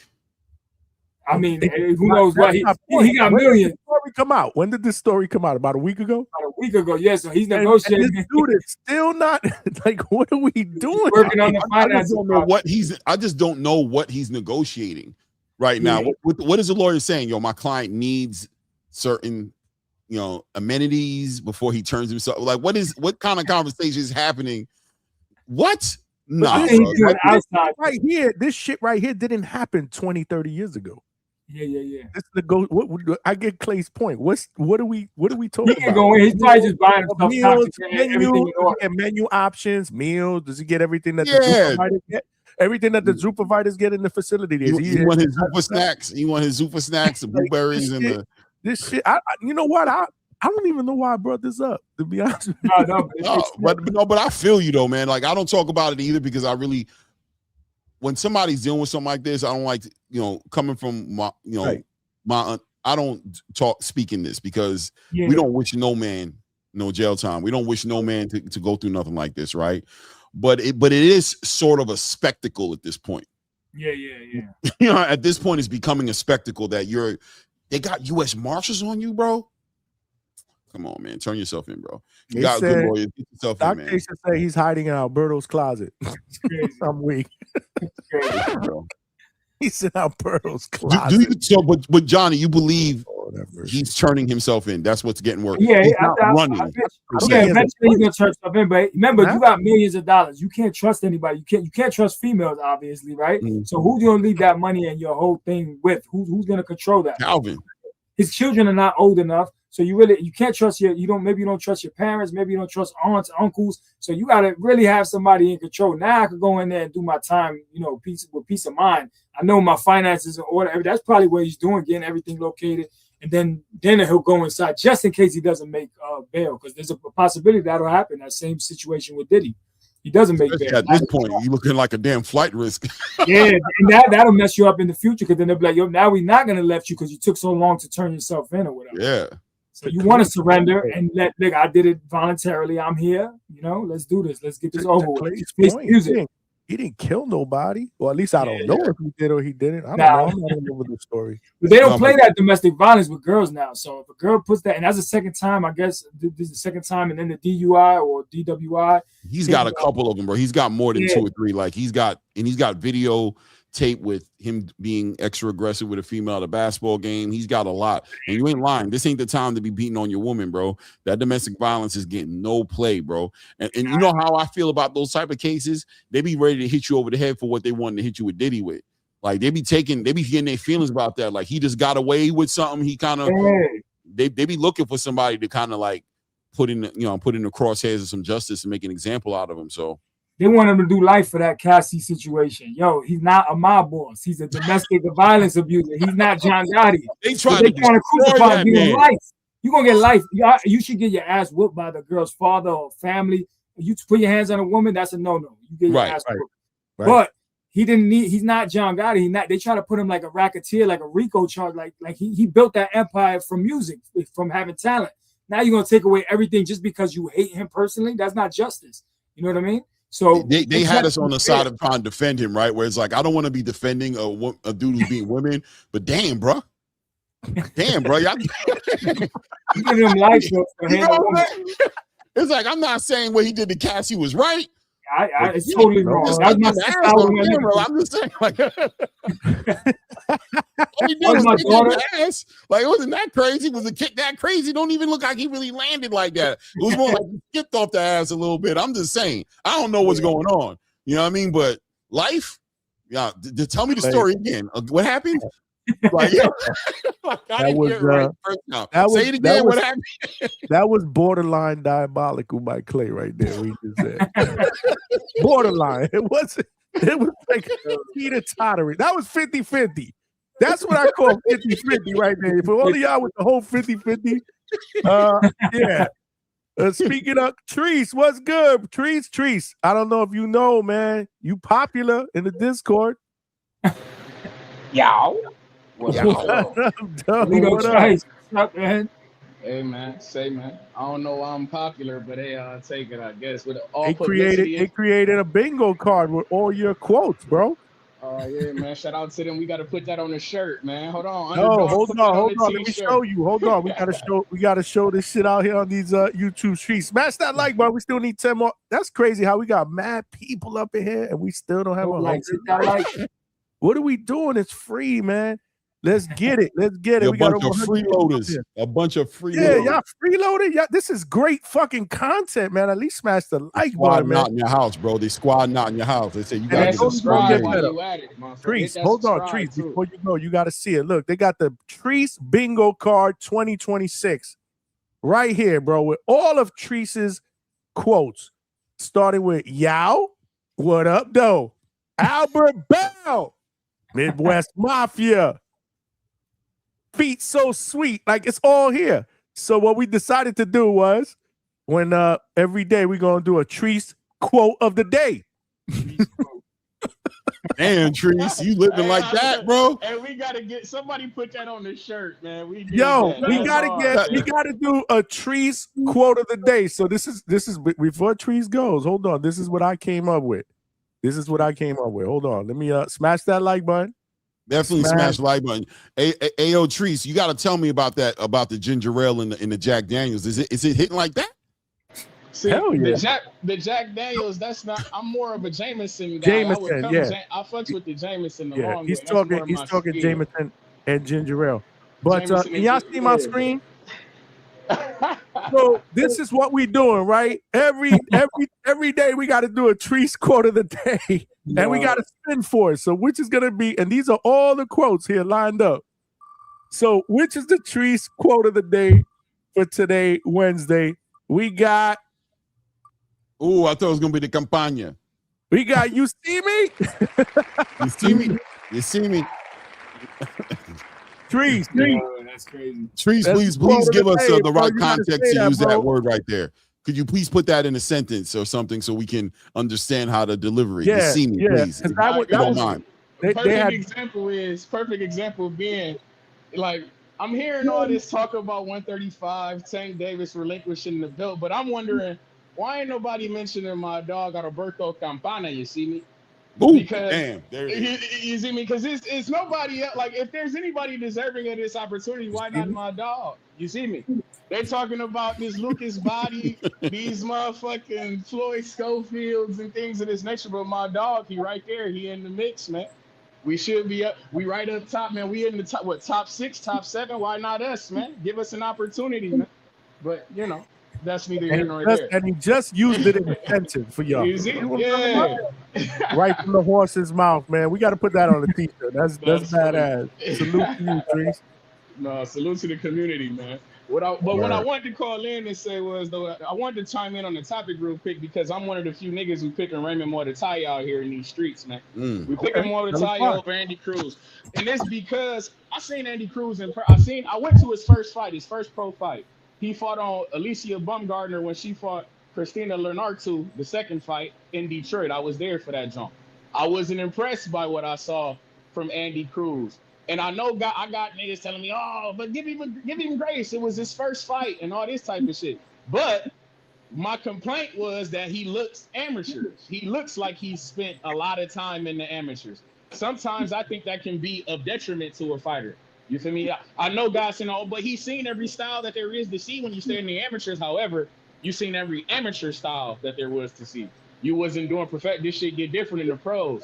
So I think Raymond Muratalla is good enough. You feel me? Boxing slick enough, punches hard enough to, you feel me, beat Andy Cruz, I think. And then guys saying like, oh, well, he's gotten better and he's looked. You're right. He did get better and he did look different, but I also watched him get hurt as well. So that shit he's not getting better at a rapid pace. You see what I'm saying?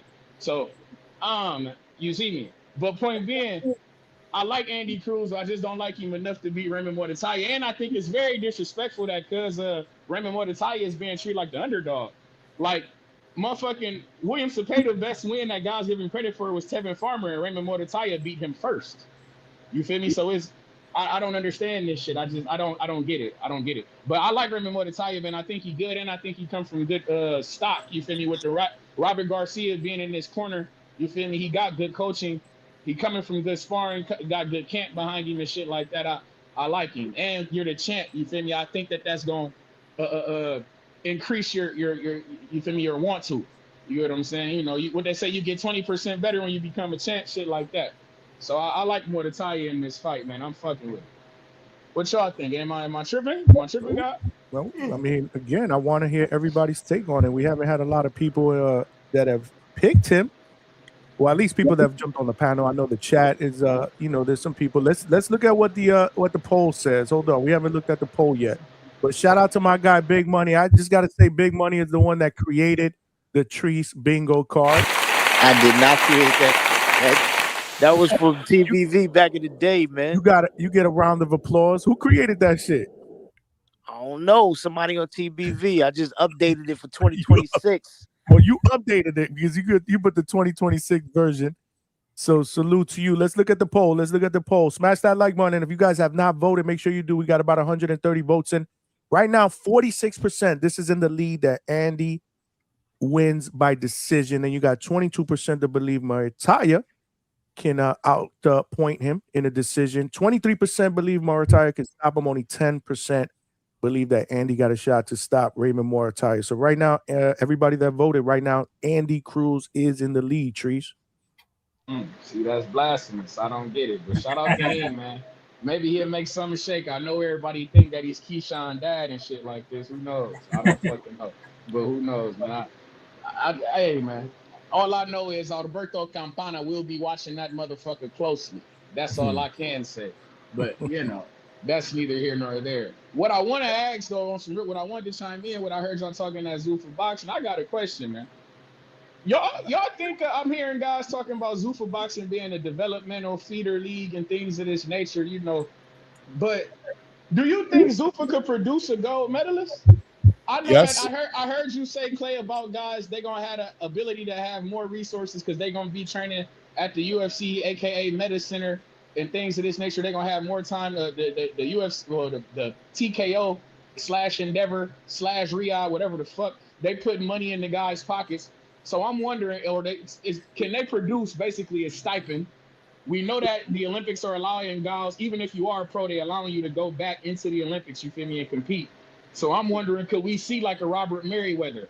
Could we see a motherfucking I don't know about Camille Mono, I don't know if he signed with them, or any Troy Nash, bingo, Troy Nash. Any of these type of guys who happens to be in Colorado Springs, shout out to him. You feel me? Do we think that any of these guys might go compete in the Olympics, considering it is in LA? You feel me? That would be, to me, if I'm a guy, if I'm boxing, that would be perfect. That would be the perfect time to make my Olympic splash. We're gonna be in LA. It's 2028. I'm already training in some of what y'all consider the best facilities that we have here in the States. And I think that would be a good promotional tool for Zuffa Boxing if they putting the package together, showing the guy get a gold medal from their, you feel me, promotion. Am I tripping on this? What y'all think about that? Clay, take it away, Clay. Yeah, and I think without a doubt, when you're dealing with a system like what Zuffa's offering, you're dealing with developing fighters. Will they care to be in the Olympics? I don't know, right? It's up to the fighters. But I think in general, the product, as far as a fighter is concerned, I think we are going to see a better product coming out of this. I believe that, and I believe Zuffa will produce a pound for pound top 3 fighter. You know what I'm saying? We'll produce one from the ground up. In other words, wherever the fighter ends up when he gets put on that pound for pound list, it may be under, he may be, outside of Zuffa at some point, but I think you'll track his lineage to Zuffa. You'll see that he started in that program. And I think Zuffa can become a very credible program, just like the amateur system in Eastern Europe, just like, the amateur system in Cuba. You know what I'm saying? I think Zuffa is going to produce those kind of fighters. I think we're going to get a lot of champions from out of Zuffa. Will they go in the Olympics? That's a choice, right? I was just putting that out there because Dana White close with Donald Trump. It's on some patriotic shit. And when we think about it, because that's usually how guys they do. That's how political powers try to make their claim. Like Russia did this shit. They do it through sport or they do it through athletics. Like Russian hockey team and shit like that, or Russian gymnastics, shit like to me, it would be a good ploy. And it's like we haven't had a gold medalist in boxing in a long time. Shout out to Carissa Shields. You get me? But it's just I don't know, man. I think that's something that motherfuckers should think about. Like as a feeder league, we send them off to the Olympics. We breed. This a breeding ground for talent now in the Olympics and shit. We produce a gold medalist because we ain't done that shit in a while in boxing, man. I think I just think that's an angle to look into. But yeah, man. Clay, man, did you catch Jamel Herring? Bare knuckle shit, man. Yeah, I saw it. Oh, all right. What'd you think, man? I mean, he did a good job, man. Hit, don't get hit, right? I mean, he got hit, but not a lot. He did a good job. He showed that there's levels to the game, that the striking game, that boxing is the king of the striking game, man. I'm saying, and as long as your hands can weather the storm, you're not breaking your hands, and you know what I'm saying, you're not doing those things that the Austin Trouts and yes, now the Jamel Herrings, they're gonna find success inside of that. And I think Angulo too, right? Angulo fought there as well, right? So Trout is fighting in there as well. Is he a champion, Trees? Yeah, he's a champion at 165 pounds, man. He was one of the guys I wanted somebody to fight him at 168. I thought he would have been a good name for somebody if he decided to come back into boxing at 160 or 168. He would have been a good name. And I think 160 is so fucking barren and dry and destitute, nigga. Motherfucking Austin Trout could come through and fuck around and win a belt at 160 again. You feel me? These motherfuckers ain't good there. I don't think Mo Williams could beat Austin Trout on some real shit in a fight right now. I'm trying to tell you, some boxing shit. Yeah. So, speaking of Ammo Williams, who the fuck y'all picking in that fight with him and Adames? I'm hearing guys picking him over Adames. I don't know about that. I don't know. I don't know. Only thing about Adames, he might have wear and tear. He might have been on the Sabril Matias. You feel me? He been in a couple of tough fights in his last couple. So, do you think Ammo Williams is gonna take advantage of some shit like that? You think he good enough to? I should say. I got people who's calling for that upset too. I know people who are picking that up as an upset. You know what I'm saying? They're picking Ammo, but nah, man, I'm still going with Adames, man. I'm rocking with Adames on this one. I'm going Adames too. Yeah, I don't see Ammo. And salute Clay, salute Johnny Boy, salute Trees. Yeah, I don't know. I don't see Ammo. I think this would be a test for Ammo that he ain't gonna pass. I don't disagree. Oh, by the way, we forgot about Paulie Malignaggi, even though he got pieced up a bit. Paulie's a bad example because he make you look at bare knuckle fighting it like you shouldn't do that. Remember his fucking face after that shit? Ooh. I texted him like 2 a.m. right after that because I was supposed to interview him. Paulie Malignaggi. I said, "Yo, man, prayers, shout out to you, man. You got heart." What a win! Yeah, I mean, talk about shit. Congratulations. Wow. Okay, you know what I mean? Like he's just starting to look normal. I saw him the other day, man. Salute to my guy Paulie as well. I saw him the other day. It's crazy. He just started to look normal. But man, bare knuckle, Jamel didn't look pieced up like that. So salute to him, man. He did his thing. Shout out. Claymore, you imagine walking up on Paulie after that fight and telling him congratulations, like with a straight face, like, man, what a win. That's how you do it. That's how you do it. He look like what? What he look like, Big Money? Jigsaw? Show him boxing. Look like Jigsaw, bro. What the Saw movies? Yeah. Saw movies? Yeah, that's raw. Woo. Damn, bro. Science project that fight, bro. He was like, call me MP. I'll say he look like Edward Scissorhands. Oh yeah, that's messed up stitches. He had to staple his face back together, man. Yeah, it was bad. He looked like he's alive. He's alive.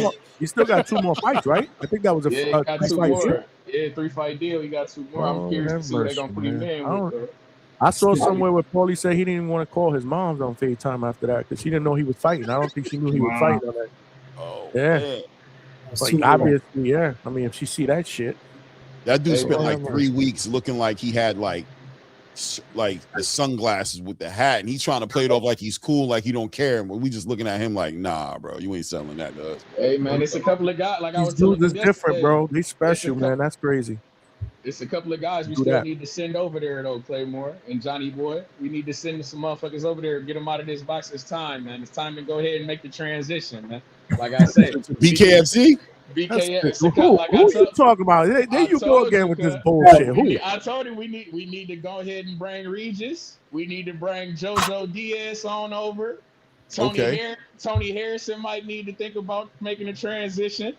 Motherfucking it's a guy at 175. I keep blanking on his fucking name. It's a guy still at 175 though who think he still got it.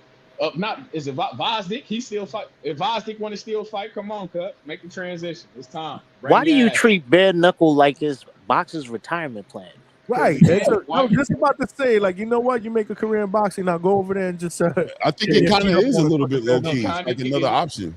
Thank you, man. We got to keep the doors up. Why not retirement? Why is that not a good option? Because they're not making the money before they leave. Yeah. Money, man. Are they really? But my question is, are they really making that type of money out there in bare knuckle? I'm not sure. I'm asking. Did you see what Paulie just put himself through? I hope to God he is getting some money for that, bro. I honestly don't know what these guys making. I'm not nobody accountant or nothing like that, but I'm assuming if we still getting guys going over there, if Austin Trout's still waking up and saying, fuck it, I'll make it up my way over. If Jamel Herring was like, fuck it, Austin Trout went over there, why not me? If motherfucking Angulo and I'm just saying, if we got guys doing it, I'm pretty sure that somebody is asking somebody some questions like, shit, hey, cuz, how much they paying you? I'm pretty sure Regis might have tapped motherfucking Jamel Herring line, like, hey, cuz. Who's the pushed off they who was the woman fighter? Trees, who was I forget off the top of my head that we had here that fight that boxes and fought bare knuckle. Oh, it was shit. Chloe Chaos or some shit No, like that. no. Chloe Chaos is a boxer. Was it Venom Rodriguez? Maybe so. I think she was on some foreign shit or something like that though. Yeah, I know. She's going back and forth again, trying to make trying to make ends meet. Well, again, that's a woman. So I can't put. I'm obviously there's probably a difference in pay. Woman and male, but yeah, I think we answered that question. Like, why are you double? Like, why?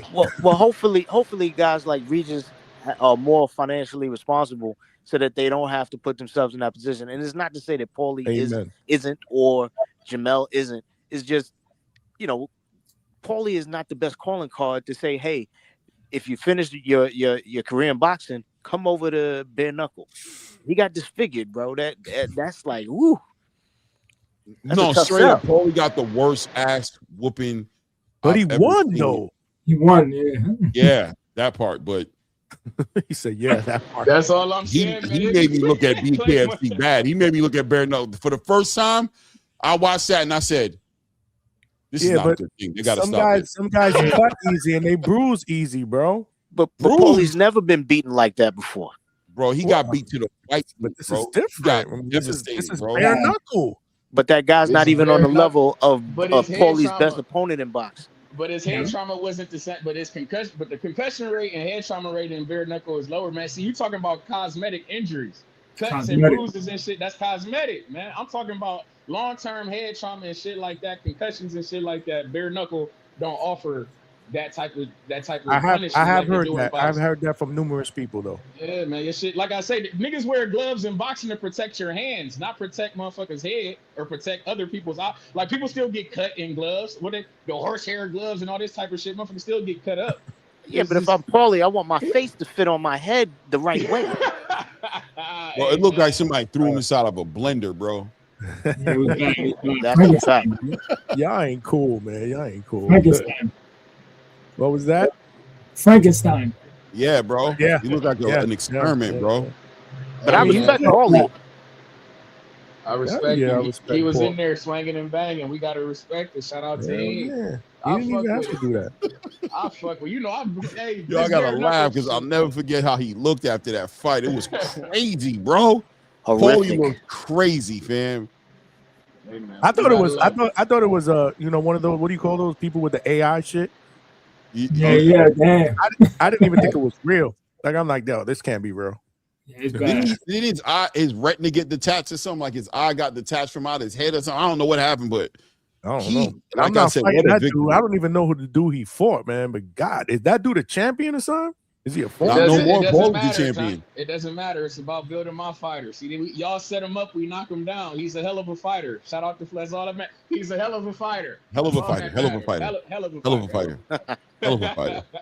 I've heard that. I've heard that back in the days a couple of times.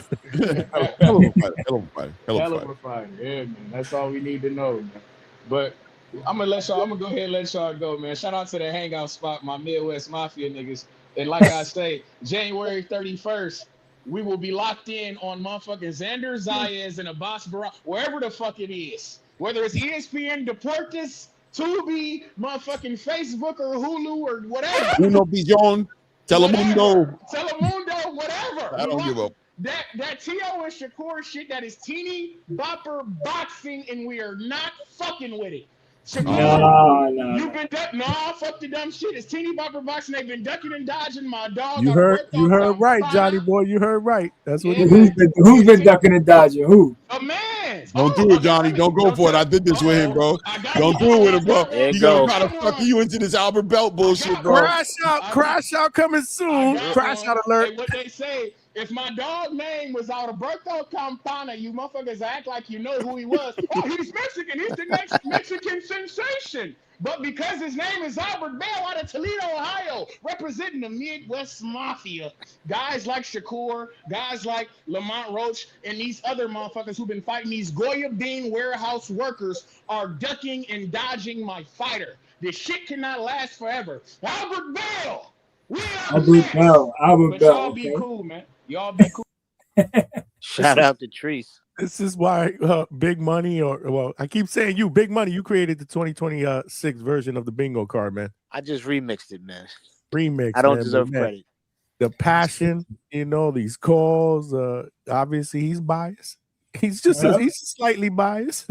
That's his guy. To all the fighters out in Ohio. Salute to Trees. I can't wait for Albert Bell to get his opportunity. I swear I can't. I want him to get his opportunity too, man, because he my dude, man. He really needs to, but man, he's just being the manager. It's just being mismanaged. Or maybe Albert Bell might need to go to Zuffa.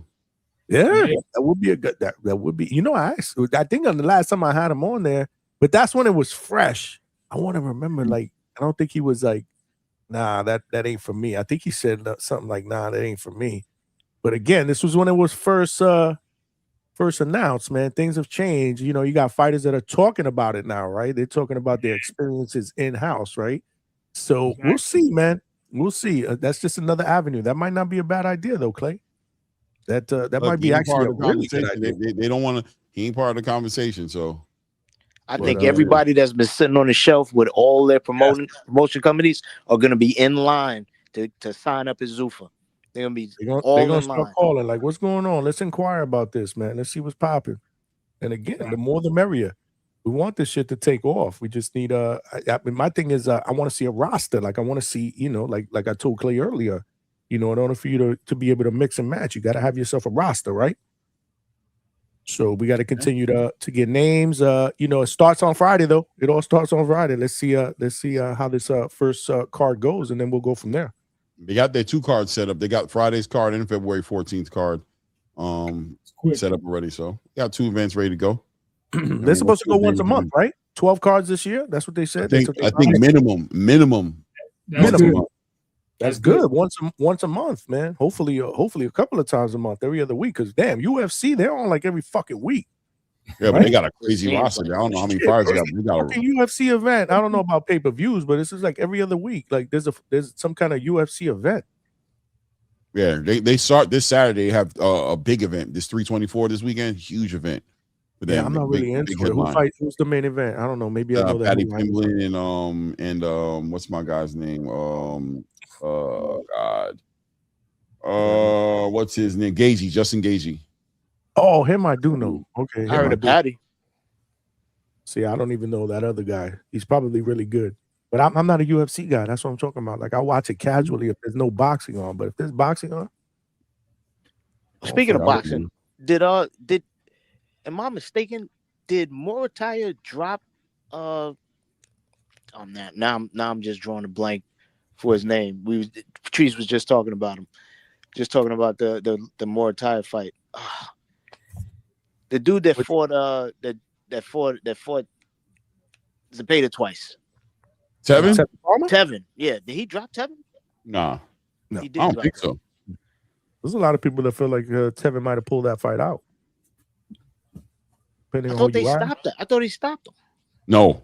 He did not stop him. No. Did you guys have Ray as the clear winner of that fight against Tevin? No. See? That was the same night Zepeda fought Giovanni Guerrero. I remember going back and forth. Yeah. Some people that don't know, and that was my whole thing about Raymond Danger, what I said earlier. I just wanted everybody's take on where he is as far as a fighter. Because he's a champion. But realistically, if we were looking for him, let's say hypothetically, to unify against the other champions, and let's say Tank was in that mix, and not where you're not in the I don't even know what the fuck we want to call that, what he's in now. I don't know if we favor him against any of the other champions. We ain't going to favor him against Shakur. I doubt that. I doubt we're going to favor him against Tank. Who's the other guy? Abdullah now, yeah. Y'all tell me. I don't think a lot of people Abdullah got to get the experience right? Like he's still a work in progress. Like he's a champion, but he's a young champion. And that fight he had with Sam Noakes was a very competitive fight. That was very valuable. Very entertaining. 12 rounds for the first time. He went over 7 rounds for the first time in his career, right? Like it was crazy. So, I mean, yeah, against a Raymond Muratalla, you asking? Like, how would he? I think that'd be a competitive fight. Who would you pick? He has to box more though, because he made the fight a lot harder than it had to be. Right. No, correct. He has to hit like a 76-inch wingspan. You have to use that reach and box, and that's what they were trying to tell him. So I'm really high on Abdullah Mason. I think he's a great fighter, but if you want to have a longer career, you got to box and then set up those shots. He just wants to bang with you, on the inside. Walking around with a shirt that says "appetite for smoke," so that's an issue with him. He wants that smoke. It was great entertainment. You got to put that shirt up first things first before we even start the fight. Hey, first of all, give me the shirt. Give me the damn shirt. We done with this shirt. We're gonna put this up. We'll visit this another time. We're gonna say appetite for boxing or something. I don't know. Appetite for the sweet science. It made for a good fight though. It was entertaining. I remember we did a live fight chat. These dudes were on here talking about, man, he can make it easy. I'm like, man, chill. I'm actually entertained. I enjoy it. I love it. I get it. I was just like, yo, he's one of my favorite young fighters. So that's why I don't want him to get hurt. I want him to, you know what I mean, to make it like Tommy Hearns, keep him on the outside, boom, land that shot. That was the best fight of that card, man. But it did show me. It did tell me a little bit about who he is. Right. This was his first title fight, and he was willing to go into the trenches, even though he didn't have to get that title. Like, you know what I'm saying? Like, he could have made you right. You guys are all right. He could have made it easier. Because are we taking away? Are we not giving Sam Noakes his true credibility and giving him his real credibility of making that fight that way, of not allowing Abdullah to fight the way he wanted to fight? He's a pressure fighter, but then when he hit Abdullah comes straight forward. He doesn't box and at least try to throw the jab, tie him up, frustrate him like a boxer. He just going bang, bang, bang. You hit me, I hit you, I stay in the pocket. Like, tap that kid, tap him. I gotta go get this title. Even if this guy, I'm gonna beat this. I'm gonna beat this motherfucker. Like, they ain't gonna be fuck this out. I'm going to. No, so that was just me on the night. I love those fights. Those are the best fights. Rock'em, sock'em, robots. No, but that people in the chat talking about Zaquin and Omari and Harley Madero, I think, is going to be on that card as well. All on that card. Good, great cards, great fighters, up and coming fighters. Great call, great call out, man. Harley's that's a Coach ER guy, right, Johnny boy? I was just with Harley and his father at his gym on the Gym X. That's the gym that they was at before Malcolm X and Lafayette and Bed-Stuy. Close to where we grew up. I didn't know they still train in New York. That's what's up. Yeah, I was just there with Yoel Judah. I just interviewed him right now. Harley. He was talking to us about Harley, man. He's on that card. Omari's my dude, man. Here from Orlando, good dude. Yeah, he's a great fighter, bro. I love what I see in him. And and again, he speaks well. He carries himself well. We've had him on here, like a really good dude, man. Reminds me a little bit of that little Xander Zayas ish. I'm feeling that. Yep. Vibe, I like that. But he reps Orlando, and he brings out a lot of people when he fought here in the Caribbean a couple times.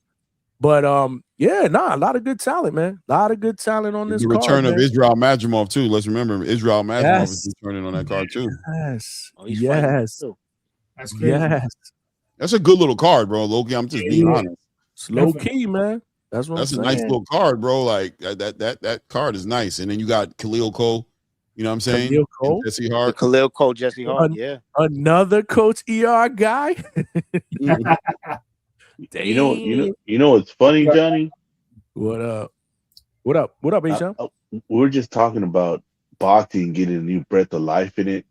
And I just hear some guys going off about how you want a young champion that's exciting to be boring. Oh, so you want to kill boxing. They meant it that way, though. You took it that way. They wanted him to make it easier, not boring. Yeah, not boring.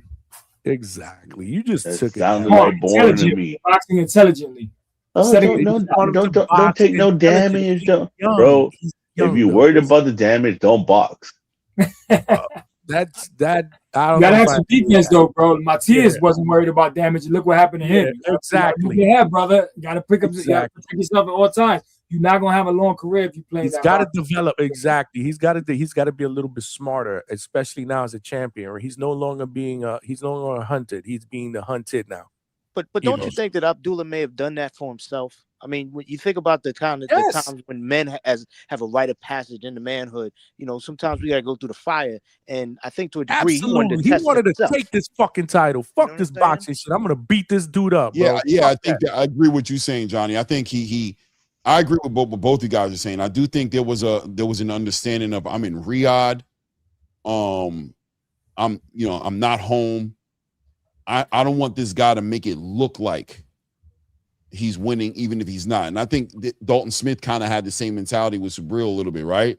Like I know I'm in somebody else's backyard, and I know how he can steal this because arguably did Subriel Matias steal that win from Alberto Puello?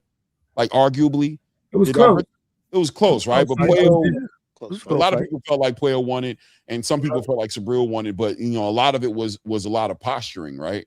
A lot of posturing by Subriel Matias, pushing him back, keeping his back on the ropes, working. You know what I'm saying? But Puello was hitting with a lot of clean shots, and I think Dalton knew that I don't want this. The first thing we have to change is the narrative that he's pushing me back, and I need to make sure these judges see that he's not controlling this fight. And I think there was a part of Abdullah Mason who was feeling the same way, right? Like I don't want this to look like this dude's chasing me around the ring, and I'm even though I'm boxing and I'm moving, but it could look, the optics could lead me into a robbery, and I'm trying to go home with that belt. So we're gonna take this. You got two choices that night.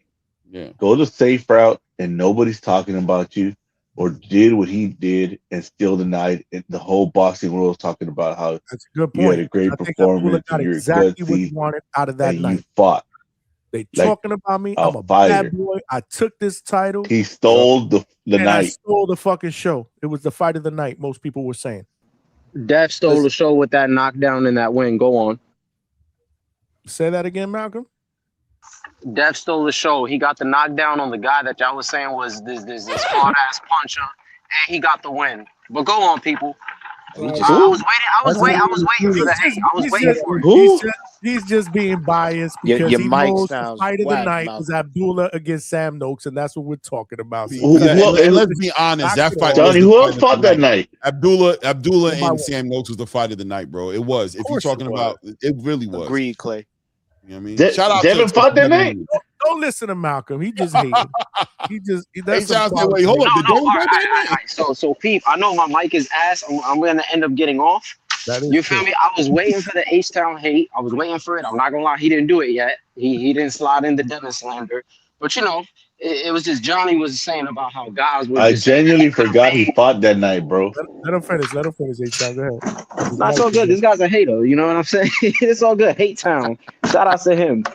But I was one of those dudes who was saying that Abdullah could have made it easier for him. I'm one of those guys. I don't like for people to make fights more difficult than it has to be. It could have went wrong. He could have got clipped. He could have got hit with some shit. I'm glad he showed us that he could bang with somebody else. I'm perfectly fine with that. And then shout outs to him. This is his first time. That was his first time going 12 rounds, and nobody talks about that. And he showed an amazing gas tank. But that's all I gotta say, man. Shout out to Abdullah. Hopefully he fights a little better, because fighting that way, he's gonna get clipped with some shit. Shout out to H-Town, man. He 0-2 with his picks. I'm out of here. Sure, buddy. He dropped the mic on you, H-Town. What you got? Hey, this dude's a flip flopper. He picked Canelo. Dude. Nah. He said, I got Canelo, but you know what? I'm gonna just stick with the culture and I'll go with Bud. But man, I don't know. Don't forget that was a culture pick. That wasn't his real pick. Oh, he was on code for that one, is what you said. He was on code, man. No, bro. I don't know. He's not here to defend himself. That's when he lost his credibility. All along, man. When he beat up the face of boxing and when he beat him up, I was so proud. I was so proud. I was feeling my guy, but when he teared up in that, and I think Bud cried. When did Bud cry? Because he cried one more time before that. He cried a little bit. Man. But when he was holding hands, it's when I lost it. Bro, he beat that dude's ass. He had to let the world know. He's back. You called him up. You summoned him. Go ahead, talk to him. Hey, I'm gonna keep it short. I definitely said, and let me just get this off. I definitely said that I'm rooting for him, strictly to be on code. But I also gave a wonderful breakdown on how he would win. There's a difference between rooting for somebody. Yeah, you can root for somebody and know they're gonna lose. It's all good, man. But I'm gonna be here, man. Even if Shakur loses to Tio, I'm gonna be here. I'm not gonna vanish. Bro. I'm not gonna vanish for 2 months talking about work. Nah, man. I'm gonna be here, bro. Hey, bro. It's all good. We love you. We love you, H-Town. It's all right, I like H-Town, man. I like H-Town. I just had to work, but It's all good. You're a decent guy, though, bro. I got the crow the very next day. I don't know why people acting like I did it. H-Town is good at what he does, bro. He's just.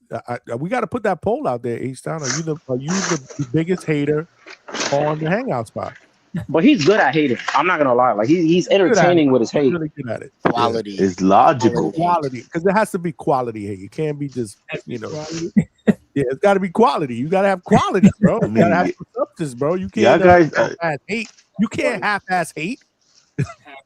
Johnny, but I love how people love to pretend that they want to see a dude pump a jab the whole night and see no action. No, we want to see action. I have no problem with that. Khalil Cole's last fight was amazing, and all he did was pump the jab. I had no issue with that. And he got his lick back on that fight too. Yeah, that boy Shank. Yeah. Mm-hmm. Coach ER said he got one of the best jabs in boxing, if not the best. 1 and 2 behind Hitch. And them two, 1 and 2. When you got a boring fighter, everybody says that. You guys, like I said, some people love the punches, some people love the boxers, man, and they understand what they're looking at, and you appreciate a good lead hand. Clay, is the purpose of boxing punching each other in the face, in the body? You're asking me if that's the purpose? Yes. What? It's not. Let's dodge all the punches. We got to fight everybody dodging all the punches. Nah, bro, it's hit, don't get hit, man. The purpose of boxing is to find out who the best. It's a chess match. You know what I'm saying? It's a competition. It's not about punching each other in the face. It's not a chess match is a chess match. This is combat. Man, you want to see a chess match? Go look at Bobby Fischer. Get out of here, bro. Bro, they got rules. There's defense. There's all kinds of aspects to boxing, right? It's not just punching each other in the face, man. But punching in the face is part of it as far as from a fan's point of view. But there's also a tactical part of the game that is entertaining. Look, I'm not mad at you for liking the punches. Let me tell you something. I know people who love golf. I can't stand it. You can't pay me to watch no golf.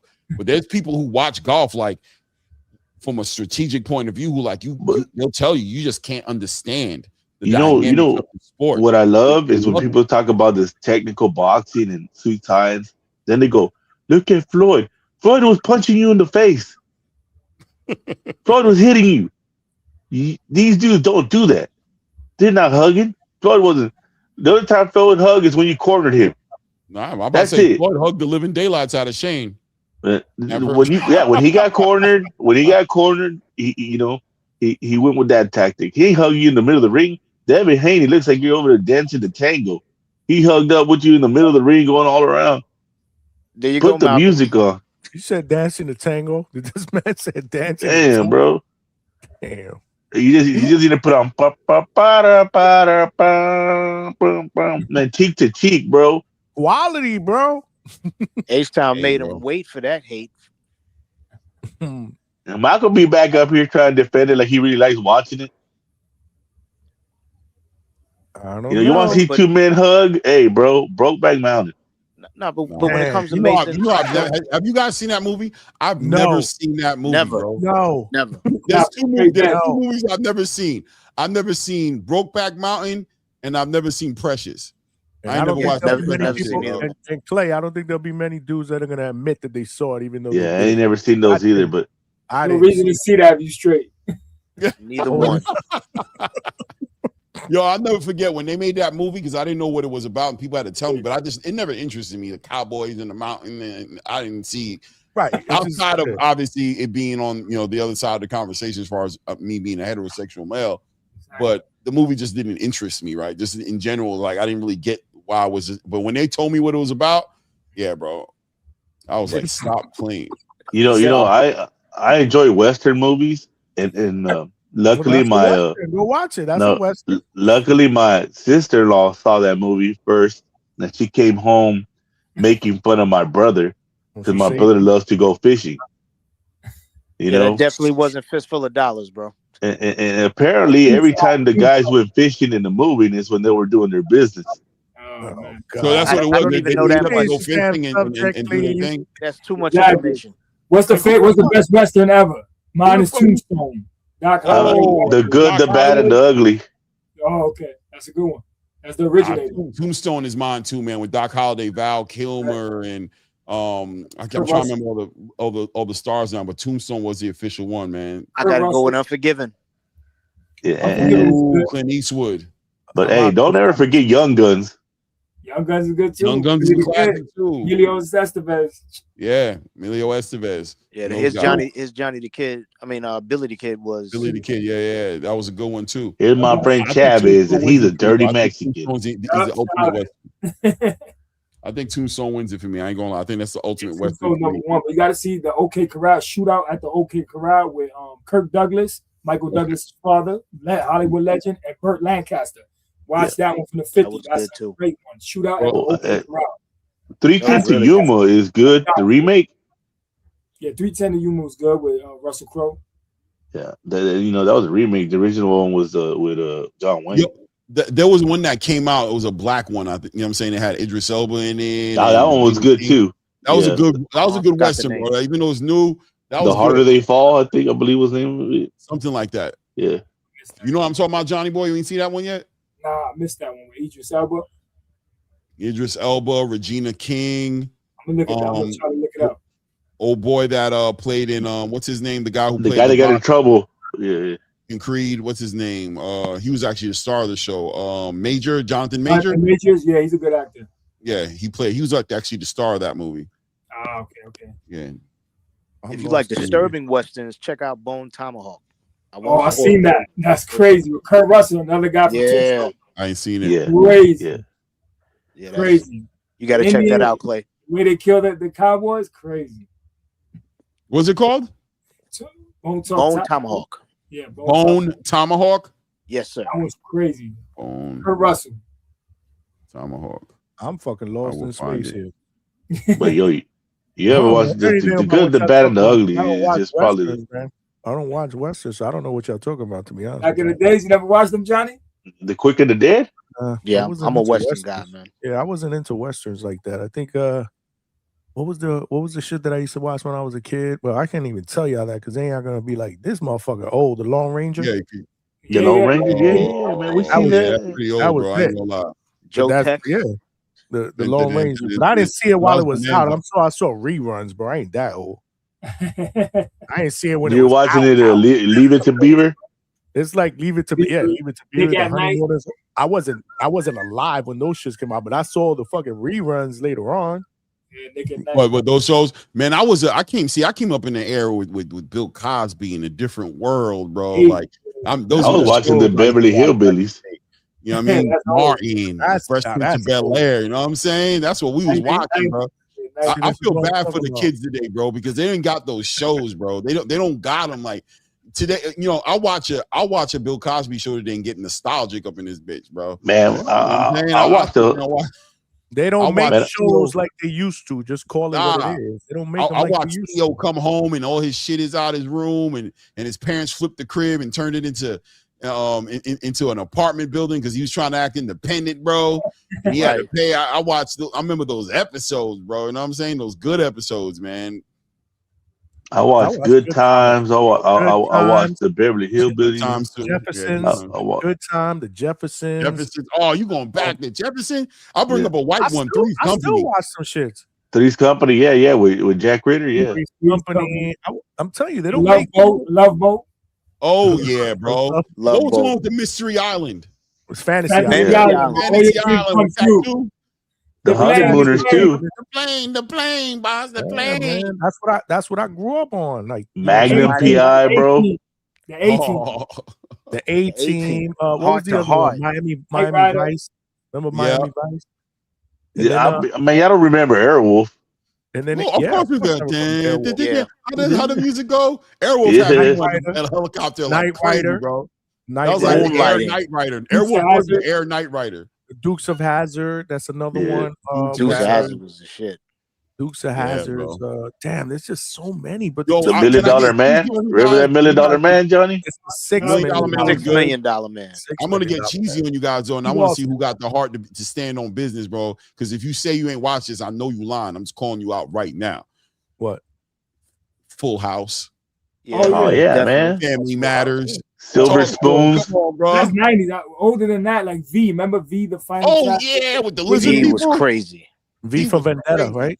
Is that called V for something like that? No, Johnny. Man with aliens, a movie. I'm aliens. talking about something different, right? And they eat the mice. You see them eating the mice and The shit. lizard people. They take Yeah. I know what you're talking about. Yes, I know what you're talking about. So what am Diana's I like talking about? queen. I'm talking about a movie, right? V for Yeah, you Vendetta. talking about V for Vendetta, the movie. That's a movie. Okay, yeah. But I remember V. I remember V. 2000. Yeah, That's 2000. But what about the cartoons though? Was y'all rocking with the? Yeah, everybody always talk about the Thundercats, right? No, I fuck with Tom and Jerry. Nah, if you were OG, you know who the Silverhawks are. Bro. I remember Silverhawks. Bro. Man, Clay, did we just become best friends? No, I think we just all proved that we're old, bro. We're fucking old. Bro. Look at this. They calling this shit the grandpa spot. The Unk spot. The Unk spot. 40 plus even out the chat. Yeah, you remember coming home from school, bro? chat is cooking us right 2 now. hours after you came home from school, those 2 hours of cartoons. He-Man, Transformers, Voltron. It'd be like Heathcliff. You be mad as fuck if you made it home 10 minutes late. 10 minutes late, you missed the first half of the cartoon. You mad as fuck. Because we ain't had no on demand. So we was at us no you missed it, DVR. you missed it, bro. He said no. There wasn't no internet either. We had beepers, no phones. We had beepers. And one fucking TV, bro. Hey, I remember the bullshit if you had a sister. And that shit was a tube TV. It wasn't no flat screen. That shit was a tube Bro. TV. Becoming dominated after 7 and catch with the a news. fucking VCR. You lucky we had a VCR. I remember when we got our first VCR. In my house, you know, like you already know I'm watching news. Get off the TV. 1982. First VCR. We have man. Probably around the same time, Johnny Boy as me. Yeah. Hold up. Do y'all remember? Y'all remember the first cable, WHT? Yes, that shit had nightcap. It had porn. What? I didn't have cable. We had 3 channels. Didn't it have what they call nightcap? Big Money. I remember that. Yeah, like after I remember when the TV stations used to end. Like half. It wasn't like oh yeah, when TV used to turn off. Yeah, when the flag would come out and turn off. It wasn't the Indian would start crying. It wasn't X-rated, man. That was a commercial. But no, they had that one channel where you could catch MASH. If you really wanted to watch something, you could catch MASH in the middle of the night. Yo, Clay, that'd be at 3 in the morning. MASH would be on. Yeah. Clay, that's how you knew it was late when MASH was on. Once you heard that MASH music. Yeah. And then in the heat of the night will come out afterwards. Yep. Hill Street Blues. Yeah. Man, I remember we had that one TV, and then every now and then my mom be like, "Nah, you sisters gotta watch what they want." And you had to watch fucking Strawberry Shortcake or Care Bears. Bro, you were mad in the motherfucker. You missing G.I. Joe? Bright. And the Smurfs came out around then too, right? Yeah. The Smurfs was more like Saturday cartoons. Yeah. Saturday cartoons, you catch your Smurfs, you know what I'm saying? But during the week when you came home from school, when you came home from school, there was that set of cartoons that we all made sure we caught. And I think Thundercat was part of it. G.I. Joe, Transformers. He-Man, Voltron. He-Man, Masters of the Universe, wasn't that on there too? He-Man, Masters of the Universe. Gargoyles. And you fast forward, then they got the Disney block just started coming out with Chippendales, Darkwing Duck. I wasn't really into. I wasn't really into Disney cartoons like that, to be honest with you. Yeah. Disney movies. DuckTales. Yeah, I like the cartoons that Clay was talking about. Not really the Disney ones or whatever. Yeah, you know what? Y'all some old ass motherfuckers, bro. That's nostalgia, bro. I sit back and watch some. I don't watch the cartoons that much no more because I say that from the heart. The imagination just isn't there no more. Like it's hard for me to catch a Tom and Jerry the same way I did when I was young. Hey, bro, you catch all the racist shit on there now, huh? You see everything. I'm just too old. I found Tom and Jerry on YouTube where they play that shit like constantly. You watch check it out. Hey, Clay, check it out. There was only 2 Mexicans. I did for a little while, not long though. I did for a little while. I did for like an hour. Check out how fucked up the cartoons used to be. There was only 2 Mexicans. It was Slowpoke Rodriguez and Speedy Gonzalez. One was real fast, stole, and jumped over borders, and the other one spent drunk and asleep all day long. Yeah. That's crazy. We weren't that sensitive back then, right? Like at the end of the day, hell no, man. I used to always love it. We gotta get back to that. No sensitivity levels all the way on tissue. I remember how he used to sound. He goes, "Hey, yeah, that's my cousin and Speedy. He is really fast. You I talking just too want fast to for him. drink and go to sleep. You got to do voiceovers, bro.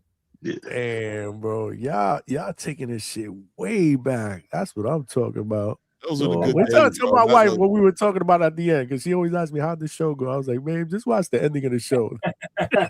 That's all you bro. need to know. Everything was slower back then. It was way more slower. We enjoyed ourselves a lot more, bro. Today, I'm desensitized, bro. I'm over. What's the word? I'm overstimulated, bro. I'm watching movies. I don't remember the last time I seen a horror movie. And I say that tongue in cheek, right? Because I've seen horror movies, but they just don't exist no more, right? Nah, I'm bro. They don't make desensitized. horror movies like they used to, man. Now, The Exorcist is still the scariest movie ever, bro. Is this how we're desensitized? We're just desensitized. Like, do you think we'd have been scared if we were kids with some of these movies? We just can't. I can't watch it and be seriously scared. Like, I just can't. Yo, H-Time, you know that Exorcist movie you talking about? You remember at the end? Remember that priest at the end when they was driving off? Yeah. That was my homeroom teacher in high school, Father No O'Malley. shit. Hey, look, Damn, big check Mo, out how you crazy it old, is. bro. You fucking old, bro. Hey, y'all remember the you part already 2, know. right? The part 2 where in the hospital, the nurse, she like crawls on the top of the ceiling. Yeah. Man, the first time I saw that shit, my mom was in the hospital and she was really sick. She was really sick, and back then you could spend the night in the hospital, but they didn't have a bathroom in every room. You had to go down the hallway to use the bathroom. I remember we were watching that motherfucker because my mom loved horror movies in the room, and then I had to pee, bro. And then my mom goes, "Go to the bathroom," and then you trying to get somebody to go with you, and they punking you like, "Take your ass up to the bathroom." Bro, Clay, remember back then at night they'll have one light off, one light on, all the way down because they're saving energy. Right. And the last fucking light was flickering right by the fucking bathroom, bro. Man, I opened that fucking door. My mom goes like, "Go," and I was like, "Nah, I'm good. I'm good. I just wait till the morning. I'm good." Really? You ain't Yeah, going? I just wait till the fucking morning. Fuck that, man. I was like 8 years old. Yo, my mom was rough, bro. She's like, get your little, you know what I mean? My mom is like, get your ass in there, bro. You better get your ass in there. And you up in there. If you gotta cry, I was going in there, bro. She was Bro, see, growing up Mexican is different, bro. We believe in the devil and witches and all that shit. Bro, I'm Haitian. What are you talking Okay, about? so then you know what it is then. You know what it is. What are you talking about? Serpent in the rainbow, right, Clay? Yeah, serpent in the rainbow, bro. Talk to him, man. Right. You know what I'm saying? But they don't. I've been pulled off my bed, bro. I've been pulled off my bed in the middle of the night. It's crazy. My mom said, "What you talking about? You blessed, man. You blessed, bro. Ain't nobody messing with Jesus. Get your ass in the bathroom." Man, ain't nobody messing with Jesus. Ain't nobody touching you. What's wrong with you? Get your ass in the bathroom, bro. And shut this damn light off in the house. You don't pay no bills. Shut your light off in your room. Wasn't no need leaving the light on, and I'm scared. Oh no. What? All lights, everything's off. Facts. No. Yeah, Hey, I ma- don't believe you don't train your kids to be afraid of the dark, man. That's a recipe for disaster. You remember how it was when we grew up. It was Hell crazy. yeah, bro. Shut that light off and tell us to shut up and stop all that moaning too, bro. Man, I'm gonna tell you, man. It was like back in the day, you know, we didn't have a lot of street lights in the hood, and my buddy lived in the front of the neighborhood, and I don't know, have you ever heard the saying that witches whistle at you at night? No, I Man, know well, I wasn't allowed to whistle in my house. But that's like a Mexican folklore, right? And I had spent like all day playing video games at my friend's house. He lived like 6-7 blocks away from me, and man, it was like 3 a.m. I didn't even know it. I said, "Oh shit, man, I gotta go home." And there's like no lights on all the way to my mom's house, bro. I'm walking home, and I hear, and I'm like, "What the fuck?" And then they always say, "Don't look back and don't respond, just go." You know. I'm walking home, I hear, and it sounded like the fucking whistle's getting closer to me, bro. And I was like 12 years old, you know. So I ain't no little kid, really, you know. I ain't imagining this shit, bro. I just fucking started running, and I jumped the fucking fence. And then I told my mom, I was like, "Hey, man, they fucking whistling at me." And then my mom, she's like super like, you know, Jesus guy. She went out there with a crucifix, like, you know, like, "Oh, it's a witch and this and that." You know, but hey, man, shit was crazy, man. Because I'm telling you, these say my parents' house was haunted. My friend wouldn't go in the kitchen at night He said he could feel eyes looking at him. He goes, man, I feel someone looking at me, man. And he wouldn't. You tell this man, I'll give you $200 to go sit in the kitchen for 5 minutes by yourself. Now this dude's already 20 years old. He'll be like, hell no. He goes, keep that money. And this is a dude that like done like stab people, cut people's fingers off. You know, he knows what it is. He knows what it is. You can't mess with them spirits. Yeah, man. So back when you was younger, bro, everything was just different, man. Everything. We're just overstimulated and desensitized, and that's down to my kids too. My kids ain't scared of shit. My kids ain't scared How of old are your shit, kids, bro. Clay? You got young kids? I mean, no, my kids are older now. Well, my youngest is 16. I got a 18-year-old and a 23-year-old, right? But they were never into that. Like that fear, they wasn't rock. My daughter, I ain't gonna lie, my youngest, my daughter too, and she's 23, man. We used to do we used to go watch scary movies, but you know, she didn't grow up in that era when they were really, really, but yeah, I get what you're saying. It's just they don't believe it, right? They're like, yeah, that's funny, but that's not real. Like my kids at a young age was like, Santa Claus ain't real. Stop playing with me. I don't got time for that. Like, but you got to remember, dog, in the 80s. I got no time for that. What are you talking about? In the 80s and 90s, before we went super civilized, because you got to remember, a lot of like even your neighborhood didn't have all these lights. You know what I mean? Like you'd be out there, it'd be pitch black at night going home. You know, you live in the city. Did y'all see that movie Skinamarink? No. Now we're just talking about how a lot of these movies ain't scary. Check that one out and tell me what you think. Now I watch scary movies now and get mad, bro. Yeah, because you see people doing stupid stuff and getting caught up in ways that don't make no damn I'm like, bro, how the fuck? I mean, a lot of the horror movies are camp, though. You know what I mean? We expect that there's going to be some funny element to the way people get killed. You know what I'm saying? So real scary, it's very hard to come by because you need the kind of person that's got a sick mind in order to create and put on screen those crazy images. You know what I'm saying? Right. Like, you guys know that movie, The Terrifier? Those movies, those slasher movies? That was crazy, man. Yeah. Those are just gore. Those are just gore movies, though. That's just gore. Yeah. My friend's father made that movie. So I remember when he was first making. I remember when he was first making that movie, and I remember going to my friend's crib in Jersey, and his pops was in the he got a big ass crib in Jersey, like damn near a mansion, and his pops was downstairs and they were building the characters, and I remember because he's a stockbroker or commodities broker, retired millionaire. So this was his thing, right? I'm gonna raise money and I'm gonna make these horror movies, these slasher movies. That's what I want to do. So they were making. I didn't think that shit was gonna hit at all. I was like, man, Joe, your pops just ain't got shit to do, bro. He probably shouldn't have retired. He bored. I was shocked when they ended up on the second one. When they did the second one, and I remember following, bro. Cult following, bro. I couldn't believe it when they were doing the games. What was that game that the kids be playing all the time, where they building stuff and what they call that game, bro? You guys know what it is, bro. Them escape rooms. No. What's that video game? It's real popular, bro. It's one of those games where everybody. It's still this Fortnite. Game. Oh, you talking about Backrooms? Fortnite. And I saw the clown as a character. People were buying the character. I was like, what the fuck?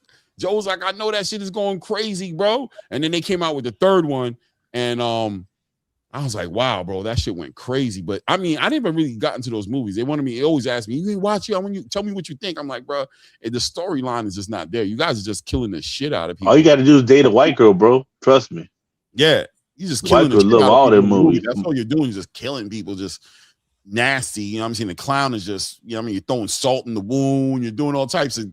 It's kind of like disgusting, to be honest with you. But that's the human centipede and all that shit. That shit. Yeah, I never watched the movie. Like I tried to watch it, I couldn't get into it because I couldn't get into the story, and it was real 1985 horror type, 1980s horror. Like it didn't seem to cross over to me. But yo, cult following, people love that Terrifier, bro. They love it. They only put up like $1 million for that, right? And they made like 200 million or something like that. Yeah, the first one. Yeah, the first one. I don't know what the budget was for the second and the third one, but yeah, not that much money, man. I'm telling you, they made most of those props in my friend's father's. I saw them doing it. They made it. That's wild. Props. It wasn't no high level shit. Y'all see that movie Jeepers Creepers, right? Yeah, of course. Man, remember where he lives on that church off the highway? Well, that's Highway 90, right? Oh. In Texas here, and on the way to Austin, you take that to go to Austin, and my ex chick was going to University of Texas, and then me and my homeboy were over there because he was talking to another girl, and then me and my ex, we got in an argument like at 11 at night. Then my homeboy was like, "Man, fuck, what you gonna do?" I said, "You know what? Fuck this. Go back to Houston, bro." So we going back to Houston, and the fucking car broke down right by that fucking church, bro. Like fucking 3, 4 in the morning, man. Wow. And back then, like there wasn't all these gas stations there is now on Highway 90. It was just I think from that church all the way to the next gas station was like fucking 10 miles or something, you know? That's crazy. And then we had to walk that bitch, and every time a car would come, I'll start whistling that Jimmy Creeper, and my homeboy would be like, "Man, shut the fuck up, bro. That shit ain't funny, man." Speaking of Texas, though, one of the movies that I thought that was the remake was Texas Chainsaw Massacre was actually pretty good. I know I've seen the original. Yeah, that was pretty good. Yeah, the one they made, after, like those were pretty scary. You made a bunch of them, right? Yeah, but then they start getting crazy, right? So I'm talking about maybe the first one or whatever that they made. Those were pretty scary. And Terrifiers, they actually did a haunted house here in Halloween Horror Nights in the Universal. They had a Terrifier house. Johnny, in Orlando?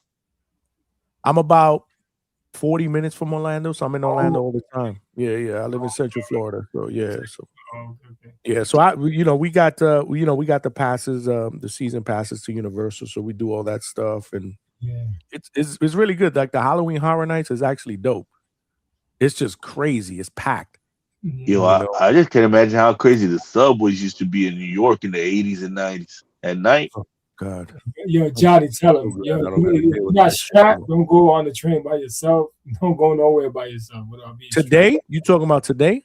No, I'm talking about. He said 80s. Like the 80s. Oh, yeah, no. 80s. You better don't even go through certain blocks by yourself. There's gonna be a problem. Oh, it was different. Yeah, it was different back in the days when we were. Back then it was Brooklyn. It was Brooklyn, Vietnam. Now it's Brooklyn, Disneyland.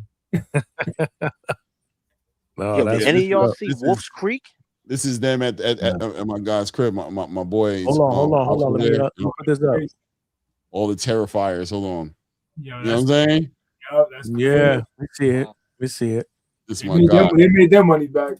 Oh, they made a bankroll. Yeah, that's crazy. They made a bankroll, bro. That's probably one of the most successful movies ever, right? I don't know, but it's up there. I mean, it was in them gore movies. Hell yeah, that is crazy. In the gore movies in that category, it was a flip, man, for sure, man. It was a crazy flip. Yo, that's for sure. Trini, what's good, bro? What's up, Trini? Chilling. Chilling. What up, panel? Y'all think as we get older, man, it be shit like Wrong Turn. Remember Wrong Turn? Yeah, man. What was the movie Wrong West Turn? Virginia. With the inbreds. In West that's Virginia. when they went the wrong way, like right? that, They end up in the, like the hills have eyes. In West Virginia. That's where it was. Shit like that. Shit like that is scare you, man. Cause shit like that, motherfuckers like that be out there. But when I was younger, man, it was always the Exorcist movies, man. The Exorcist joints. Word. Yeah, man. That was my They high don't make school horror movies like that, like they used to. One of my high school teachers in that movie, in The Exorcist, in the original one. Remember the original Carrie? Remember Carrie? And you know my name. Yeah. My name is Damian, so like when they used to spell my name with an E-N, I'll correct you quick. Like, nah, I ain't me. You're talking about the Omen. You're talking about the Omen. Yeah. The Omen was crazy scary. Too, bro. Because that's real. That's in the Bible. But you know, the Amityville Horror. Remember the Amityville Horror? Yo, recently though, went out there to Long Island to the house. Hey, Tribby. I took a picture of it too one time. I went over there. Them demons followed. Yeah, what up, hey, son? What's good? Hey, my nephew name is Damian, and I ain't never met a Damian that wasn't a badass little kid. Yeah, that was a problem, man. I ain't gonna lie. But yeah, for sure. We got, man, it's better be bad when you're young than when you're older. Fuck that. That is true. But yo, I watched some shit the other day, man. My shorty, she don't get scared like that. That's what she does, scary movies. But it's some shit called Fresh. It's not the old school gangster movie. It came out like in 2023. Oh yeah, that movie. No, that was older than 2020 something. No. Fresh? I'm not talking about the gangster one. It's called Fresh, but it's from 2023. It's about a girl that goes on it starts off, she's on a date, and she's like the dude is like not trying to pay for it. It's like she went on a fucked up date, and then she meets somebody, and she has like a great night. Then she wakes up in the morning, she's chained up, and then from there it just gets crazy, bro. That shit is wild. Like, yeah, that shit's wild. Like that shit has like she was like, yo, turn this shit off. Like, she's creeping me out. Like, yo, for real, yo, that shit was wild. The ones that's about the real life stuff is crazy. Like Wolf Creek. I don't know if anybody's seen Wolf Creek. It came out in the early 2000s about that real life Australian serial killer Mick Taylor. Yes. Damn, I ain't watched that shit. But yeah, Johnny Boy, that you got those you be got the to sit down scariest. one You're time right. with it. Yeah, I see, because it's real life, and I googled the whole news story in Australia. Yeah, he was bringing people to like that thing, right? He was killing those tourists. Yeah. Anytime somebody broke down a car, he was catching them on the road, and he played real nice with them, and then he just, he murk them. It's crazy. Wow. Damn. Right there in the Outback. Yo, anybody start that Hit Hars on Netflix? Y'all tried that yet? What is it? You breaking up, Trini? You cut off, Trini. Say that again. Your mic. His and Hers. You heard me? His and Hers. You heard me? His and Hers. No, his and Hers. I feel like I've seen it. His and Hers. His and Hers. Wait, I seen the thumbnail. I haven't started watching it. That's the movie with I haven't started watching. Is it good? That played the Punisher. Yeah, the Punisher guy. Good. Yeah, it's good. And the black girl, right, or something like that. It's so right? good, like or Spanish girl. Yeah. I usually gotta wait. Yeah, shit like that. I usually gotta wait for my girl, and she's in Puerto Rico, so we watch. She's watching there, and I'm watching, and we like talking while we're watching it. That's how good that shit was. That's a limited series too, right? It's like 8 episodes or something. Yeah, that shit fly by though. That's like some binge worthy shit. Couple L's, little shorty, you good. Yeah, do y'all do a lot? Do y'all do a lot of traveling in like the early 2000s stuff and like a lot of driving cross country?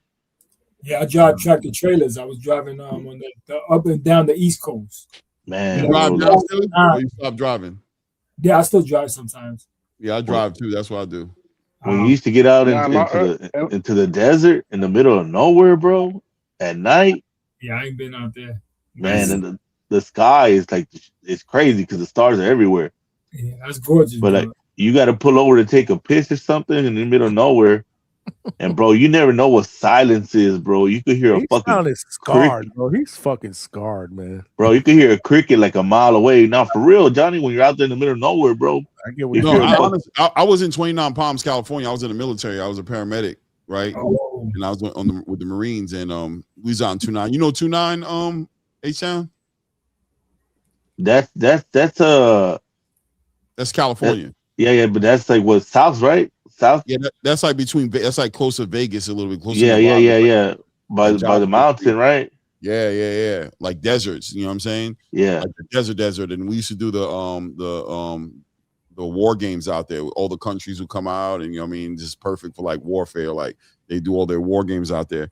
But yeah, at night, the sky will be so clear because like no smog, no nothing. It's like the air is so clean. It'd be freezing at night during the winter. Like out there, it was freezing at night. Hell yeah, dude. Any desert during the day. New Mexico, Arizona, all that shit. El Paso. If you get out there, once you get into the flats and all that, and it's like so peaceful, but it's fucking weird because you're so used to the noise of the city. Then you start hearing fucking fucking mouse going through the fucking bush or something. You could hear that shit, bro, because your fucking senses are like hiding, bro, because it's so quiet. You hear all that shit. Yeah, man. Until you're out there, Johnny, you'd be like, hey, it's kind of fucking weird. But I would never want to live out there. I ain't gonna lie. I ain't fucking with that. I'm good. We hear weird shit out here in Florida where I live at. Florida, you at night. I know the frogs be killing y'all, bro. Yeah. Well, they be screaming all night, bro. There's a huge lake. So where I live at in Winter Haven, they call this the city of chain of lakes. So there's about 35 lakes here. So there's alligators all over the fucking place here. And there's a big lake behind my house. And when it's mating season, bro, you can hear these motherfuckers, man. Like weird shit, bro. Nah, bro, you be hearing alligator fucking? I don't know what it is. I don't know if they that's a silly sick shit. Why he gotta be fucking? Why can't he be just talking? And why he gotta No, they like to do that. I thought that's what the sound was. No, it's like Man, I'm telling you, man. Weird, like it was nothing like traveling. Dinosaur sound or whatever. And this lake is literally behind my house, but it's about, I would say, at least a good football field, maybe about 100 yards from my backyard to where it's at. So it's not close, but man, you could hear that shit like at nighttime. Like if I used to sit in my patio in the back at night, and you could hear like weird shit, and it sounded like prehistoric, like Jurassic Park. Yeah, weird shit. I'm like, Johnny's man, like a touchdown away from there. a prehistoric orgy with dinosaurs. I don't know what the fuck's going on or whatever. Politely get up and go inside the crib. Like, let me just go inside. I don't got no time for this shit, bro. A year ago, or whatever. There was a small gator here in this development. It was like, what about the pythons? What about the snakes? I heard you guys are like snakes. Completely. Yeah, snake Yeah, city you over can there. out there. You can kill them out there because they take We had a over. small one. We had a small one. Habitats. When we moved in here, I would say about maybe 3 months. And my wife, let me tell you something, she's scared of anything, bro. She's scared of butterflies, everything. And of course, she's always the one that catches all this stuff that comes into the house. Because, you know, you got those small little lizards, everything, or whatever. They come in here. That's what it is. It's Florida. But there was one time there was a small little garter snake that that I'm in the other room, whatever. I forget what I was doing. All I hear is her screaming. Ah! The fucking snake, bro. But they got poisonous ones out there too. You got them water moccasins and those. You got listen, bro. It's wildlife. It's some toads that'll kill your dog. Like when your dog bite we don't let the dogs out. We don't let the dogs out at night like that by themselves. We don't let the dogs out like that at night by themselves because you don't know what the hell's out there, bro. We got owls out here. We got all kind of shit, bro. Horny alligators. That's crazy. Horny alligators, you say? Yeah, owl will come and snatch your damn puppy, boy. Yeah, Man, of course, bro. I know a lot of y'all East Coast cats like never really like just drove cross country, man. But I remember the days where I used to drive cross country with a fucking map. Like you with a map and a fucking, and then I remember when that shit, man. Remember when Tom came out, Clay? Oh yeah, that shit changed the game. Yeah, help you. I got my Ram McNally. I got my Ram McNally, bro. We good. We locked in, bro. Bro, I used to drive across country, and I remember where to turn with nothing. Now, bro, I can't go nowhere without the damn GPS. I got my GPS. I got the Google Earth. I need to see how it look before I get there. I want to see your town. I want to see the street. I want to see what's going on in your street. Bro. It was always crazy when you put into a town where there was no people of color in the town. Yo, that shit was crazy back in the day. You pull over to the gas station and at 2 a.m, and everybody looking at you like you an alien. Yeah. That is a sundown. You hit a Waffle House up, bro, and they looking at you like, what you doing here? Sundown truck driver, I don't know. Real, bro. That's the worst feeling, Johnny. But that's the worst feeling, man. In those areas, right? You pull up in an area and stay in your damn truck, right? Like I'm just sleeping here, bro. I'm pulling out here first thing in the morning. I'm good, bro. The people just looking at you like they either looking at you one or two ways. They either looking at you like you're interesting because they don't see a lot of you. Yeah. Right? They get amazed by you. They might even want to start talking to you. Hey, they get over interested. Yeah, they get over interested in you. It's funny, bro, because I don't trust that shit either. Yeah. The first time I went to Mobile, Alabama, man, like there still was no Mexicans or nothing out there, right? And man, my ex Burnley was 6'5", I'm 6'1", and we out there working. We went to a little diner to go eat, and the lady's just looking at us. She's just like looking, and there's this little fine chick waitress in there too, and I'm trying to look at her when they're looking at me weird. And finally, lady goes, "Can I ask y'all a question?" I'm like, "Yes, ma'am." She goes, "What are y'all?" She goes, "Y'all not black. Y'all too big to be Mexican. What are y'all?" Puerto Rican. Puerto Rican. Puerto Rican. Yeah. Straight Puerto Rock. He Puerto Rican. Look at the Puerto Rican flag in the background. Bro, they ain't got no issues of speaking right to you, right? You damn, bro. You ain't no black, and you ain't no damn Mexican. You too short to be a Mexican. And then I go to Walmart and go to Walmart and that motherfucker, and everybody will be like, "Hola." I'll be like, "Motherfucker, I speak English. What the fuck all that bullshit, dog?" Hey, it was crazy, God bro. bless their little hearts, right? God bless. Hey, the internet has really opened everybody's eyes, you know. Like, because before, like, you could go to a town and they never see you. You know, they don't even know what you are, bro. We used to go to Indiana, and everybody was Hispanic and black. You straight get him ass as soon as you get there, because there ain't nothing but white Jews out there. All them white chicks, as soon as you were there. You got to explain that a little bit better, though, man. Yeah. I'm saying you getting women, bro. You don't even got to talk to them. They're talking to you. But I get what Big Money said. We get it. He said there was nothing but white guys. You get nothing but ass out there. It's like, whoa. The women, bro. That's what I'm talking about. There's like nothing, like there ain't no men of color out there, bro. So you go out there and the white girls just talking to you because you're different. That's it, bro. Nobody love. Oh yeah, man. A couple of them illegal dudes brought home wives. That's like when we went OT, get that money. You know how that do. Hold on, Alberto said. Yo, but let me jump off. Salute, Trini. I'm gonna holler at you. I'll holler at you tomorrow, Johnny. Y'all stay up, man. Good meeting. Yeah. Salute, bro, man. Be safe out there, dog. Peace, Trini. Man. You're safe. All right, yes, sir. Yes, sir. Man. Damn, guys, this has been good, but I gotta wrap this up, bro. It's been 4.5 hours, man. I was just gonna say the same. Yeah, I gotta wrap this up. Thank you for having me on, man. I appreciate it. Go ahead. What was you gonna say? I'm sorry, man. I cut you off. I said, yo, Johnny, thank you for having me on, man. Clay, H-Town, Big Money. What's Salute, up, Johnny boy. Having me I'm on, gonna call you JB, bro. Salute, JB. Good meeting you, Johnny boy. Peace, man. Nice meeting you guys, man. Salute, man. Catch me at the fight, man. Yeah, got you, man. Yo, you know you family, man. You welcome back anytime, brother. You already know. Yo, salute to everybody, man. I appreciate you having me. I put my link in there again. If anybody want to sub up, let's get me up to 3,000. I'm trying to be like Johnny, man. I gotta sub to your channel, bro. Let's no go. doubt. I'll put the link in the channel. But yeah, man, Zuffa, baby. No, let me stop. Shout out, we got some good fights this weekend, man. I mean, Zuffa is on Friday, but Saturday night's card, man. I'm telling you, it's an understated card, bro. I'm going to be calling it live. You know what I'm saying? I'll be calling the card. Great fights on that card, bro. You guys should tap in, especially with a lot of future talent. Amari Jones, you know what I mean? Zay Quinn. What's my guy's name? Harley. What's his name, man? Maderos, right. Great fights on that card, bro. Good boxing this weekend, man. For the culture. Salute to you guys, man. Appreciate you guys. Appreciate you, Clay. Peace out. Johnny boy, I catch up with you, my brother. You know, don't be a stranger. Come back, brother. I gave you my number on the gram, right? Yeah. Did you send it to me? Yeah. I'm gonna send it to you. We gotta connect. I'm gonna see you next week. And the fellas too. Yeah, just hit me anytime. And I think anyway, you say you're in Winter Havens. That sounds familiar. I know my son is out there in Florida, but I don't know if he's around there. I think he's around there. I'm gonna let you know.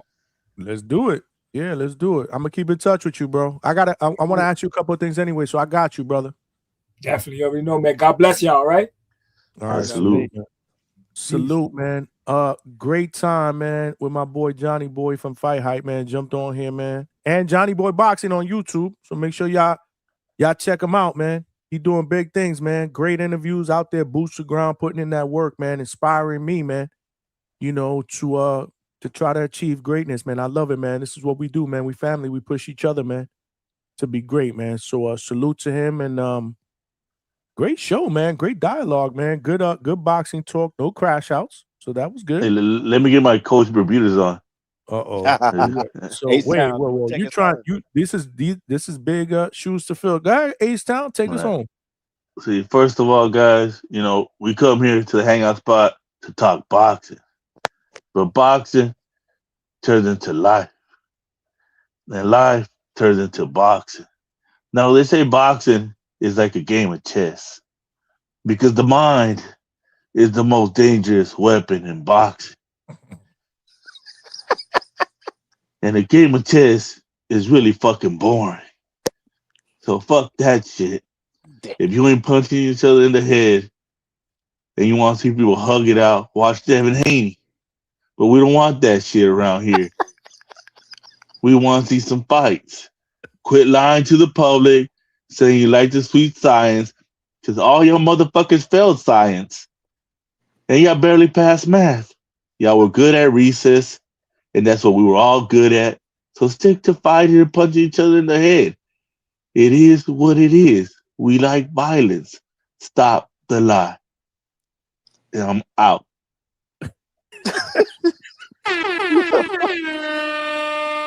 Yo, Johnny, I don't know about you, but I feel worse after hearing all of that.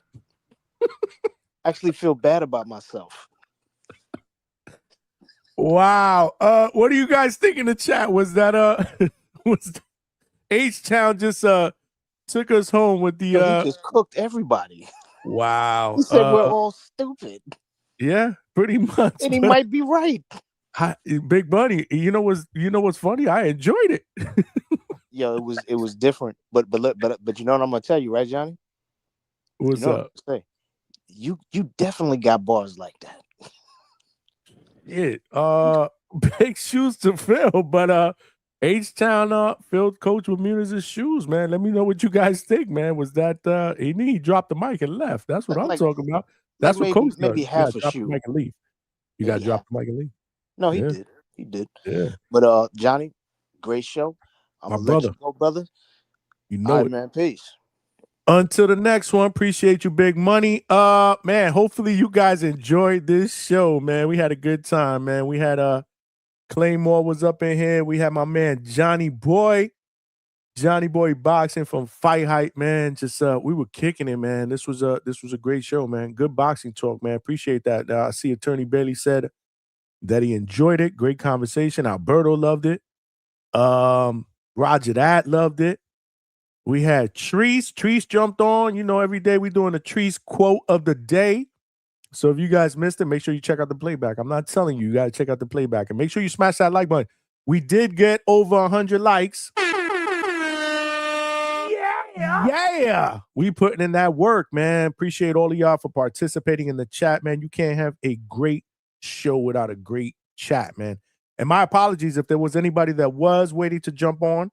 Again, it's not often that I get Johnny Boy up here, so I wanted him to cook because he's putting that work in, boots the ground, man, with Fight Hype. So, but the good news is, if you did not get a chance to voice your opinion because you couldn't get on the panel, we doing another show tonight. That's what we do. That's what we do here at DHS, man. We providing that great boxing content for the DHS family and all of y'all.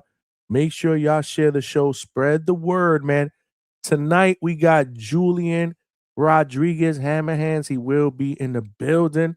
Yeah, he's going to spend some time with us. He is fighting this Friday on the first Zuffa card that's going down in Las Vegas, man. So he's going to be in the building, man. He's going to be in the building. That's my guy. We were supposed to get him on about a month ago, man, and something came up with the family. So, yeah, so we rescheduled. So we're able to get a little bit of time with him before the fight on Friday. So he will be on tonight, 11 p.m. Eastern Standard Time. We go live 9 p.m. Eastern Standard Time. Remember, he is in Vegas time. So, you know, we'll do our show, you know. We will do our show and, you know, talk that shit about all the boxing that's going down, not just this weekend, but next weekend as well. And then once Hammerhands jumps on, we'll do that quick interview. You know, we'll knock that out of the park. I don't want to keep him on that long. So we'll probably do about a half hour, 40 minutes, and get him back to what he needs to do in Vegas, man. Like I said, this is fight week, man. This is fight week. So I'm just blessed that we're able to get him on before his fight, man. But he's showing love, man. He my brother. He my guy. So he's showing love. So make sure you guys tune in. Again, 9 p.m. tonight, Eastern Standard Time. We'll do it up. Hammerhands Rodriguez will be on 11 p.m. Eastern Standard Time. And then once he's done, you know how we do. We open up the phone line. We get it popping, man. We talk that boxing shit. We talk about everything, man. Today we were talking about scary movies and series and shows in the 80s, man. It took me way back. So good conversation, man. So as always, I appreciate all of y'all for the love and support. Appreciate everybody that jumped on the panel. And I appreciate H-Town for taking us home. Since Coach Bermudez wasn't here to take us home, hopefully he'll hear that. I'm going to have to clip that out and send it to him. That shit was epic. But as always, this is your boy Johnny signing out from the Hangout Spot Live. I'll talk to everybody tonight. Peace, man. Love, man. One.